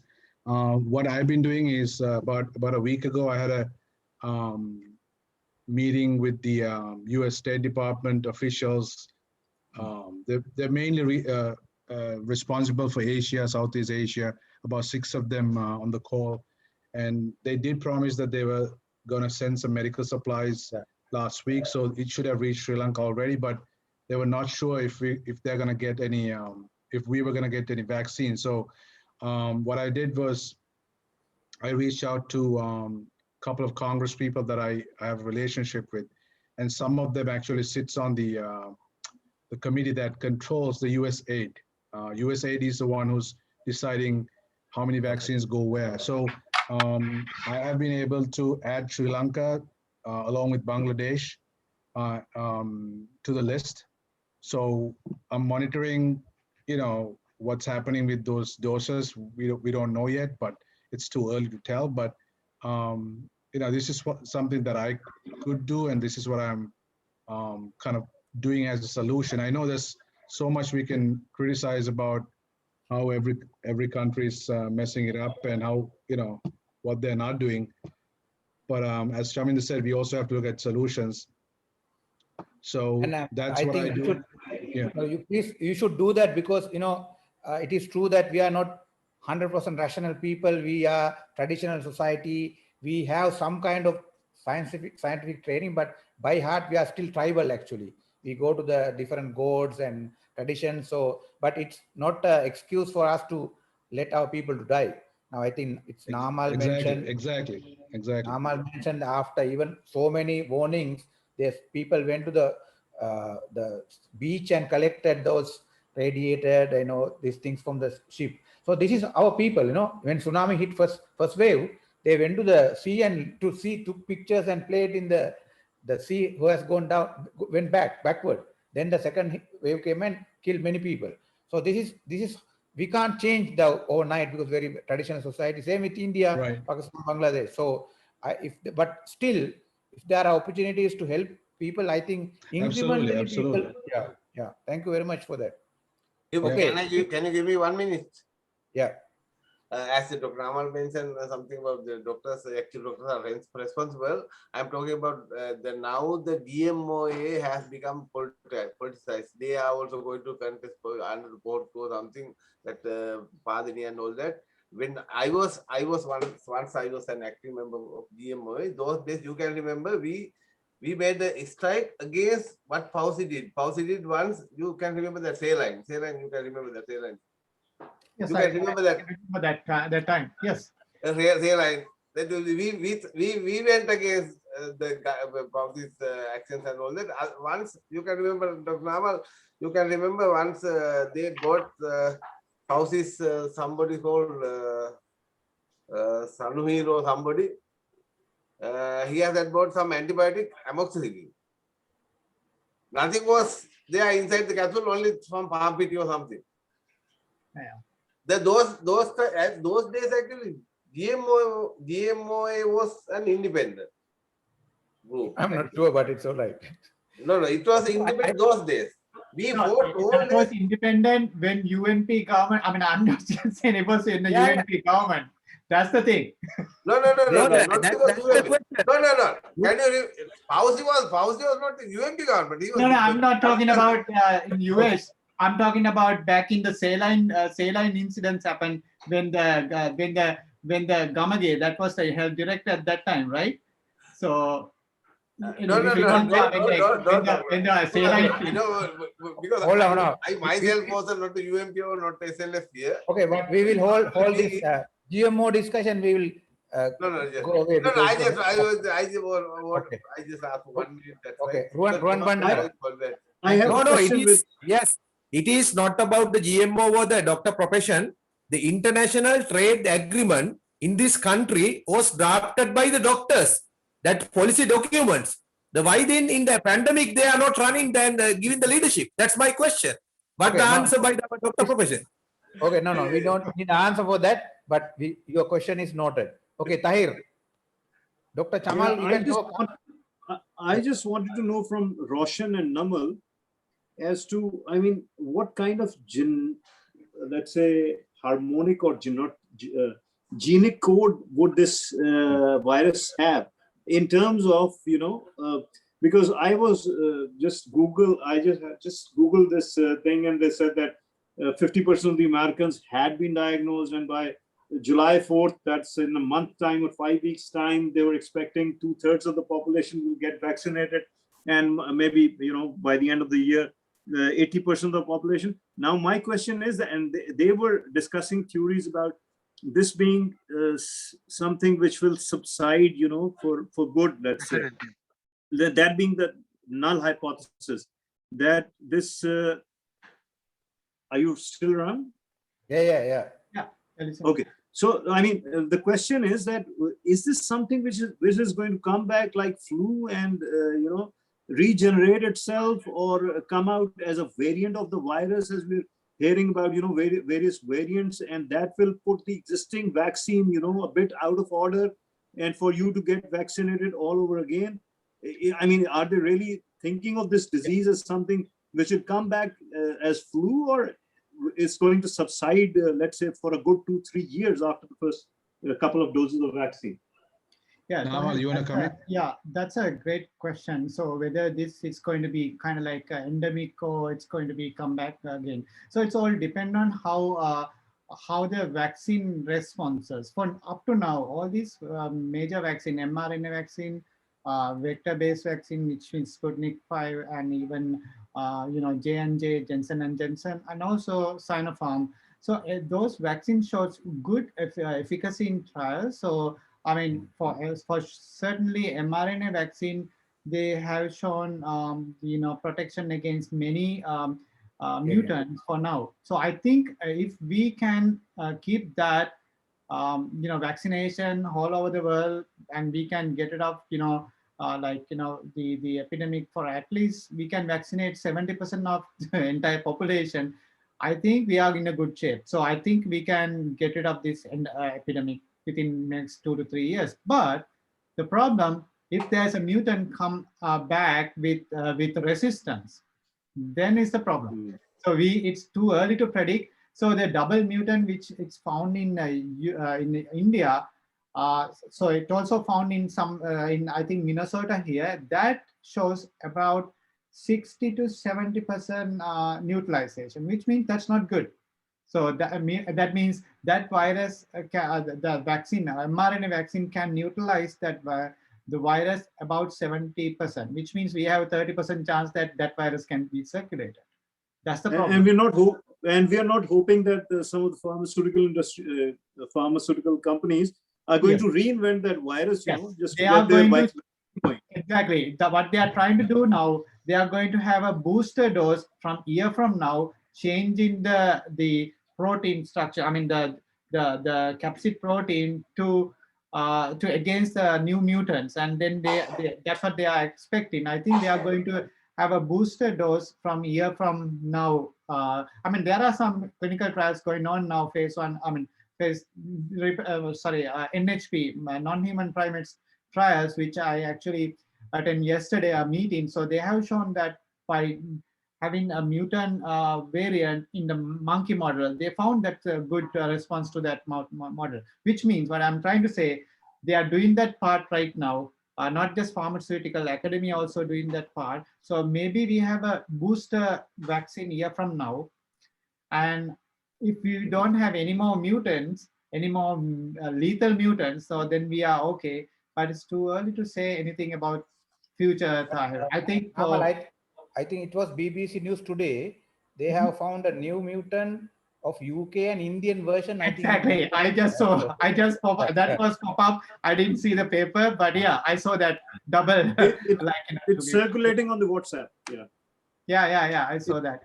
So it's a very it's a murky area where we don't know much. But I think my expectation, by looking at the status in the United States now, I think we are pretty much under control this pandemic.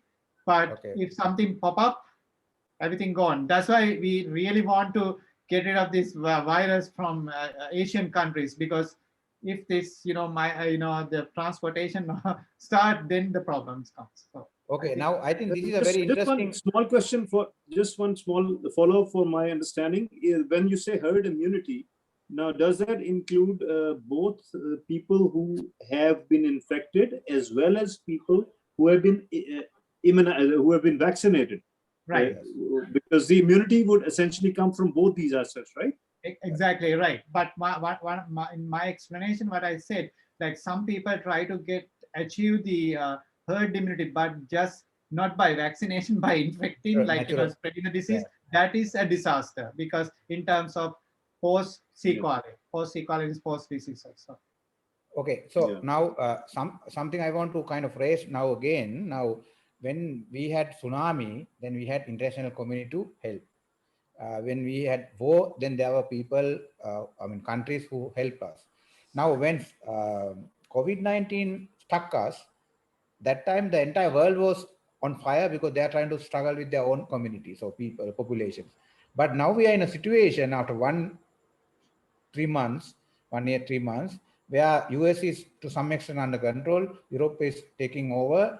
So now we can actually look at them to help us, because they have this experience, they have better learning processes, they have vaccination, they had all these stimulus packages. Now, what we did at the beginning was laughing at America, China, Italy, saying that, oh, these guys are poor, the sinful people, they were bad guys, the imperialists, and we were like blessed people. But now we are at the other side of the cycle, so that we need to get their support, help, finance, like World Bank is giving us money or trying to give us money for vaccination. So our focus as developing countries should be able to lobby more, get their support, show that we are, for example, helpless, admit the mistakes we have done, not to keep this fake optimism and prideness of, but it's in our face is changing now. I have seen this within 1 year, how our mood from like a celebrated country to like helpless country, change. So I think of course, we can discuss about the injustice in the capitalistic system and power of pharma and all these things. But what, as a developing country who are affected by the pandemic very badly, and a country without knowing how to deal with this economically, health-wise, socially, I think that should be our discussion and focus, because if we keep on talking about alternative medicine, all these things, I think that's not going to go anywhere. What do you think? Yes, that's exactly right, Chandra. I So agree, what yeah. we need to do is we need to get a role model, either Western or Eastern, I don't care, but or mixed model. We need to have a model. We cannot just stick with our indigenous method just because it's not working, and this is a global pandemic. Everyone should understand. I think I have to go. I just will conclude by saying that. So what we need to do is, in Sri Lanka, we need to have a body like, you know, intellectuals, everyone, like, you know, doctors, nurses, even MLT. I saw these people coming out with great ideas. We need to do that. PHI. I think whistleblowers in Sri Lanka was MLTs. I saw this. I cannot remember this guy. He Kumar. Yes. He taught. He gave the thing just before the New Year. Ravi. He was. I mean, I was thinking at that time, this is the Fauci. I mean, his speech was Fauci. And I said, I told my colleagues, why the heck our medical professions don't come to the stage and talk? I mean, I even personally talk to some people, big people, because they are my friends. And why don't you guys go to the media and say what's really going on? They're scared of that. They said they want to protect their job.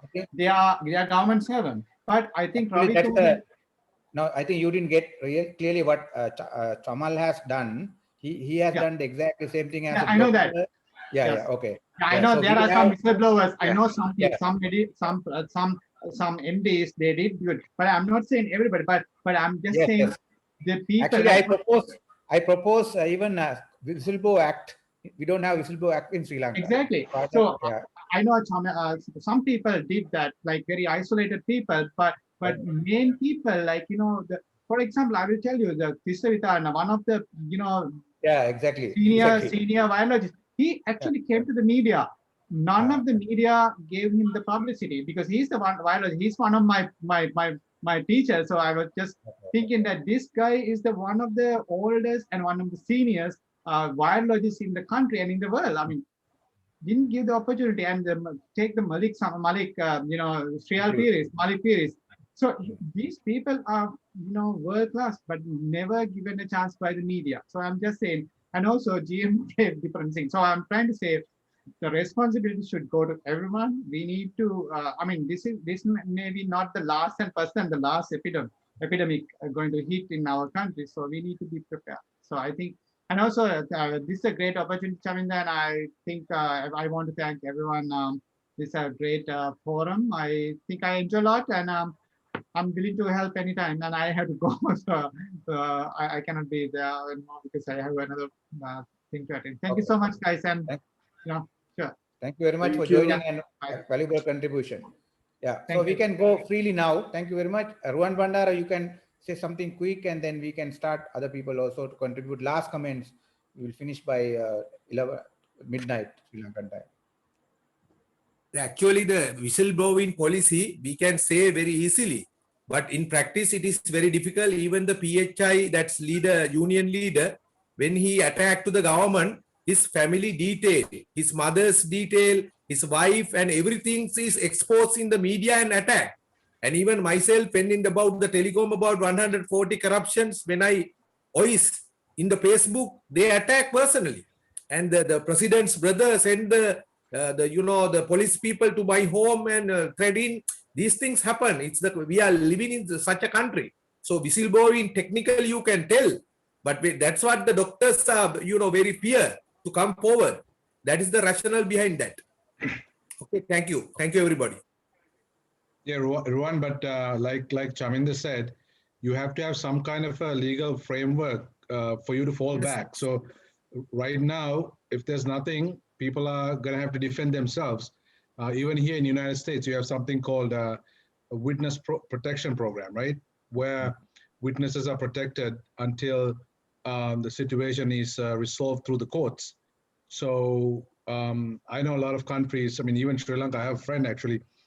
His family was killed by the same. His brother was killed, and then the other brother was supposed to be the witness to the killing, and the guy who killed his brother came out of on bail and killed the other one too. So there are no witnesses. So I think Chaminda is working on the talking about the framework.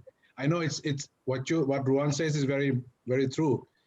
People it's practically very difficult, but without a framework, it's going to be even difficult. So I think Chaminda, you should take the initiative and bring something to the table in whistleblower act or something to that effect. I think it'll be helpful to people And who also, want to do that. thank you very much for that encouragement. Actually, now I have been working, let's say, anti-government, whatever the government in power, from 1990. So the point is, if you are direct confronter without, let's say, political cloud or alternative plans, you will be dead because they can easily kill you or attack you. So you have to strategically work. For example, that is why I don't post things in Sinhala, for example, or I try to do some kind of guerrilla attack like this, because this is actually against the conventional way of working or asking only from the government. We collaborate freely over the world with experts. So,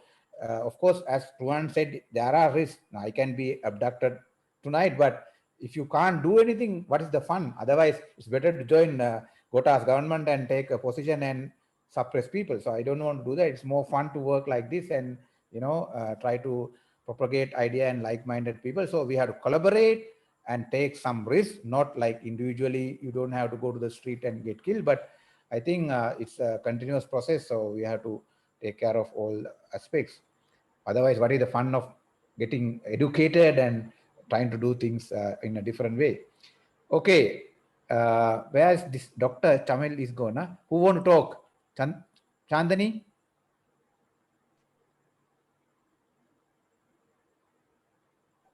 I will add a little to your comment and I will finish. Okay. As you mentioned, one philosopher, I can remember his name, he has once mentioned, world has become bad not because of the bad people are there, but because good people are silent. I can remember the name of that philosopher. I don't know whether I'm a good or bad person, but I'm not silent. No, bad. No. I have never been silent. No. Bad, good doesn't, in that aspect, bad. If you are True. silent, it is bad. Exactly. No. I think it's an American philosopher. Yeah. I can remember exactly what he has said. He has mentioned like that. Not good. That ideal words are not good, bad. People like you are silent. If you and me are silent, world become much worse. World has become bad not because of the bad people governing or doing, but because we are silent. That's people are silent. Yeah, exactly. That's what he has mentioned. Other thing is that one story, fable. Somebody, God has created, after creating the world, God appointed a committee to find a creature, animal or somebody to govern this world. A committee consisted even number, 10 people. Then 5 people decided that they have given some clues. He should be intelligent, he can bear everything, he can have a good tolerance like that. Qualifications are also there. That half of the committee had decided that the donkey is the ideal one. Half of the committee decided man is the ideal one. Ultimately, as it is half, God has decided to give both chances. So now some countries are governed by donkeys, some countries are governed by people. That's the difference. That's what has to do our country, I think. Yeah, but Jamuni, people still have the power. I mean, yeah, people have power. People do not. The franchise, you can understand what happened as becoming a penny or something. Government deliberately, purposefully, they cheated the people. Not if isolated people. isolated people practice that type of one thing, we can accept. So the same team keep coming back in Sri Lanka. The losers. Rohan, Roshan, Roshan, you mute, got frozen, but just to say something. No, what I said, what I said was, Chaminda, you know, even in America, can you hear me now? Yeah. Okay, so even in America, we had those donkey-like, you know, people trying to govern the country and change the whole system, but the people, the academia, and the you know, they got together and chased them out. So what I'm saying is, even in Sri Lanka, we have the power. People do have the power, but some reason the same donkeys keep coming back. I don't know. They just go and they come back. They go, they come back. Like all the, if I look at every political side, I see people who lost before still coming back. Whether it's opposition, whether it's the third Balavegia, or whether it's the people in the power now, all been defeated. There's no fresh blood. Keep coming back. Just keep coming back. As if they own the whole political dynasty in Sri Lanka. Should not be the case. We should have new people, you know, new blood. I will not comment because it's my day-to-day topic, so I will just hold it. I know, right? So, but fully accepted. Nirmalan, Chandani, you want to say something? I don't know what is the time in Brunei. It's almost 2 o'clock. Yeah, 2:10. Is it okay with His Majesty? Is okay with that? It's okay. It's since tomorrow is a holiday, so I don't mind. Okay. Anyway, thank you very much for this informative session. As every time we enjoyed. Actually, I have some other concerns, like in terms of that. Okay, during the time of COVID, as well as the post-COVID management, those are the challenges that are with us. I would like to talk, since my sector is from education. I would like to draw the attention on education. In terms of like primary education, secondary education are facing problems. Tertiary education, like they're adults, like they can manage the situation.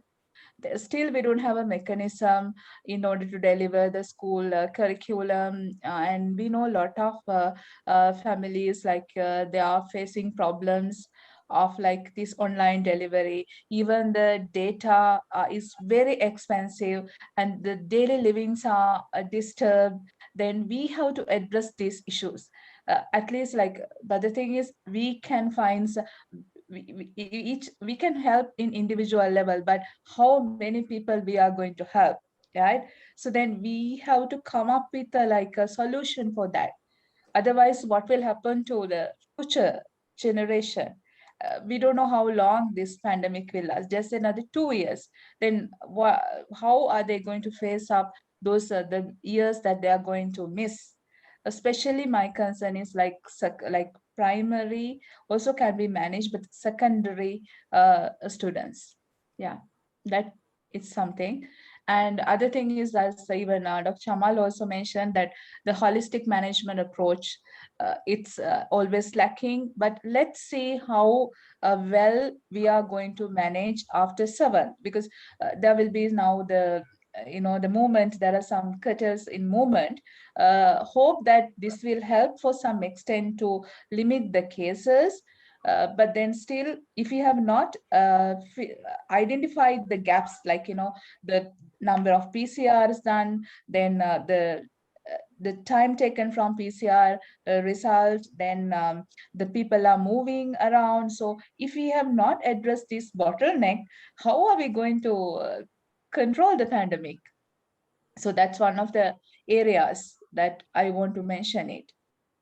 Another disaster, another crisis we are going to face, that will be the food crisis due to this, the carbonic, the fertilizer, and now people are not concerned about it. soon we are going to face a problem of our supply of these vegetables, fruits and all, paddy, even our exports will be heavily affected. For example, cinnamon, tea and all. So then where the solutions are coming? I'm really surprised why these our leaders are not taking such the sustainable approach. Okay, that's good, carbonic introducing the organic one, but the thing is it a sustainable step that they have taken? So we have to address these issues. We are ahead of bunch of serious problems in future, so we have to address these issues. Okay, Dayal, you want to respond to Chandani and add something? Yes, I want to add on that I am also in the view that the education sector is the most vulnerable because it was stuck to a school level or teacher level or whatever. But the data cost is very high and the majority of students are having accessibility problems and the issues. And allocating a television channel for this purpose very easily manageable. The accessibility is having a wider spectrum, but the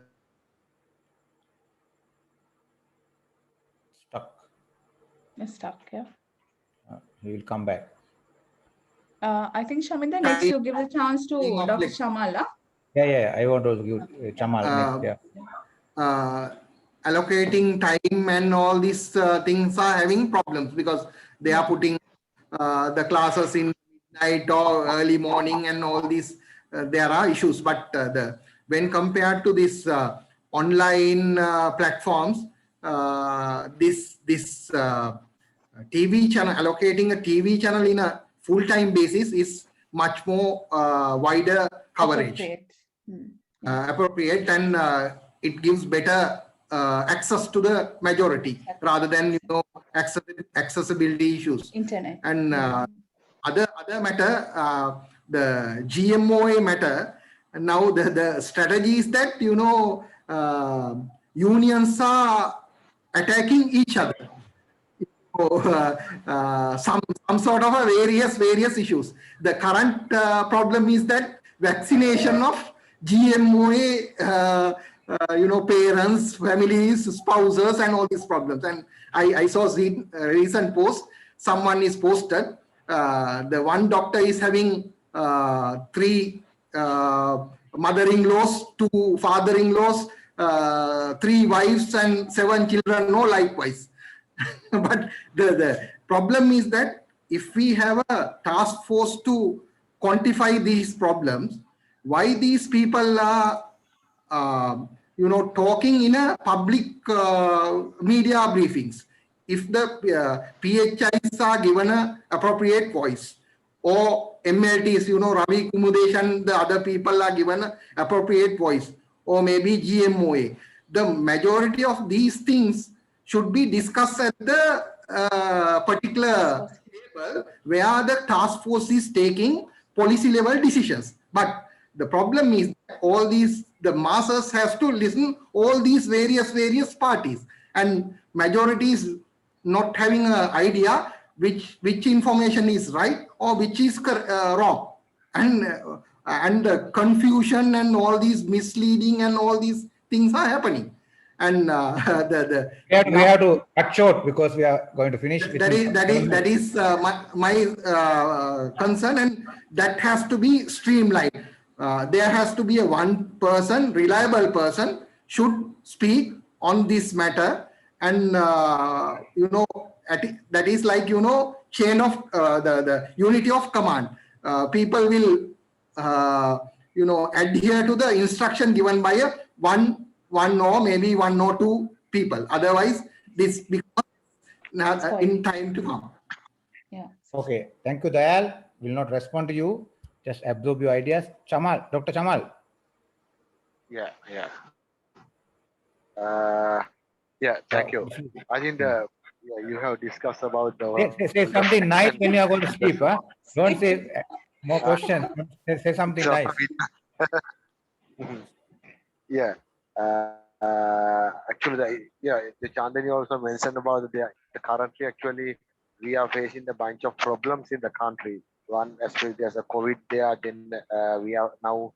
I have heard now the we are facing the shortage of foods in the future because not only this fertilizer issue now the because of this is affected to the agriculture aspect and the less of the production in the agriculture sector it's there as well as these days there were the coastal conservation issues following the shipwreck there. So I think there are a lot of now I don't know that this is the real crisis situation the country having the uh, there are different type of questions coming at the same time and they have I feel they are having the different impact on our life that in the society and people also don't know where to go and they really think about the system change and leadership again because this COVID-19 people expect that they could manage this easily but unfortunately majority of the issues got the politicalization. One is the as you have discussed about the vaccination. As you know, the Sri Lanka is having the number one, the top quality immunization program in the world is more than 99%, 99. We have conducted very successful immunization program without any political influences. But currently, because, there are a lot of issues because sometimes they want to get credits from this immunization issues from the COVID. They want to get the people's alertness. As you mentioned, it was a really task force. I also had this problem because the majority of the time the health expert or trade unions they are coming in front of the media and giving a lot of ideas, but nothing will happen because they are not in the task force level. Even I have seen that the commander has mentioned once that the person so-called who is having the everyday meet press conference, but they don't tell anything to the president when they are meeting in the president task force. So this is happening there. The older people, the majority of the governing people in the civil society, they have their own agendas only. So there's no that means the visionary. We need the visionary leaders leading like that way. Otherwise, all we have having there's personal agendas and deals. So everyone is going behind their deal, not for thinking about the public. Comment. Because once actually I have discussed with Chandani also one day. I have never seen in our parliament they don't talk anything about our economic policy, our education policy, our health policy, our agriculture policy. They always placard each other regarding their corruptions, murders, so and so things. All parliament is the time is spent for these personal issues. Now it's a right time, at least even we have 72 years has gone backward. Now today I got several I see several posts. Now we are taking I mean the loan from the Bangladesh. I think it's a real it's a real uh, Change. downgrade of the country because initially we got the loan from the European country, then Malaysia, Singapore. After that, we go for China, Korea. Now we are taking debt from the Bangladesh because I can remember in 1980s, 2020, 2010, until that, Bangladesh is very far behind. We know if we talk about the Bangladesh, we know it's a poor country, Dhaka and everything's a very poor cities. But now Bangladesh is streamlined. I have heard now there are civil servant, civil service, administrative service is streamlined with the less corruptions. And the Pakistan also when took over from the Imran Khan, he gave the first priority to reduce the corruption. And he also, Imran has mentioned that all the politicians should have a far-sighted vision, not for the long, short term. And majority of the in Sri Lanka, I see is that they have 5 years plan to maintain their power, and they are just always thinking how to maintain their these 5 years. Uh, but in we think about the world, the global arena, even Malaysia or Singapore, whatever it is, they always have in the 20 years, 30 years plan. I have heard that Imran also mentioned that from the Singapore, Malaysia, they have planned 2030, 2050 by 2000. Now, I don't know, we haven't seen it. Even we haven't seen any plan for 2025 where we will be in 2025. No one knows. even 2030, there's no plan. Now we are doing with the fourth generation industrial revolution. Now the knowledge is the main hub. We have a good human resource capacity with the knowledge. So I don't know why the real leaders, policy maker level, they don't think about this, the future level. And the COVID-19 Chamal, is Dr. not the Chamal, end. we will Now, keep your ideas, these ideas, because I'm working for Industry 4.0 implementation in Sri Lanka. So we will talk about this in a different forum. Okay. But just to highlight, like, I think it's okay to get money from Bangladesh because they are in high cricket ranking than us. So now we can consider that they are included in cricket. So thank you very much. The So problem maybe is that one last, I don't know. The problem is that in our people know, either people or politicians, they never criticize themselves what they are doing or what's the future of the country. Even people, they don't think about the future. They just want to stay like we are saying in Sinhala, Ida Vela to us like that day. They always have the single day plan. They somehow or other they manage the day and they go to bed, then again they so we want to wake up close in the this now. following It's morning like midnight. Sorry for cutting you down, but it's so. But we got your okay, so thinking. right. Okay, right. Thank you very much. So Nirmalan, you want to say something Okay, right. Good. before handing over to Nilan to conclude? Yes, a couple of sentences, if you don't mind, if you can spare me the time. What Jamal was saying, that's IQ 79. But anyway, the ethical dilemma on the one hand, and this global governance on the other. The ethical dilemma that you were talking about is actually provided for in the Shandai Framework. And that is one of the reasons why the USA refused to sign it. Because they foresaw exactly this situation where copyrights would have to be made available free of charge openly in order to meet certain urgent needs for manufacture. So that is already provided for, provided we fall in line with the frameworks which are already in place. Then global governance, for those of you who are interested in it, yes, by the end of 2030, you will see the earliest forms of global governance emerging. I from Sri Lanka, I'm retired, but I still keep in touch. And I'm particularly interested in how this global governance, we call it planetary guidance, is likely to emerge. And one thing I can tell you about it is you will not have one big leader. That model is out. No one person has a brain big enough to juggle all the variables that have to be constantly looked at and fine-tuned. So it will be completely different. We can have AI. We can have AI leader who can process all the information. Okay, thank you very much. We can, okay, fine. Skynet or something like Terminator. Roshan, you want to say very quickly something to close? I think Shamit, I said what I had to say. So I want to thank you guys for putting it together. I think Nirmalan touched upon an important point, though, that it's so complex that no one unit can actually govern this whole system. We already have in US, we see AI all over. I mean, AI, IoT. I know Sanjeeva was talking about IoT. It's all over in US. I mean, literally during the pandemic, we lived on that. This is the only savior, the phone. That's all we had, iPhone. This was our life for almost 1 year. We did everything on this because we didn't, go out too much. I encourage Aminda to keep doing what you're doing at the same time, Also, maybe there are some members like myself and others, who wants to kind of also execute little things on the side, which I'm doing a few things I'll discuss at a different forum for Sri Lanka, and trying to see how we can steer the country in the right direction. So thank you. So keep doing what you do. Yeah, keep doing what you do, and we'll keep connected, keep good people in the circle, and then hopefully at some point we'll get there.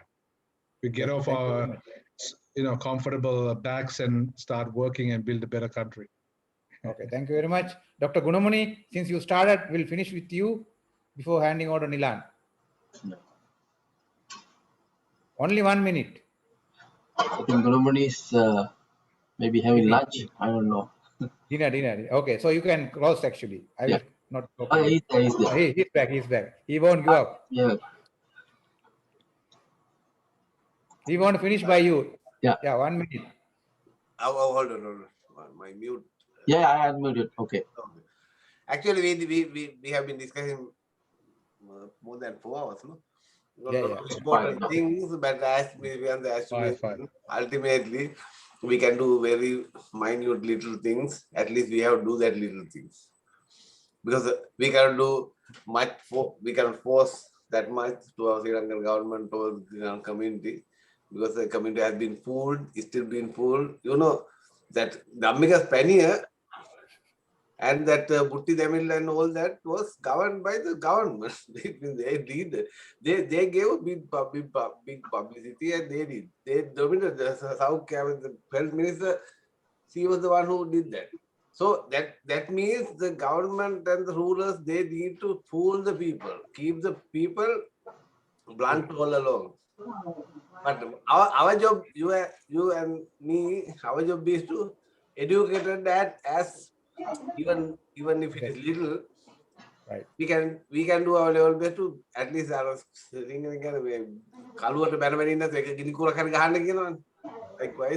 what we have to do that. That's all I have. Samajwadi Adasma again. Very good. Okay, thank you very much, Dr. Gunumuni. Sorry, now I think I didn't want to talk, but still I want to talk because of the last few ideas. Now, as you all guys mentioned, we can't change overnight, radical revolutions. But now I believe that this knowledge of wisdom of the crowd is an important concept we should capitalize, because we all have a lot of knowledge, expertise, experience, networking.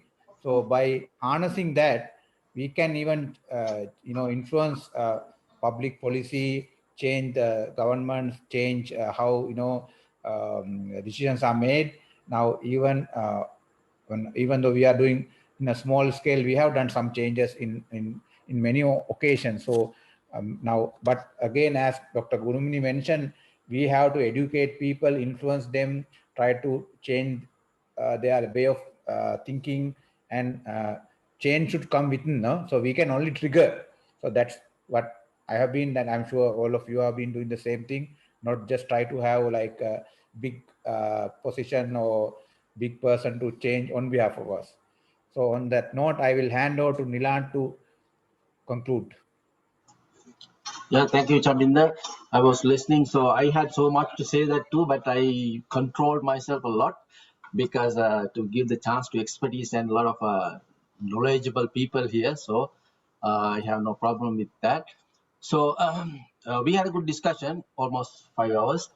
And yeah, as everyone says, the bottom line is like, but we have to do what we can unconditionally. There are so many discouragement, desperations, and discouragement and the hurt when we do things, especially in Sri Lanka, because the people are already fooled, as he said.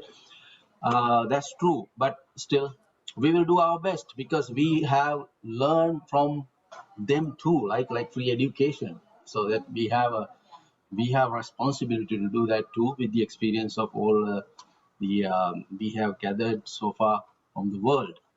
So I think we can do a change, because when we think back, when we turn back and connect the dots, world has changed in certain people, not the whole world change, responsible to change. Sometimes, few people change the world. So that means like we have a power, actually, the right direction. Even 10 people here think right direction can change the world. I believe that. And I have to add something like in the virus that I had in my mind, that uh, because of this pandemic, COVID-19, people are doing a lot of researches in viruses, but some good things also I see in the social media and scientist forums and scientific magazines. That some viruses they have used now, they have done testing to give the sight to blinds and give the give the hearings to the deaf.